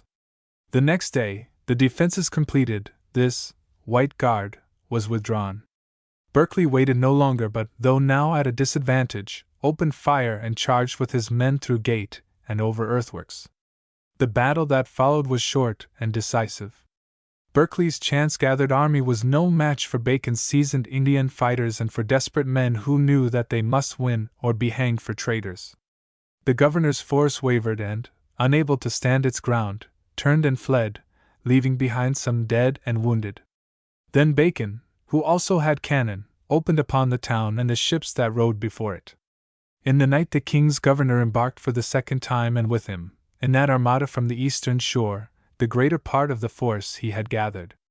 When dawn came, Bacon saw that the ships, large and small, were gone, sailing back to Accomac. Bacon and his following thus came peaceably into Jamestown, but with the somewhat fell determination to burn the place. It should harbor no more rogues. What Bacon, Lawrence, Drummond, Hansford, and others really hoped, whether they forecasted a republic in Virginia finally at peace and prosperous, whether they saw in a vision a new capital, perhaps at Middle Plantation, perhaps at the Falls of the Far West, a capital that should be without old, tyrannic memories, cannot now be said. However it all may be, they put torch to the old capital town, and soon saw it consumed, for it was no great place, and not hard to burn. Jamestown had hardly ceased to smoke when news came that Loyalists under Colonel Brent were gathering in northern counties. Bacon, now ill but energetic to the end, turned with promptness to meet this new alarm. He crossed the York and marched northward through Gloucester County. But the rival forces did not come to a fight. Brent's men deserted by the double handful. They came into Bacon's ranks, resolving with the Persians to go and worship the rising Sunday, or hanging fire. Reluctant to commit themselves either way, they melted from Brent, running homeward by every road. Bacon, with an enlarged, not lessened army, drew back into Gloucester. Revolutionary fortunes shone fair in prospect. Yet it was but the moment of brief, deceptive bloom before decay and fall. At this critical moment Bacon fell sick and died. Some said that he was poisoned, but that has never been proved. The illness that had attacked him during his siege of Jamestown, and that held on after his victory, seems to have sufficed for his taking off. In Gloucester County he surrendered up that fort he was no longer able to keep, into the hands of that grim and all-conquering Captain Death.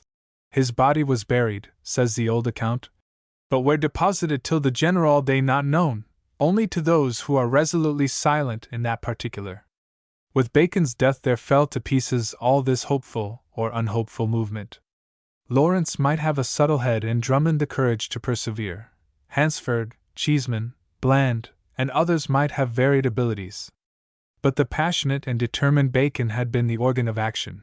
Bacon's the eloquence that could bring to the cause men with property to give as well as men with life to lose. It is a question how soon, had Bacon not died, must have failed his attempt at revolution, desperate because so premature. Back came Berkeley from Accomac, his turbulent enemy thus removed. All who from the first had held with the king's governor now rode emboldened. Many who had shouted more or less loudly for the rising star, now that it was so untimely set, made easy obeisance to the old Sunday. A great number who had wavered in the wind now declared that they had done no such thing, but had always stood steadfast for the ancient powers. The old governor, who might once have been magnanimous, was changed for the worse. He had been withstood, he would punish. He now gave full rein to his passionate temper, his bigotry for the throne, and his feeling of personal wrong. He began in Virginia to outlaw and arrest rebels, and to doom them to hasty trials and executions. There was no longer a united army to meet, but only groups and individuals striving for safety in flight or hiding. Hansford was early taken and hanged with 2 lieutenants of Bacon, Wilford and Farlow. Cheeseman died in prison. Drummond was taken in the swamps of the Chickahominy, and carried before the governor. Berkeley brought his hands together. "Mr. Drummond, you are very welcome. I am more glad to see you than any man in Virginia. Mr. Drummond, you shall be hanged in half an hour." Not in half an hour, but on the same day he was hanged, imperturbable Scot to the last. Lawrence, held by many to have been more than Bacon the true author of the attempt, either put an end to himself or escaped northward, for he disappears from history. The last account of Mr. Lawrence was from an uppermost plantation whence he and 4 other desperadoes with horses, pistols, etc., marched away in a snow ankle deep. They were thought to have cast themselves into a branch of some river, rather than to be treated like Drummond. Thus came to early and untimely end the ringleaders of Bacon's rebellion. In all, by the governor's command, 37 men suffered death by hanging. There comes to us, down the centuries, the comment of that king for whom Berkeley was so zealous, a man who fell behind his colonial governor in singleness of interest but excelled him in good nature.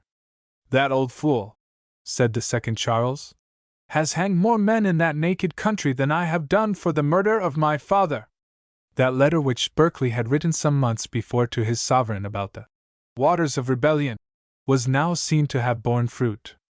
In January, while the governor was yet running down fugitives, confiscating lands, and hanging traitors, a small fleet from England sailed in, bringing a regiment of redcoats, and with them 3 commissioners charged with the duty of bringing order out of confusion. These commissioners, bearing the king's proclamation of pardon to all upon submission, were kinder than the irascible and vindictive governor of Virginia, and they succeeded at last in restraining his fury.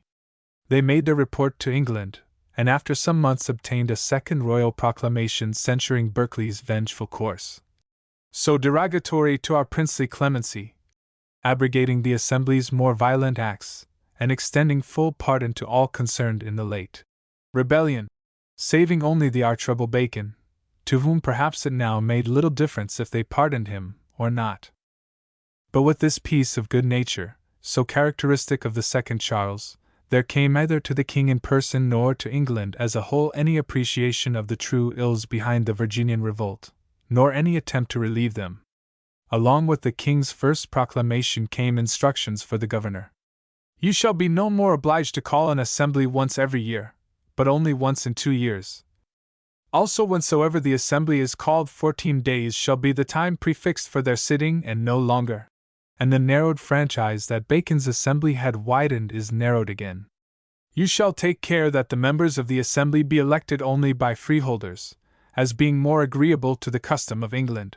Nor is the grant to Culpeper and Arlington revoked. Nor, wider and deeper, are the navigation laws in any wise bettered. No more than before, no more indeed than a century later, is there any conception that the child exists no more for the parent than the parent for the child." Sir William Berkeley's loyalty had in the end overshot itself. His zeal fatigued the king, and in 1677 he was recalled to England. As governor of Virginia he had been long popular at first, but in his old age detested.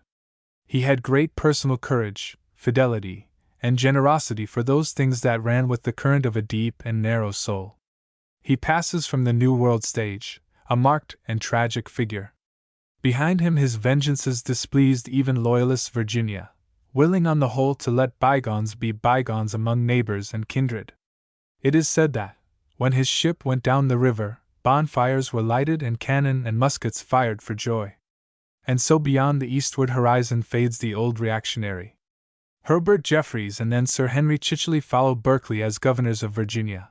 They are succeeded by Lord Culpeper, and he by Lord Howard of Effingham. King Charles dies and James II rules in England.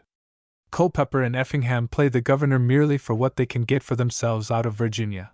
The price of tobacco goes down, down. The crops are too large. The old poor remedies of letting much acreage go unplanted, or destroying and burning where the measure of production is exceeded, and of petitions to the king, are all resorted to, but they procure little relief. Virginia cannot be called prosperous. England hears that the people are still disaffected and unquiet, and England stolidly wonders why. During the reign of the second Charles, Maryland had suffered from political unrest somewhat less than Virginia. The autocracy of Maryland was more benevolent and more temperate than that of her southern neighbor. The name of Calvert is a better symbol of wisdom than the name of Berkeley. Cecil Calvert, second Lord Baltimore, dying in 1675, has a fair niche in the temple of human enlightenment. His son Charles succeeded, third Lord Baltimore and Lord Proprietary of Maryland. Well-intentioned, this Calvert lacked something of the ability of either his father or his grandfather.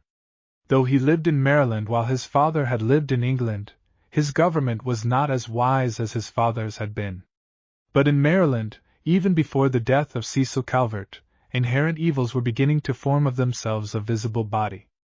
In Maryland, as in Virginia, there set in after the Restoration a period of reaction, of callous rule in the interests of an oligarchy.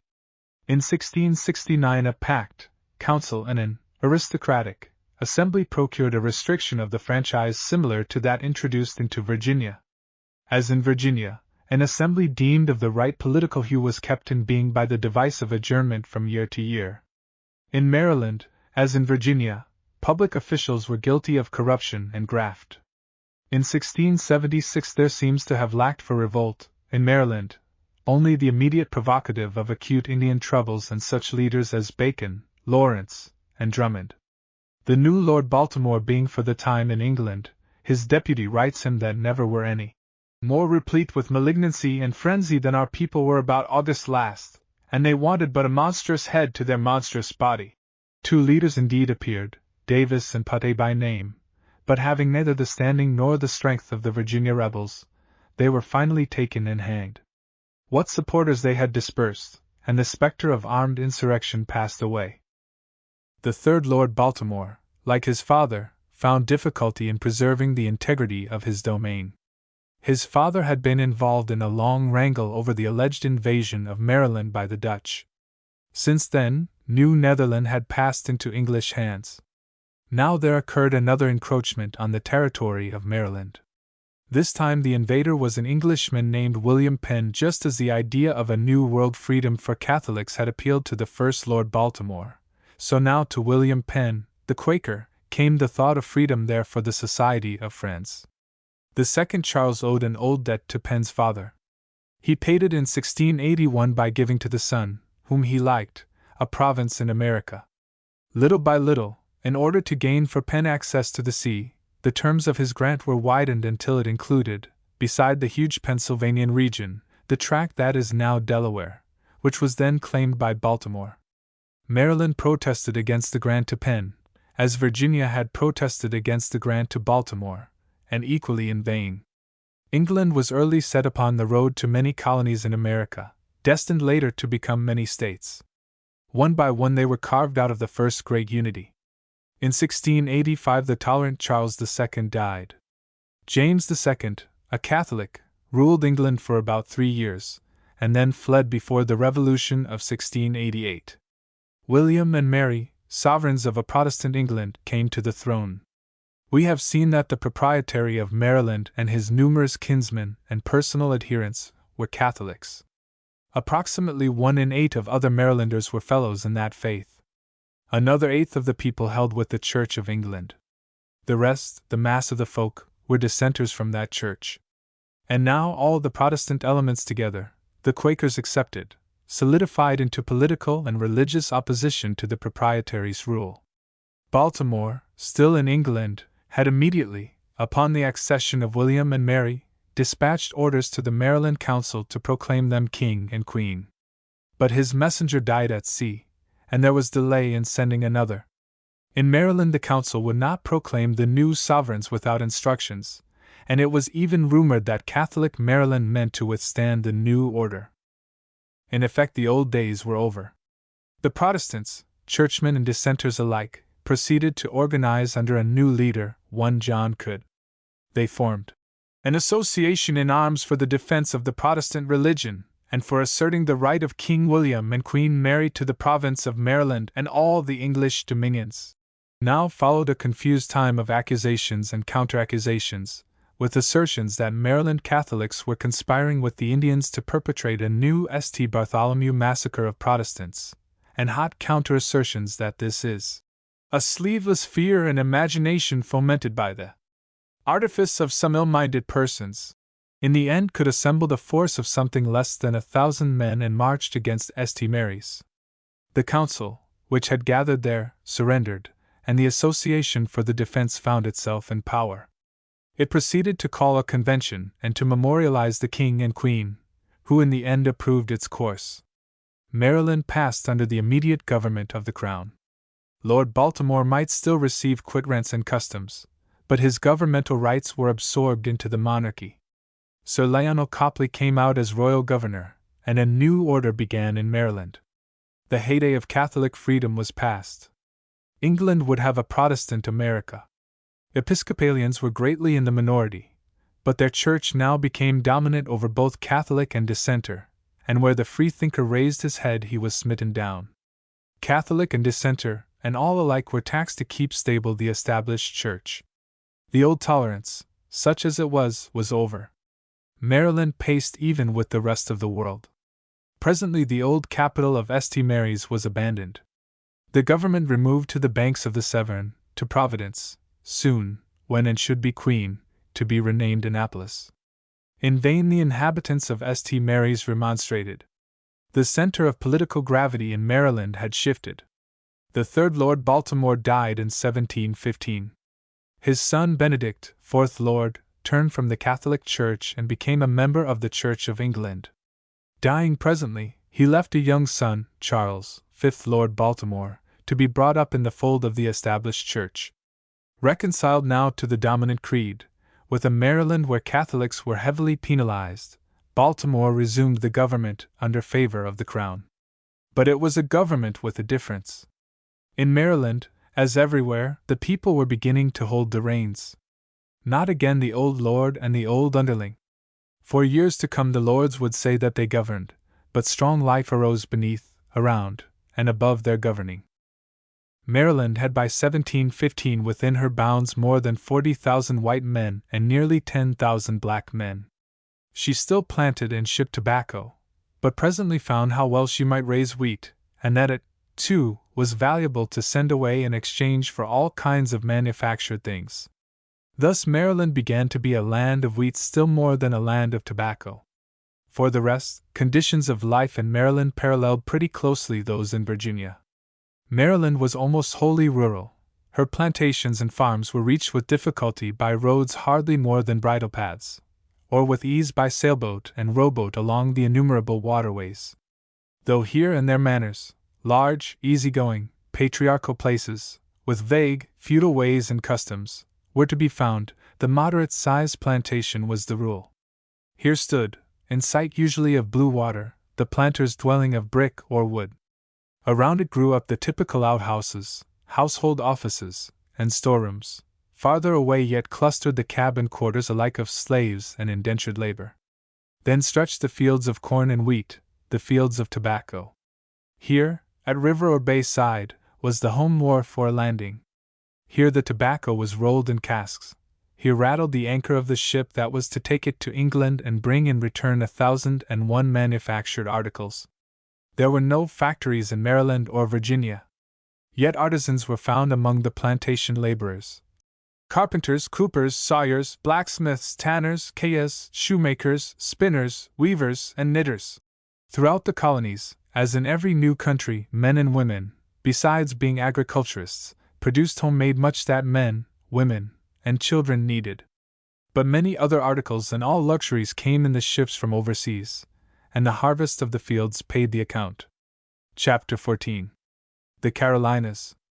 The first settlers on the banks of the James River, looking from beneath their hands southward over plain land and a haze of endless forests, called that unexplored country South Virginia.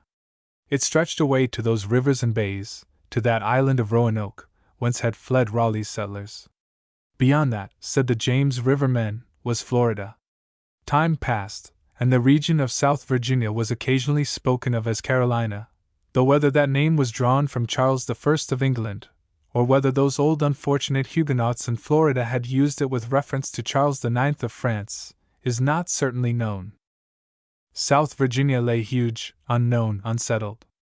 The only exception was the country immediately below the southern banks of the lower James with the promontory that partially closed in Chesapeake Bay. Virginia, growing fast, at last sent her children into this region.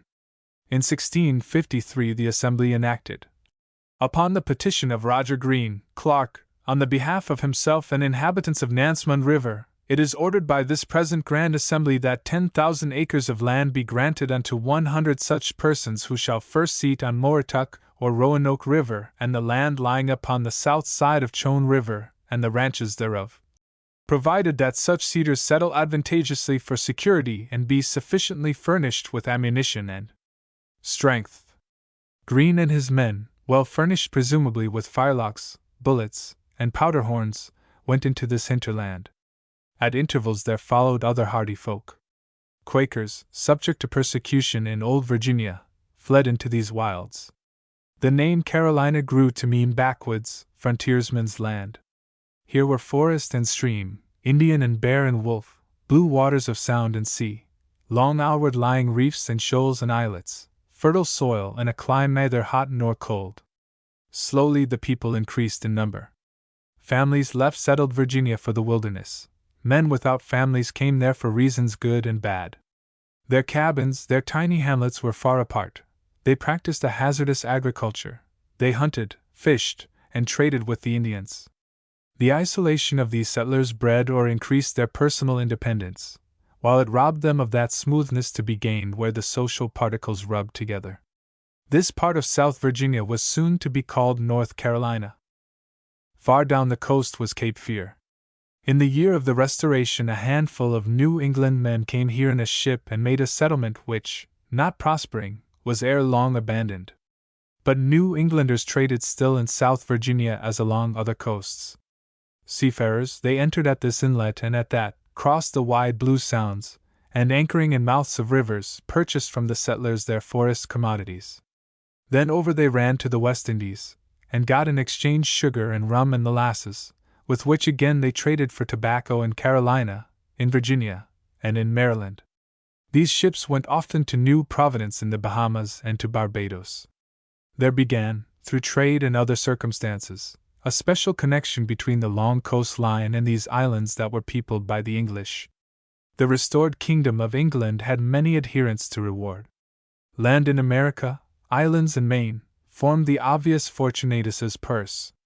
As the second Charles had divided Virginia for the benefit of Arlington and Culpeper, so now, in 1663, to our right trusty and right well-beloved cousins and councillors, Edward, Earl of Clarendon, our High Chancellor of England, and George, Duke of Albemarle, Master of our horse and Captain General of all our forces, our right trusty and well-beloved William, Lord Craven, John, Lord Berkeley, our right trusty and well-beloved Councillor, Anthony, Lord Ashley, Chancellor of our Exchequer, Sir George Carteret, Knight and Baronet, Vice-Chamberlain of our household, and our trusty and well-beloved Sir William Berkeley, Knight, and Sir John Colleton, Knight and Baronet. He gave South Virginia, henceforth called the Carolinas, a region occupying 5 degrees of latitude, and stretching indefinitely from the seacoast toward the setting sun. This huge territory became, like Maryland, a province or palatinate.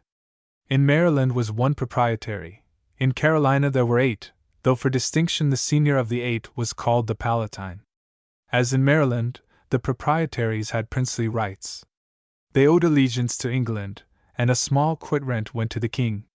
They were supposed to govern, in the main, by English law and to uphold the religion of England. They were to make laws at their discretion, with the advice, assent, and approbation of the freemen, or of their deputies, who were to be assembled from time to time as seemed best. John Locke, who wrote the Essay Concerning Human Understanding, wrote also, with Ashley at his side, the fundamental constitutions of Carolina, in number 120, agreed upon by the Palatine and Lords Proprietors, to remain the sacred and unalterable form and rule of government of Carolina forever. Forever is a long word with ofttimes a short history. The Lords Proprietors have left their names upon the maps of North and South Carolina. There are Albemarle Sound and the Ashley and Cooper Rivers, Clarendon, Hyde, Carteret, Craven, and Colleton counties. But their fundamental constitutions, in number 120, written by Locke in 1669, are almost all as dead as the leaves of the Carolina forest falling in the autumn of that year. The grant included that territory settled by Roger Greene and his men.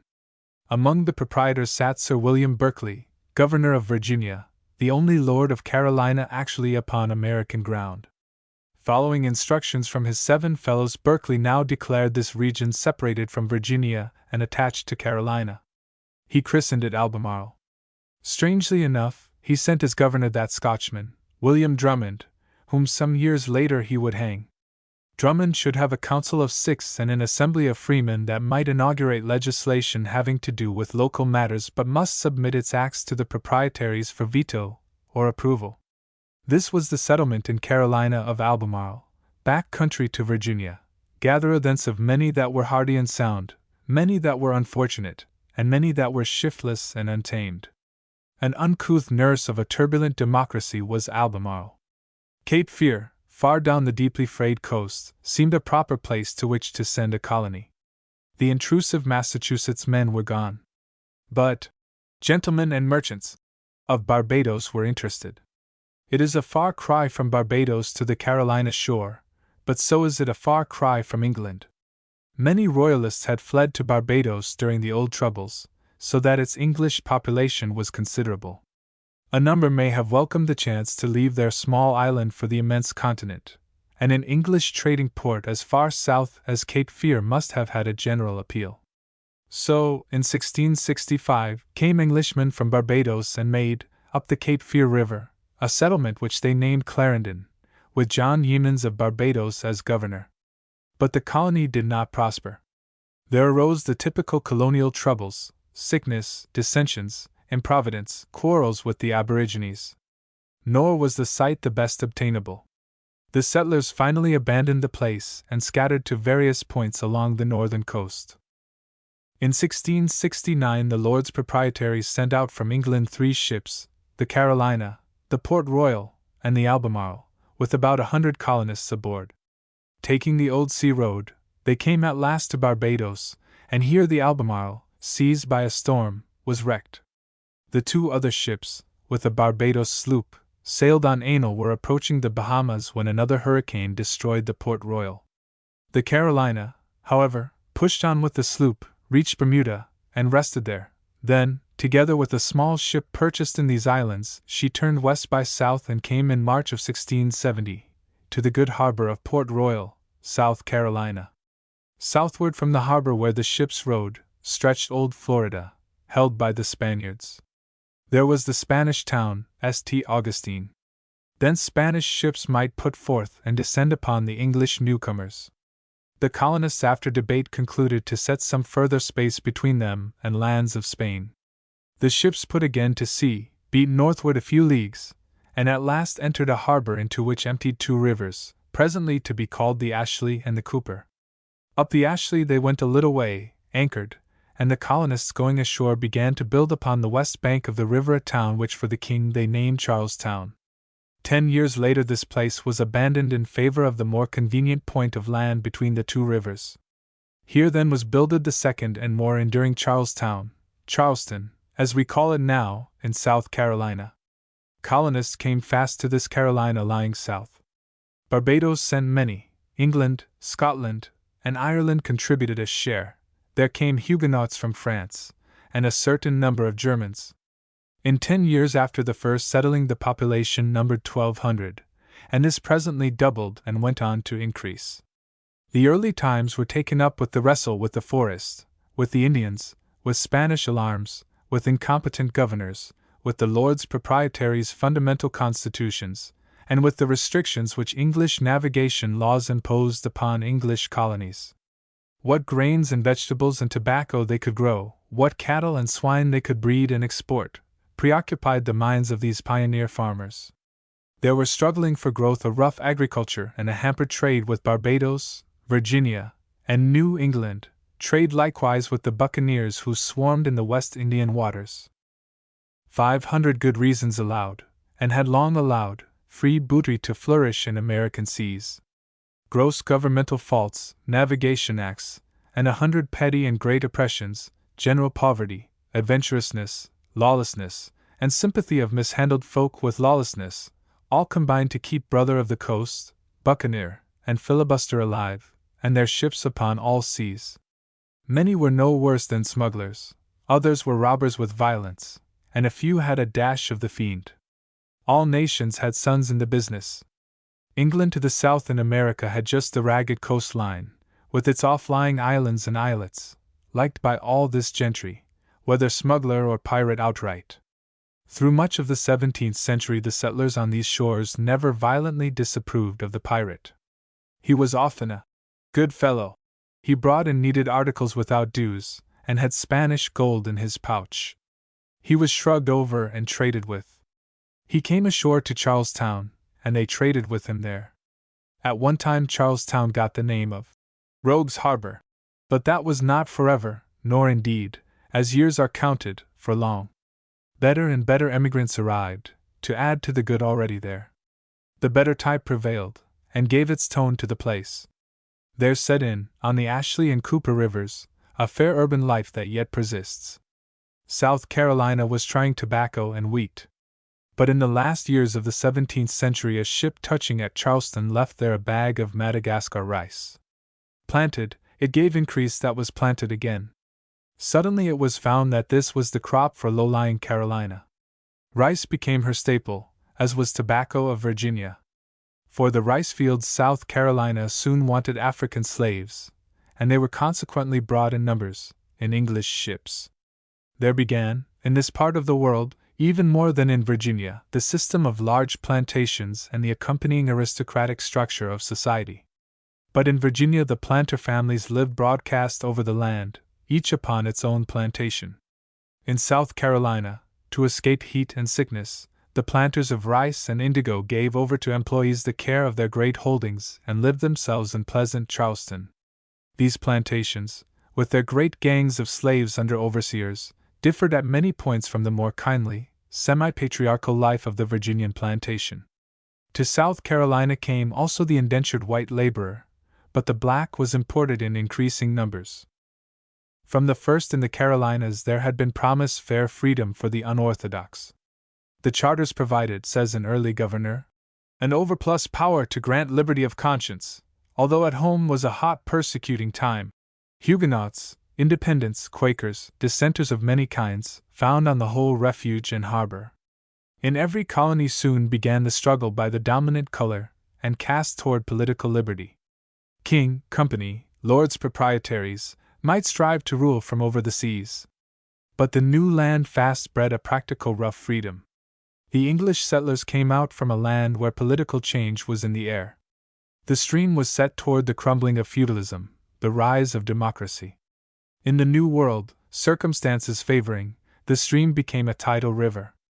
Governors, councils, assemblies might use a misleading phraseology of a quaint servility toward the constituted powers in England.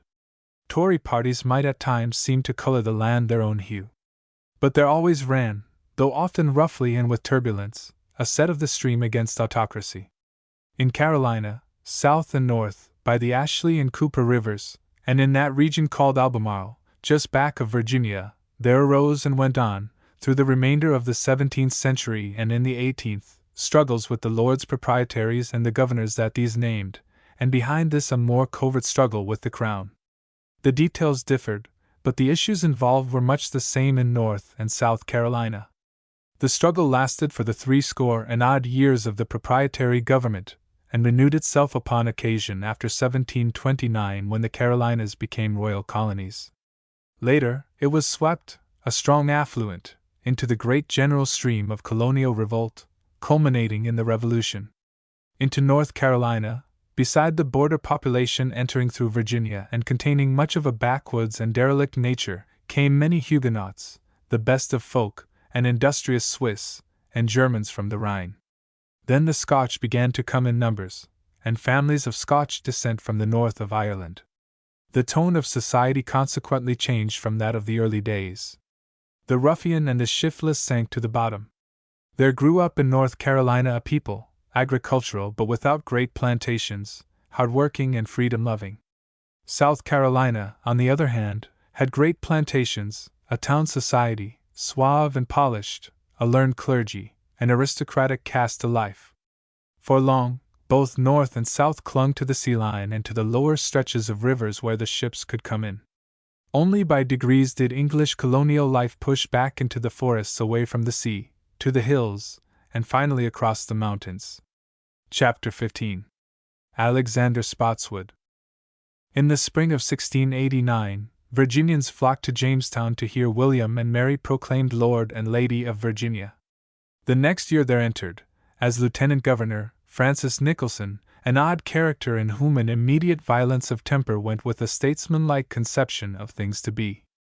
2 years he governed here, then was transferred to Maryland, and then in 7 years came back to the James.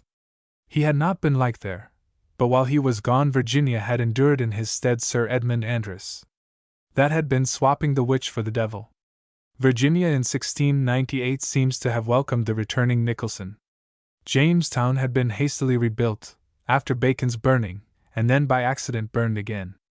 The word malaria was not in use, but all knew that there had always been sickness on that low spit running out from the marshes. The place might well seem haunted, so many had suffered there and died there.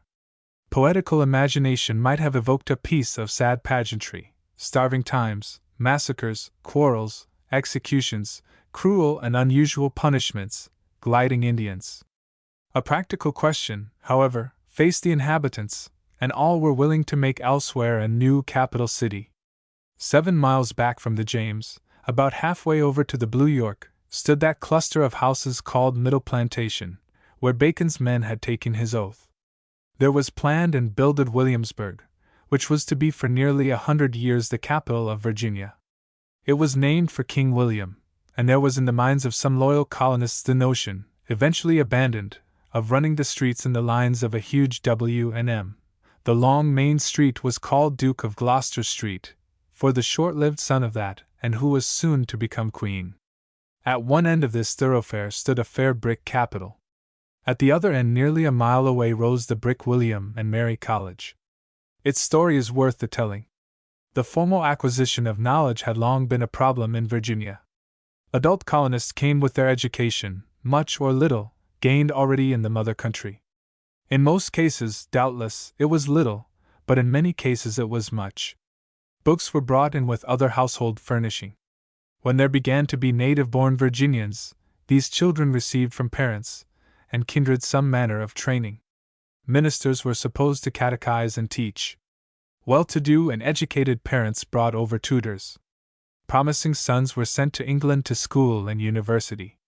But the lack of means to knowledge for the mass of the colony began to be painfully apparent.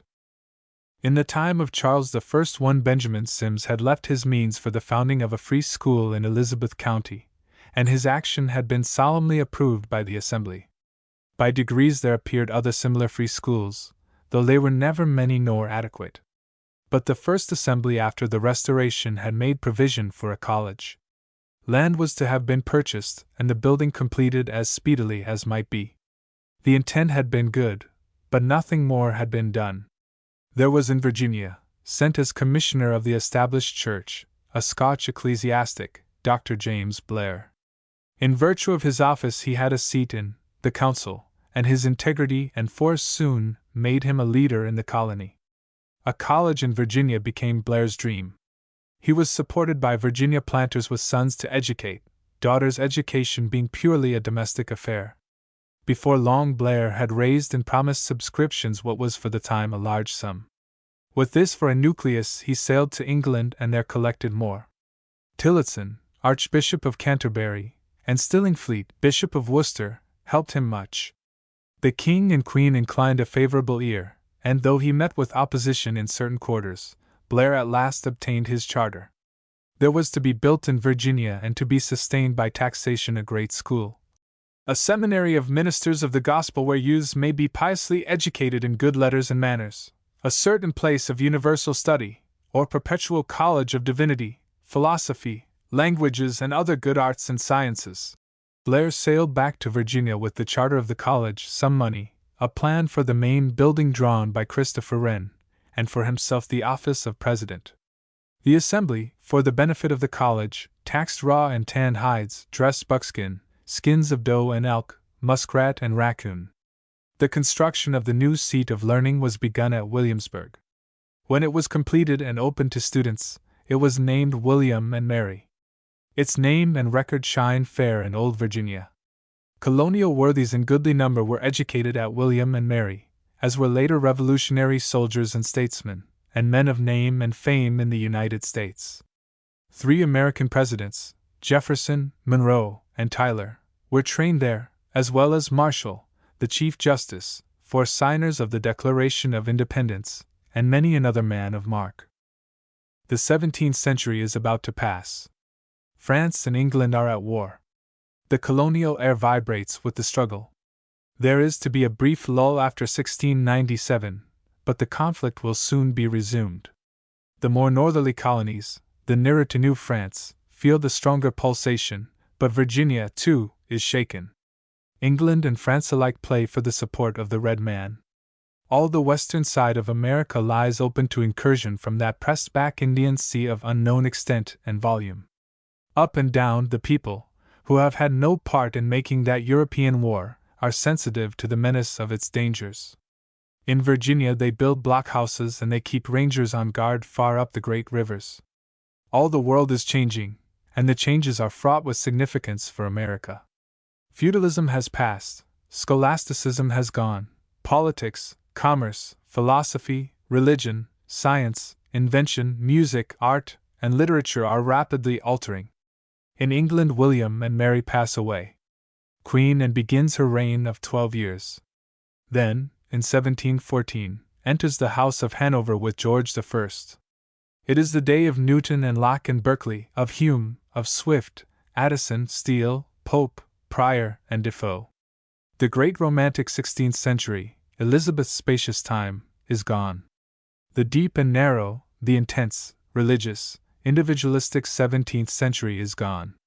The 18th century, immediate parent of the 19th, grandparent of the 20th, occupies the stage. In the year 1704, just over a decade since Dr. Blair had obtained the charter for his college, the erratic and able governor of Virginia, Francis Nicholson, was recalled. For all that he was a wild talker, he had on the whole done well for Virginia. He was, as far as is known, the first person actually to propose a federation or union of all those English-speaking political divisions, royal provinces, dominions, palatinates, or what not, that had been hewed away from the vast original Virginia. He did what he could to forward the movement for education and the fortunes of the William and Mary College. But he is quoted as having on one occasion informed the body of the people that the gentlemen imposed upon them. Again, he is said to have remarked of the servant population that they had all been kidnapped and had a lawful action against their masters.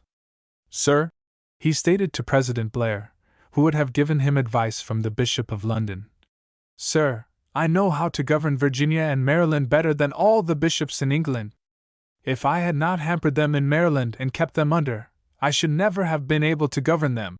To which Blair had to say, Sir, if I know anything of Virginia, they are a good-natured, tractable people as any in the world, and you may do anything with them by way of civility, but you will never be able to manage them in that way you speak of, by hampering and keeping them under. Asterisk. About this time arrived Claude de Richebourg with a number of Huguenots who settled above the falls. First and last, Virginia received many of this good French strain. The Old Dominion had now a population of over 80,000 persons, whites, Indians in no great number, and Negroes. The red men are mere scattered dwellers in the land east of the mountains. There are Indian villages, but they are far apart. Save upon the frontier fringe, the Indian attacks no more. But the African is here to stay.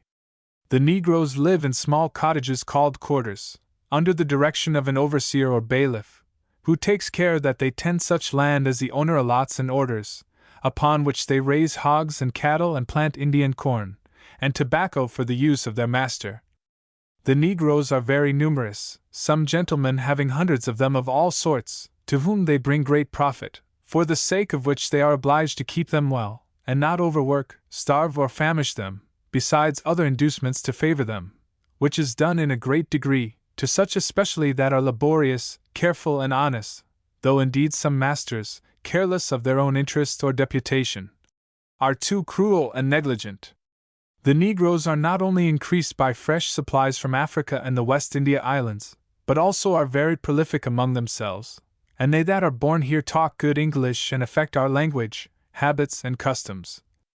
Their work or chimerical, hard slavery, is not very laborious, their greatest hardship consisting in that they and their posterity are not at their own liberty or disposal, but are the property of their owners, and when they are free they know not how to provide so well for themselves generally, either did they live so plentifully nor, many of them, so easily in their own country where they are made slaves to one another, or taken captive by their enemies. Asterisk. The white Virginians live both after the fashion of England and after fashions made by their New World environment. They are said to have been in general a handsome folk, tall, well-formed, and with a ready and courteous manner. They were great lovers of riding, and of all country life, and few folk in the world might overpass them in hospitality.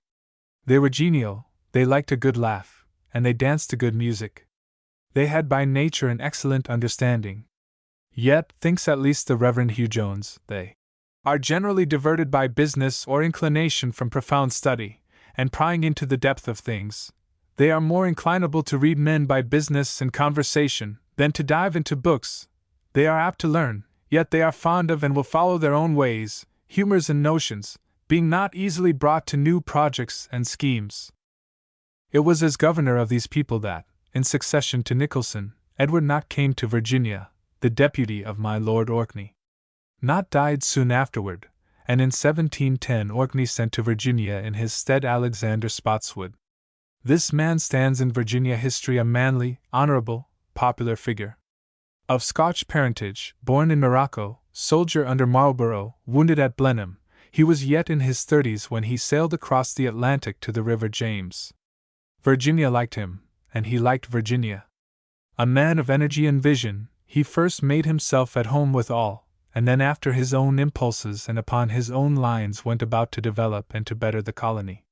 He had his projects and his hobbies, mostly useful, and many sounding with a strong modern tone. Now and again he quarreled with the Assembly, and he made it many a cutting speech. But it, too, and all of Virginia and the world were growing modern. Issues were disengaging themselves and were becoming distinct. In these early years of the 18th century, Whig and Tory in England drew sharply over against each other. In Virginia, too, as in Maryland, the Carolinas, and all the rest of England in America, parties were emerging. The Virginian flair for political life was thus early in evidence. To the careless eye the colony might seem overwhelmingly for king and church. If New England be called a receptacle of dissenters, and an Amsterdam of religion, Pennsylvania the nursery of Quakers, Maryland the retirement of Roman Catholics, North Carolina the refuge of runaways, and South Carolina the delight of buccaneers and pirates, Virginia may be justly esteemed the happy retreat of true Britons and true churchmen for the most part. This, for the most part, paints the situation, for there existed in opposition a minority, which might grow to balance and overbalance. In the meantime, the House of Burgesses at Williamsburg provided a school for discussion. At the time when Parson Jones with his shrewd eyes was observing society in the Old Dominion, Williamsburg was still a small village, even though it was the capital. Towns, indeed, in any true sense, were nowhere to be found in Virginia. Yet Williamsburg had a certain distinction. Within it there arose, beneath and between old forest trees, the college, an admirable church, Bruton Church, the Capitol, the governor's house or palace, and many very tolerable dwelling houses of frame and brick. There were also taverns, a marketplace, a bowling green, an arsenal, and presently a playhouse. The Capitol at Williamsburg was a commodious one, able to house most of the machinery of state.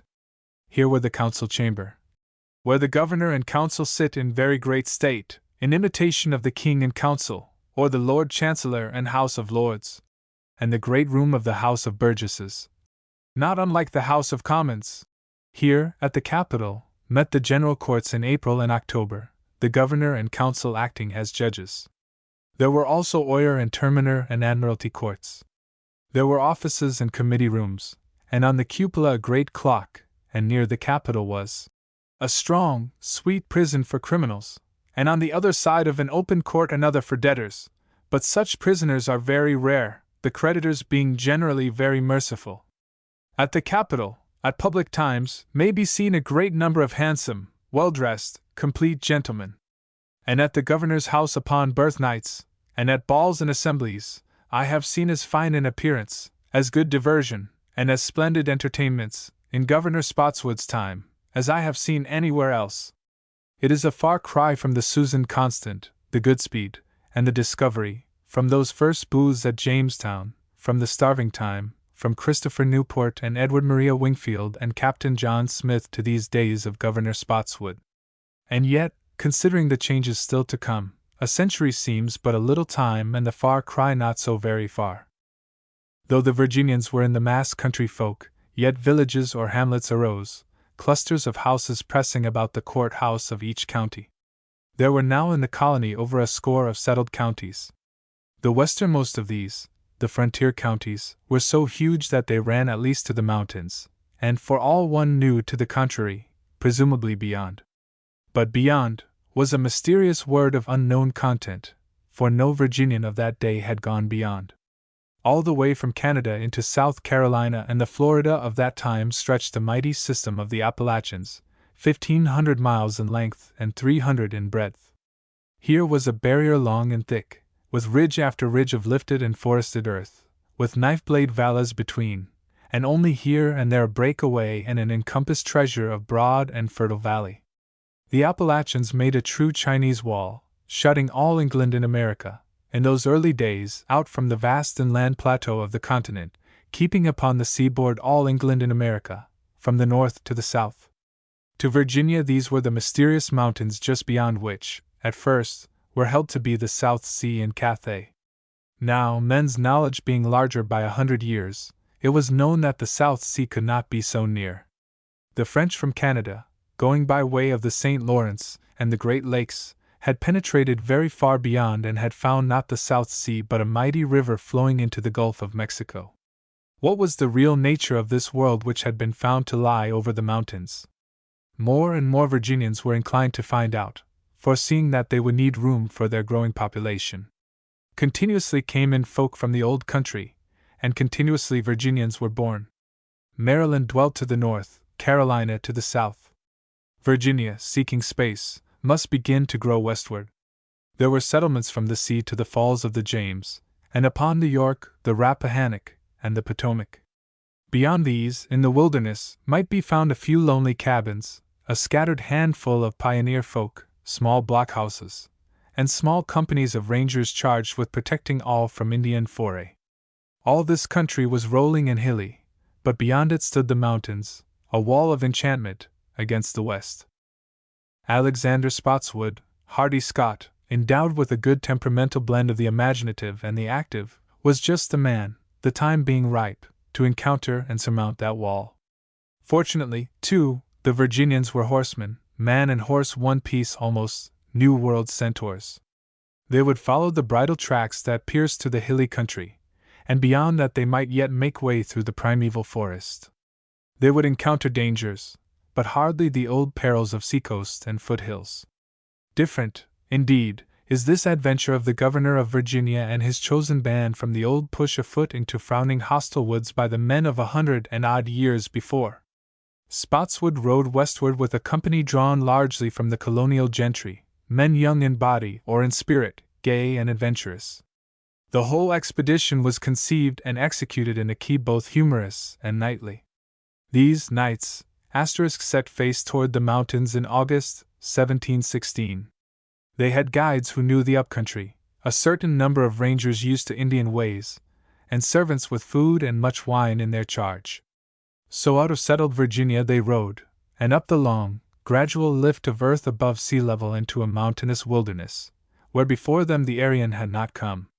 By day they traveled, and bivouacked at night. Higher and more rugged grew the mountains. Some trick of the light made them show blue, so that they presently came to be called the Blue Ridge, in contradistinction to the westward lying, gray Alleghanies. They were like very long ocean combers, with at intervals an abrupt break, a gap, cliff-guarded, boulder-strewn, with a narrow rushing stream making way between hemlocks and pines, sycamore, ash and beech, walnut and linden. Towards these blue mountains Spotswood and his knights rode day after day and came at last to the foot of the steep slope. The long ridges were high, but not so high but that horse and man might make shift to scramble to the crest. Up they climbed, and from the heights they looked across and down into the Valley of Virginia, 20 miles wide, 120 long, a fertile garden spot. Across the shimmering distances they saw the gray Alleghanies, fresh barrier to a fresh west. Below them ran a clear river, afterwards to be called the Shenandoah. They gazed. They predicted colonists, future plantations, future towns, for that great valley, large indeed as are some old world kingdoms. They drank the health of England's king, and named two outstanding peaks, Mount George and Mount Alexander. Then, because their senses were ravished by the Eden before them, they dubbed the river Euphrates. They plunged and scrambled down the mountain side to the Euphrates, drank of it, bathed in it, rested, ate, and drank again. The deep green woods were around them. Above them they could see the hawk, the eagle, and the buzzard, and at their feet the bright fish of the river. At last they reclimbed the blue ridge, descended its eastern face, and leaving the great wave of it behind them, rode homeward to Williamsburg in triumph. We are thus, with Spotswood and his band, on the threshold of expanding American vistas. This valley of Virginia, first a distant Beulah land for the eye of the imagination only, presently became a land of pioneer cabins, far apart, very far apart, then a settled land, of farms, hamlets, and market towns. Nor did the folk come only from that elder Virginia of tidal waters and much tobacco, of complete gentlemen at the capital, and of many slaves in the fields. But downward from the Potomac, they came south into this valley, from Pennsylvania and Maryland, many of them Ulster Scots who had sailed to the western world.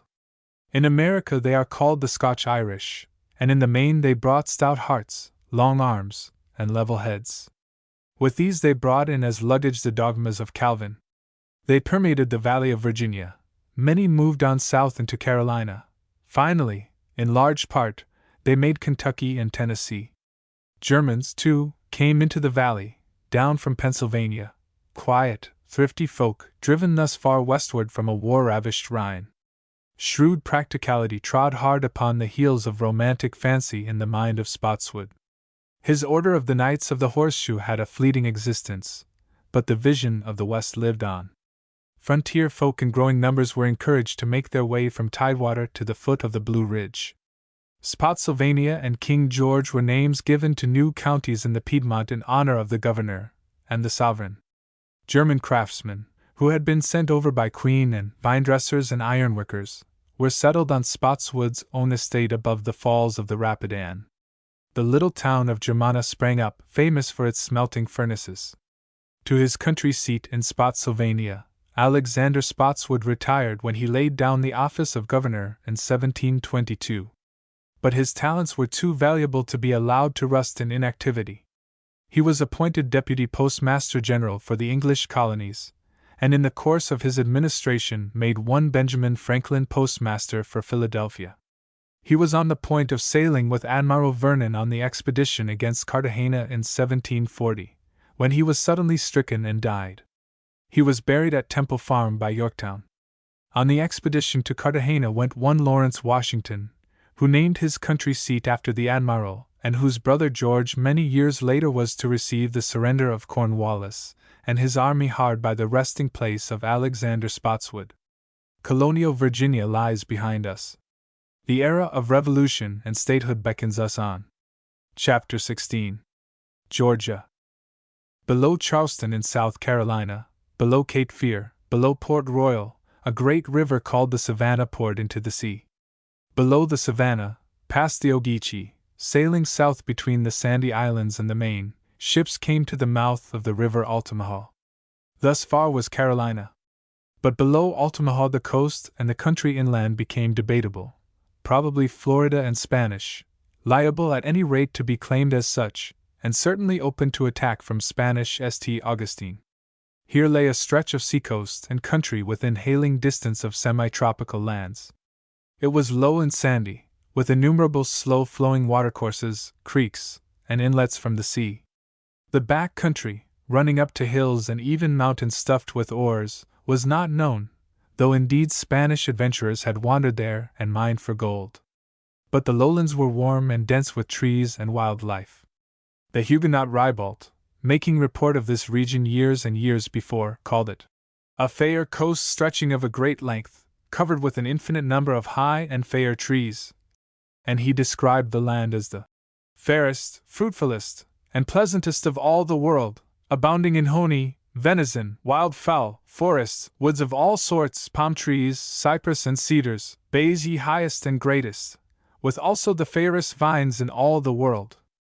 And the sight of the fair meadows is a pleasure not able to be expressed with tongue, full of herons, curlews, bitters, mallards, egrepts, woodcocks, and all other kind of small birds, with harts, hens, bucks, wild swine, and all other kinds of wild beasts, as we perceived well, both by their footing there and their cree and roaring in the night.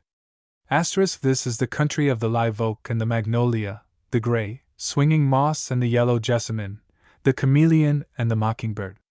The Savannah and Altamaha rivers and the wide and deep lands between fell in that grant of Charles I's to the 8 Lords Proprietors of Carolina, Albemarle, Clarendon, and the rest. But this region remained as yet unpeopled save by copper-hued folk. True, after the American Treaty of 1670 between England and Spain, the English built a small fort upon Cumberland Island, south of the Altamaha, and presently another Fort George, to the northwest of the first, at the confluence of the rivers Oconee and MLG. There were, however, no true colonists between the Savannah and the Altamaha. In the year 1717, the year after Spotswood's expedition, the Carolina Proprietaries granted to one Sir Robert Montgomery all the land between the rivers Savannah and Altamaha, with proper jurisdictions, privileges, prerogatives, and franchises. The arrangement was feudal enough. The new province was to be called the Margravate of Azelia. Montgomery, as Margrave, was to render to the Lords of Carolina an annual quit-rent, and 1/4 part of all gold and silver found in Azelia. He must govern in accordance with the laws of England, must uphold the established religion of England, and provide by taxation for the maintenance of the clergy. In 3 years' time the new Margrave must colonize his Margravate, and if he failed to do so, all his rights would disappear and Azelia would again dissolve into Carolina. This was what happened. For whatever reason, Montgomery could not obtain his colonists. Azelia remained a paper land. The years went by. The country, unsettled yet, lapsed into the Carolina from which so tentatively it had been parted. Over its spaces the Indians still roved, the tall forests still lifted their green crowns, and no axe was heard nor any English voice. In the decade that followed, the Lords Proprietors of Carolina ceased to be Lords Proprietors. Their government had been, save at exceptional moments, confused, oppressive, now absent-minded, and now mistaken and arbitrary. They had meant very well, but their knowledge was not exact, and now virtual revolution in South Carolina assisted their demise. After lengthy negotiations, at last, in 1729, all except Lord Granville surrendered to the Crown, for a considerable sum, their rights and interests. Carolina, South and North, thereupon became royal colonies. In England there dwelled a man named James Edward Oglethorpe, son of Sir Theophilus Oglethorpe of Godalming in Surrey. Though entered at Oxford, he soon left his books for the army and was present at the siege and taking of Belgrade in 1717.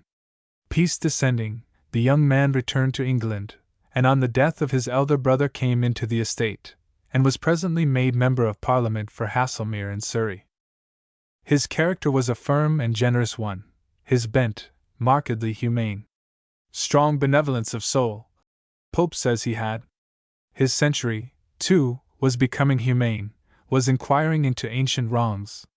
There arose, among other things, a belated notion of prison reform. The English Parliament undertook an investigation, and Oglethorpe was of those named to examine conditions and to make a report. He came into contact with the incarcerated, not alone with the lawbreaker, hardened or yet to be hardened, but with the wrongfully imprisoned and with the debtor. The misery of the debtor seems to have struck with insistent hand upon his heart's door. The parliamentary inquiry was doubtless productive of some good, albeit evidently not of great good. But though the inquiry was over, Oglethorpe's concern was not over. It brooded, and in the inner clear light where ideas grow, eventually brought forth results. Numbers of debtors lay in crowded and noisome English prisons, there often from no true fault at all, at times even because of a virtuous action, oftenest from mere misfortune. If they might but start again, in a new land, free from entanglements. Others, too, were in prison, whose crimes were negligible, mere mistaken moves with no evil will behind them, or, if not so negligible, then happening often through that misery and ignorance for which the whole world was at fault. There was also the broad and well-filled prison of poverty, and many of the prisoners there needed only a better start. James Edward Oglethorpe conceived another settlement in America, and for colonists he would have all these downtrodden and oppressed. He would gather, if he might, only those who when helped would help themselves, who when given opportunity would rise out of old slough and briar. He was personally open to the appeal of still another class of unfortunate men. He had seen upon the continent the distress of the poor and humble Protestants in Catholic countries. Folk of this kind, from France, from Germany, had been going in a thin stream for years to the New World. But by his plan more might be enabled to escape petty tyranny or persecution. He had influence, and his scheme appealed to the humane thought of his day, appealed, too, to the political thought. In America there was that debatable and unoccupied land south of Charlestown in South Carolina. It would be very good to settle it, and none had taken up the idea with seriousness since Azelia had failed. Such a colony as was now contemplated would dispose of Spanish claims, serve as a buffer colony between Florida and South Carolina, and establish another place of trade. The upshot was that the Crown granted to Oglethorpe and 20 associates the unsettled land between the Savannah and the Altamaha, with a westward depth that was left quite indefinite. This territory, which was now severed from Carolina, was named Georgia after His Majesty King George II, and Oglethorpe and a number of prominent men became the trustees of the new colony. They were to act as such for 21 years, at the end of which time Georgia should pass under the direct government of the Crown. Parliament gave to the starting of things £10,000, and wealthy philanthropic individuals followed suit with considerable donations. The trustees assembled, organized, set to work. A philanthropic body, they drew from the like-minded far and near. Various agencies worked toward getting together and sifting the colonists for Georgia. Men visited the prisons for debtors and others. They did not choose at random, but when they found the truly unfortunate and undepraved in prison they drew them forth, compounded with their creditors, set the prisoners free, and enrolled them among the emigrants. Likewise they drew together those who, from sheer poverty, welcomed this opportunity. And they began a correspondence with distressed Protestants on the continent. They also devised and used all manner of safeguards against imposition and the inclusion of any who would be wholly burdens, moral or physical. So it happened that, though misfortune had laid on almost all a heavy hand, the early colonists to Georgia were by no means undesirable flotsam and jetsam. The plans for the colony, the hopes for its well-being, were a tranquil and fair countenance. Oglethorpe himself would go with the first colonists. His ship was the N of 200 tons burden, the last English colonizing ship with which this narrative has to do, and to her weathered sails there still clings a fascination. On board the N, beside the crew and master, are Oglethorpe himself and more than 120 Georgia settlers, men, women, and children. The N shook forth her sails in mid-November, 1732, upon the old West Indies Sea Road, and after 2 months of prosperous faring, came to anchor in Charlestown Harbor. South Carolina, approving this Georgia settlement which was to open the country southward and be a wall against Spain, received the colonists with hospitality. Oglethorpe and the weary colonists rested from long travel, then hoisted sail again and proceeded on their way to Port Royal, and southward yet to the mouth of the Savannah. Here there was further tarrying while Oglethorpe and picked men went in a small boat up the river to choose the site where they should build their town. Here, upon the lower reaches, there lay a fair plateau, a mile long, rising 40 feet above the stream. Near by stood a village of well-inclined Indians, the Yamacraws. Ships might float upon the river, close beneath the tree-crowned bluff. It was springtime now and beautiful in the southern land, the sky azure, the air delicate, the earth garbed in flowers. Little wonder then that Oglethorpe chose Yamacraw Bluff for his town. A trader from Carolina was found here, and the trader's wife, a half-breed, Mary Musgrove by name, did the English good service. She made her Indian kindred friends with the newcomers. From the first Oglethorpe dealt wisely with the red men.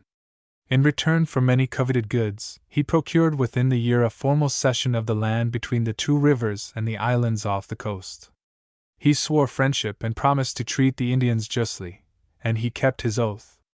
The site chosen, he now returned to the inn and presently brought his colonists up the river to that fair place.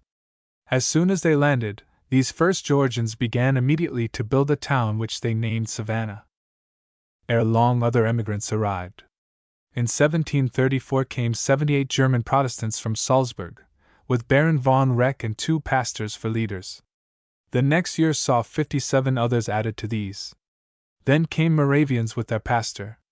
All these strong, industrious, religious folk made settlements upon the river above Savannah. Italians came, Piedmontese sent by the trustees to teach the coveted silk culture.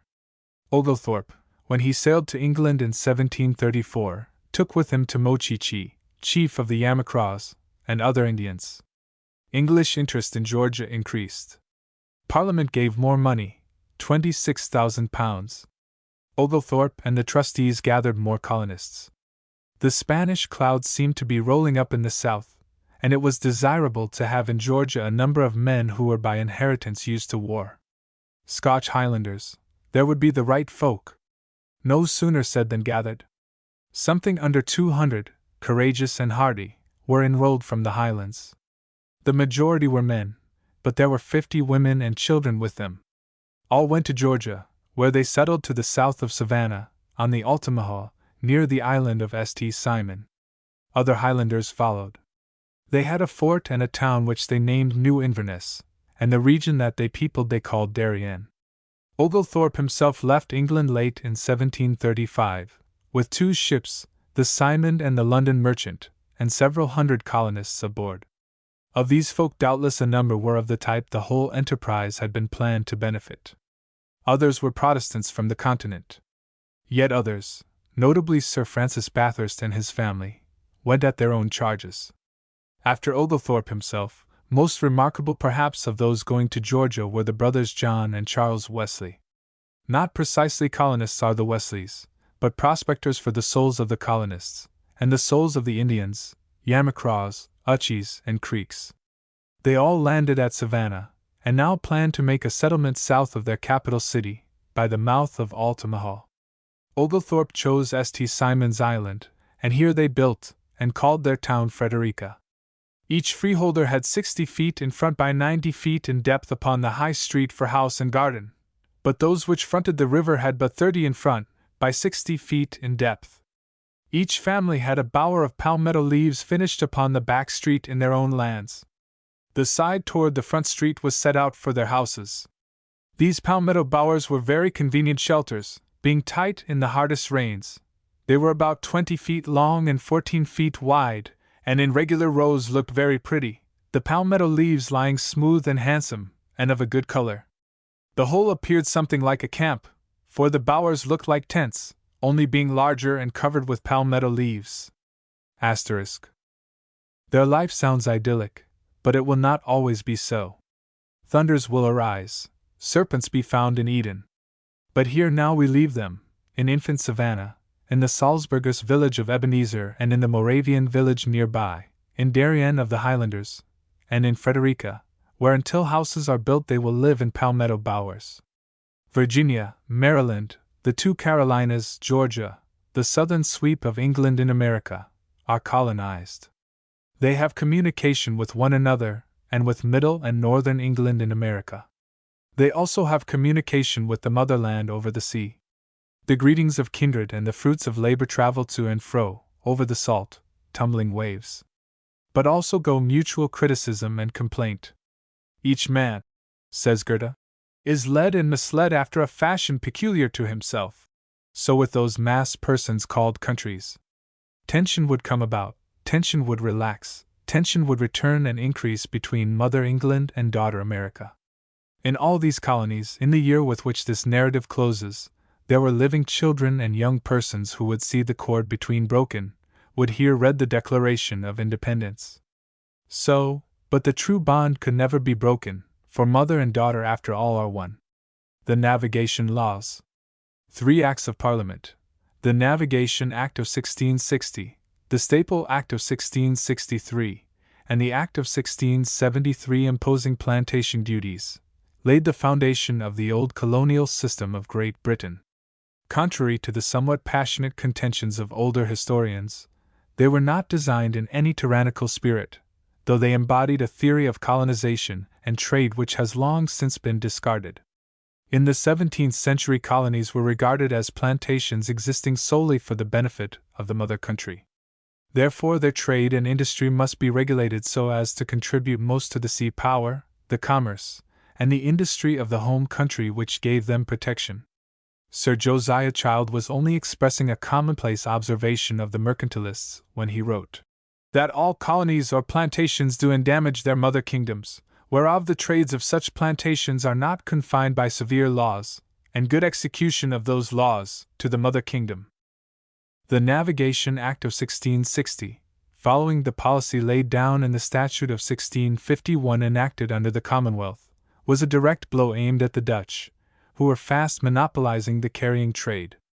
It forbade any goods to be imported into or exported from His Majesty's plantations except in English, Irish, or colonial vessels of which the master and 3/4 of the crew must be English, and it forbade the importation into England of any goods produced in the plantations unless carried in English bottoms. Contemporary Englishmen hailed this act as the Magna Carta of the sea. There was no attempt to disguise its purpose. "The bent and design," wrote Charles Davenant, "was to make those colonies as much dependent as possible upon their mother country, by preventing them from trading independently and so diverting their wealth. The effect would be to give English, Irish, and colonial shipping a monopoly of the carrying trade within the empire." The act also aided English merchants by the requirement that goods of foreign origin should be imported directly from the place of production, and that certain enumerated commodities of the plantations should be carried only to English ports. These enumerated commodities were products of the southern and semi-tropical plantations: sugars, tobacco, cotton wool, indicos, ginger, fustic or other dyeing wood. To benefit British merchants still more directly by making England the staple not only of plantation products but also of all commodities of all countries, the Act of 1663 was passed by Parliament. "No commodity of the growth, production, or manufacture of Europe shall be imported into any land, island, plantation, colony, territory, or place to His Majesty belonging, but what shall be bona fide and without fraude laden and shipped in England, Wales, and the town of Berwick upon Tweed, and in English-built shipping." The preamble to this famous act breathed no hostile intent. The design was to maintain a greater correspondence and kindness between the plantations and the mother country, to encourage shipping, to render navigation cheaper and safer, to make this kingdom a staple not only of the commodities of those plantations but also of the commodities of other countries and places for the supplying of them, it being the usage of other nations to keep their plantations trade to themselves. The Act of 1673 was passed to meet certain difficulties which arose in the administration of the Act of 1660. The earlier act permitted colonial vessels to carry enumerated commodities from the place of production to another plantation without paying duties. Under cover of this provision, it was assumed that enumerated commodities, after being taken to a plantation, could then be sent directly to continental ports free of duty. The new act provided that, before vessels left a colonial port, bonds should be given that the enumerated commodities would be carried only to England. If bonds were not given and the commodities were taken to another colonial port, plantation duties were collected according to a prescribed schedule. These acts were not rigorously enforced until after the passage of the Administrative Act of 1696 and the establishment of Admiralty Courts. Even then it does not appear that they bore heavily on the colonies, or occasioned serious protest. The Trade Acts of 1764 and 1765 are described in The Eve of the Revolution. Editor.